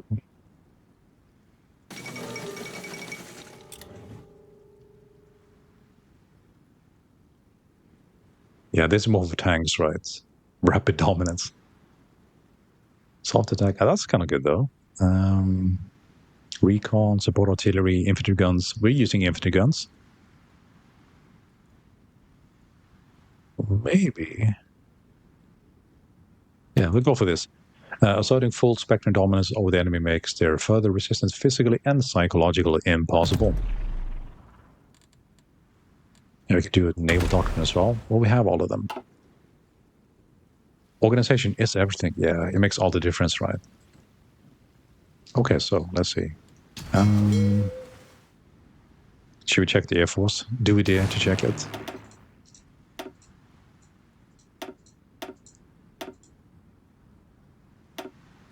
Okay, we're still okay. We still have the same number almost. We have 12 CAS and 4 fighters to protect the whole of Mexico. 4 fighters. Bring on the US. We got this. They don't stand a chance. We'll be launching tortillas and tacos at them with our machine gun ports. And, it's over for them, Grand Assault is best for most scenarios. Yeah, probably. I was kind of looking at that one or the one I picked, right?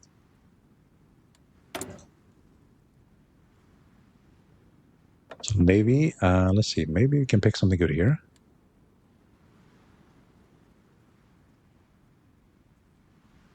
Bro has the most, let's see. Bro has most of his planes flying, but not selected to do anything. They were before. They were actually supporting the CAS up here, and they are maintaining air superiority. So they are doing something. Let's see, attack. I like this one. Yeah, let's do. It will instill aggression in our destroyer kind of people. Yeah, that's the main thing, isn't it, meaning? I do try to improve, of course, and I really appreciate all your kind of suggestions and such. And it is really helping me. So it is actually truly appreciated. But I will, of course, make mistakes along the way. It is part of it, right? And yeah, so these things will happen. But I'm having fun, which is the main part, which keeps me playing. All right, so let's check the logistics again. So artillery is starting to look a little bit better, isn't it? We are getting there.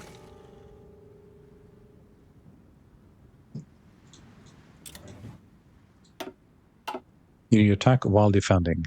Yeah, that's true. So that's why we're doing. I mean, ideally, I'd had two different kind of division layouts: one for defense and one for offense. So like something with maybe a tank for a Space Marine setup. That'd be kind of cool. But I'm not sure I have the production capacity to do that at this point. I'm just having some units, and we're actually. Oh, it's actually building up a little bit, isn't it? We are almost there. So I think this guy here. Or maybe we should bring them to 100% before we start invading, right?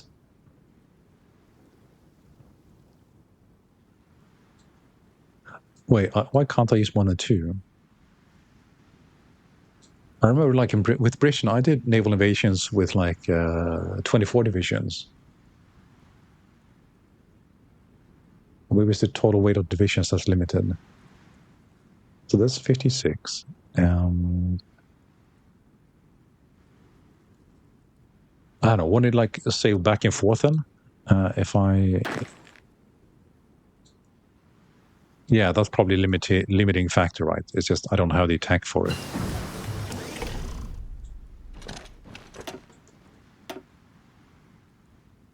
But let's actually move them close to the port anyways. We'll get them prepared anyways. And maybe now we can do some more naval invasion stuff then. Though we are currently working on the transport, so that'll be the next one after that. We'll do bracket shooting.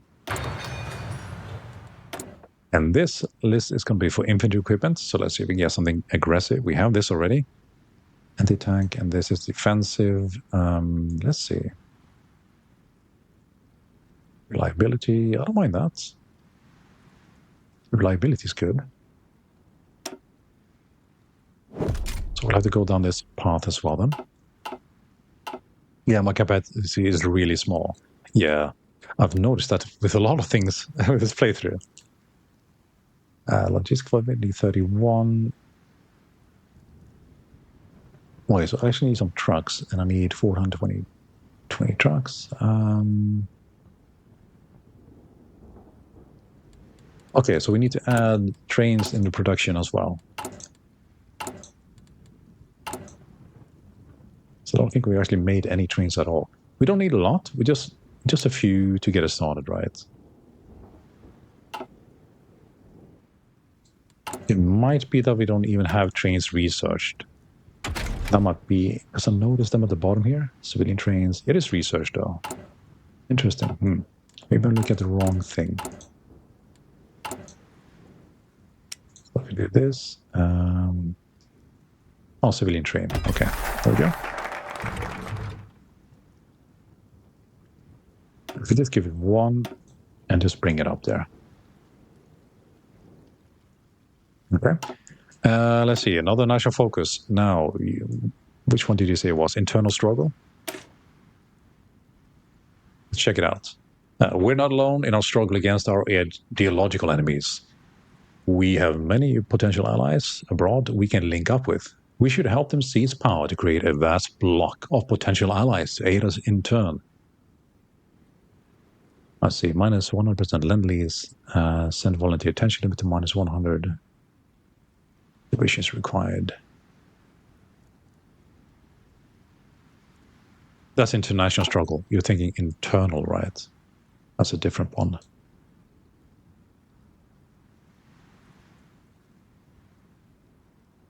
Let's see. What did you mean this one? That's international struggle. Is there another one called internal? I might not be spotting it in that case. Let's try searching. Internal.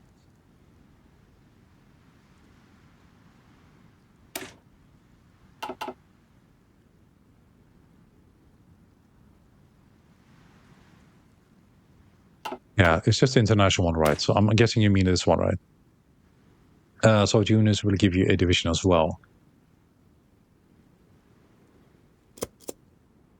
That's probably going to be useful. I won't mind that at this point. But we actually got some stuff to work with now, which is really good. So we can actually start mounting an offensive, I think, and with proper units, not the militarized farmers, to which we started with. We might actually be able to counter the defensive forces they have. Well, I would like a bit more chaos for that, if I could. Is that even a thing for us at this point? So it's going to be a medium airframe.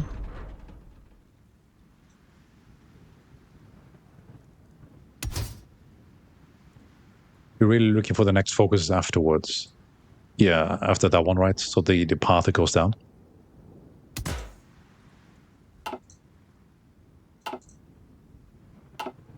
Is the CAS a... well, oh, I was looking at the carrier one. Yeah, that was my bad. Fighter, tactical weapons, medium bomb bay. Let's check these here. I want to see, what about the small airframe? CAS weapons. Okay, that's what we're looking for.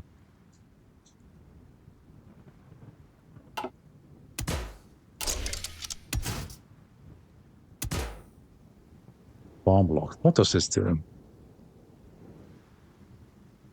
You should make some airplanes. It will help. Yeah, that's what I'm thinking. Like, we do have enough fighters currently. I know it's only 4, which is pathetic, but it seems to be enough to hold the airspace, at least against the general, right? And then we just need CAS airplanes. So that's kind of what I'm looking into creating, right? Because I'm trying to create like CAS airplanes, not bombers. Because bombers would do strategic bombing, which would help, of course. But I'm thinking we need more CAS to actually overcome the defense numbers that the enemy has, right?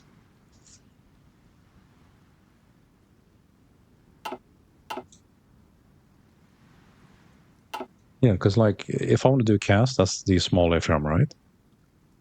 And the medium is for bombers and such. Because I look at this. Oh, I guess this one works too. CAS weapons. All right, bomb blocks, agility minus 15, ground attack 6, weight 4. Ground attacks 8, weight 4.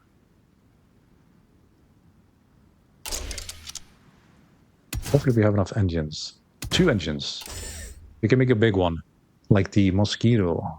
Like the, I think that was that a British or American plane? I can't recall. But that was like a fighter.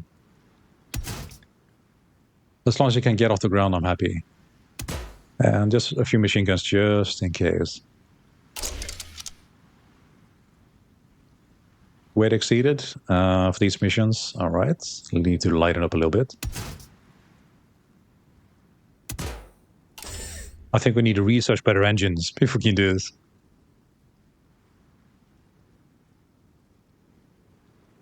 American Woman in Spanish. That's an interesting twist on a song, isn't it? Yeah, I think we don't have it. Maybe 1? Yeah, okay. At least we can have 1 bombing bay, so that's something. All right, we just need to research better engines, clearly. And then we do this one. That's the one we made, right? The Celia. And production output plus 3%. Okay. All right, we get something. Get more engines. Yeah. I thought I checked that. Let me just double check.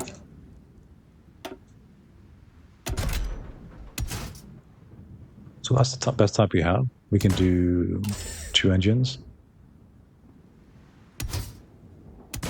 So we just like we have more engines, but we can't have like an upgrade engine. That's what I'm saying. But I guess this solves it, right? Then we can actually get some stuff. Air attack, and this is what air. I just feel more comfortable having this on here. I think that's they'll do it. Okay, sorted.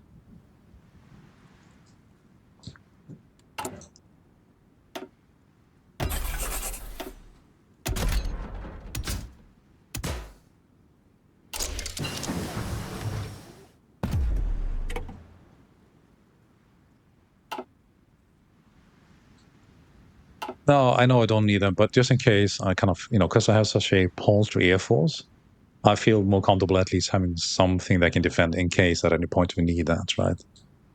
But strictly speaking, no, we don't actually need that. But like, if you have a pure bomber, I suppose you would just go for that.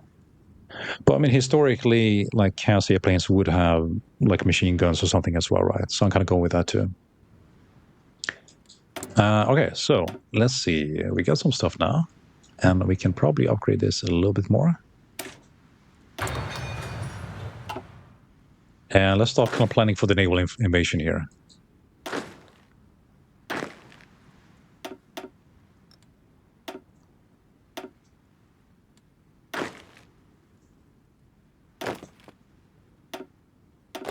See, that may have gone pear-shaped. There we go. And this guy.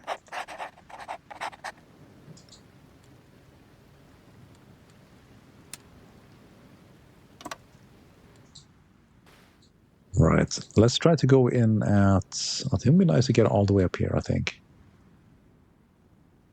Yeah. Here, we got jungles here, so we're going to be going in here.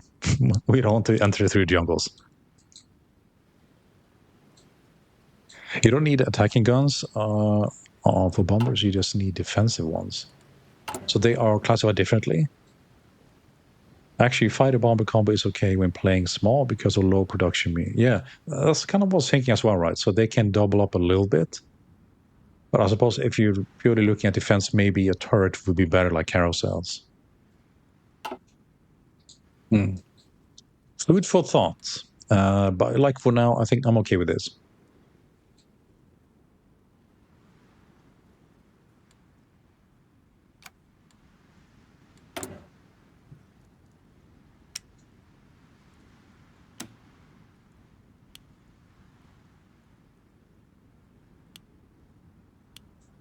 It seems like a lot to. It seems like a lot to sacrifice one factory. It's like my industry is so bad. I was like, I'm struggling. Like, do I want a negative modifier? Am I okay with that? We'll lose a whole civilian factory.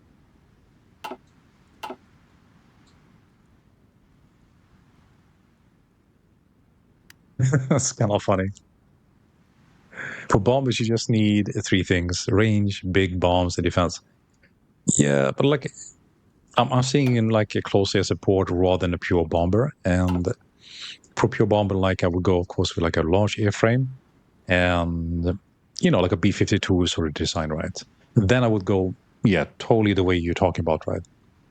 But the way I'm picturing CAS is a bit more the way they were historically set up. And like the Juke 88, for example, that would be a CAS airplane, right? But they still had like machine guns. So that's kind of what I'm thinking. It might not be like maybe like a better meta kind of build would be to do it purely like you're saying. So that's totally valid, right?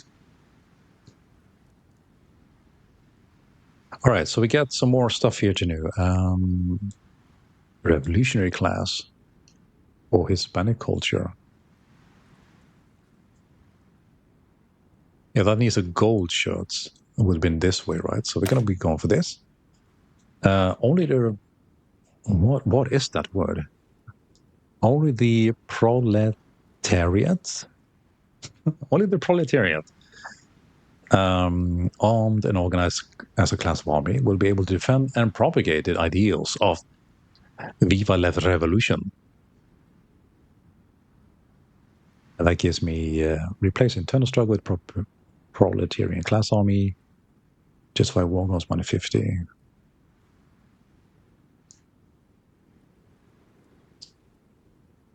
All right, so revolution war class, that's the next one we do in that communist arc of turning the whole country red. And mobilization gives you more power faster. Oh, okay, yeah, we need that. I guess we kind of recovered a little bit on that as well. And we get working class people.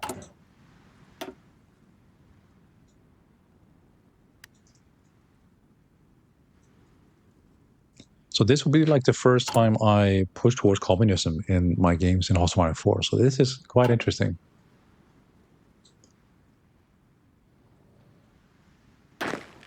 Okay, that thing's looking really slow though. Could you look up at the focuses?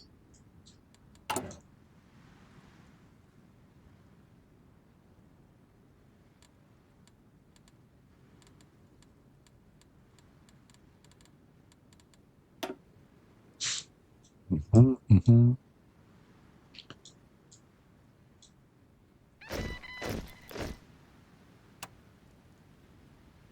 I never played a communist. Oh, there's no way you haven't, Mini. There is no way.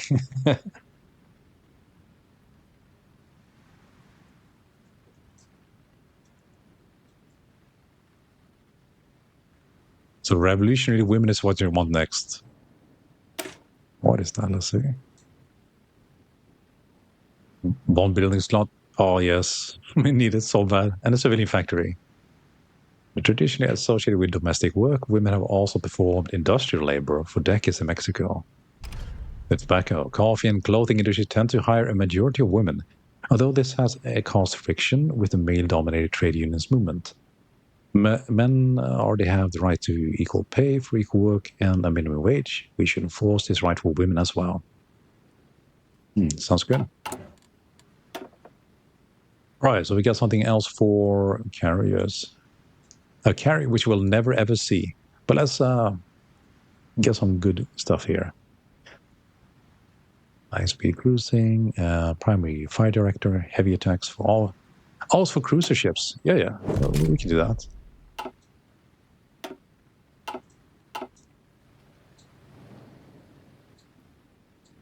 Okay.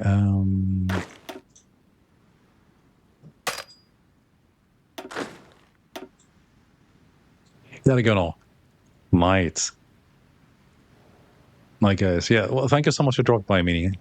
Really fun seeing you here. I'll catch you later, man. Have a good one. Yeah, I might actually kind of wrap it up myself, actually. I've been streaming for 4.5 hours now. So it's probably a good time for me to take a break. Maybe get some dinner. That wouldn't be the worst idea. So I think I'll dip out as well. I think immediately it's going to prompt me to think about it. But yeah, thanks so much for dropping by stream, guys. And Carol, thank you ever so much for your help tonight. And it's been really fun having a stream. So I hope to see you soon again. And for everybody else, thanks for the follows and the lurking. Hope you enjoyed it. I'm going to head out, take a bit of break, and have dreams about Mexico and how I'm going to turn this thing around next time I stream. So until next time, enjoy the rest of the evening or night or whatever the case may be, and I will catch you on the next one. Until then, take care.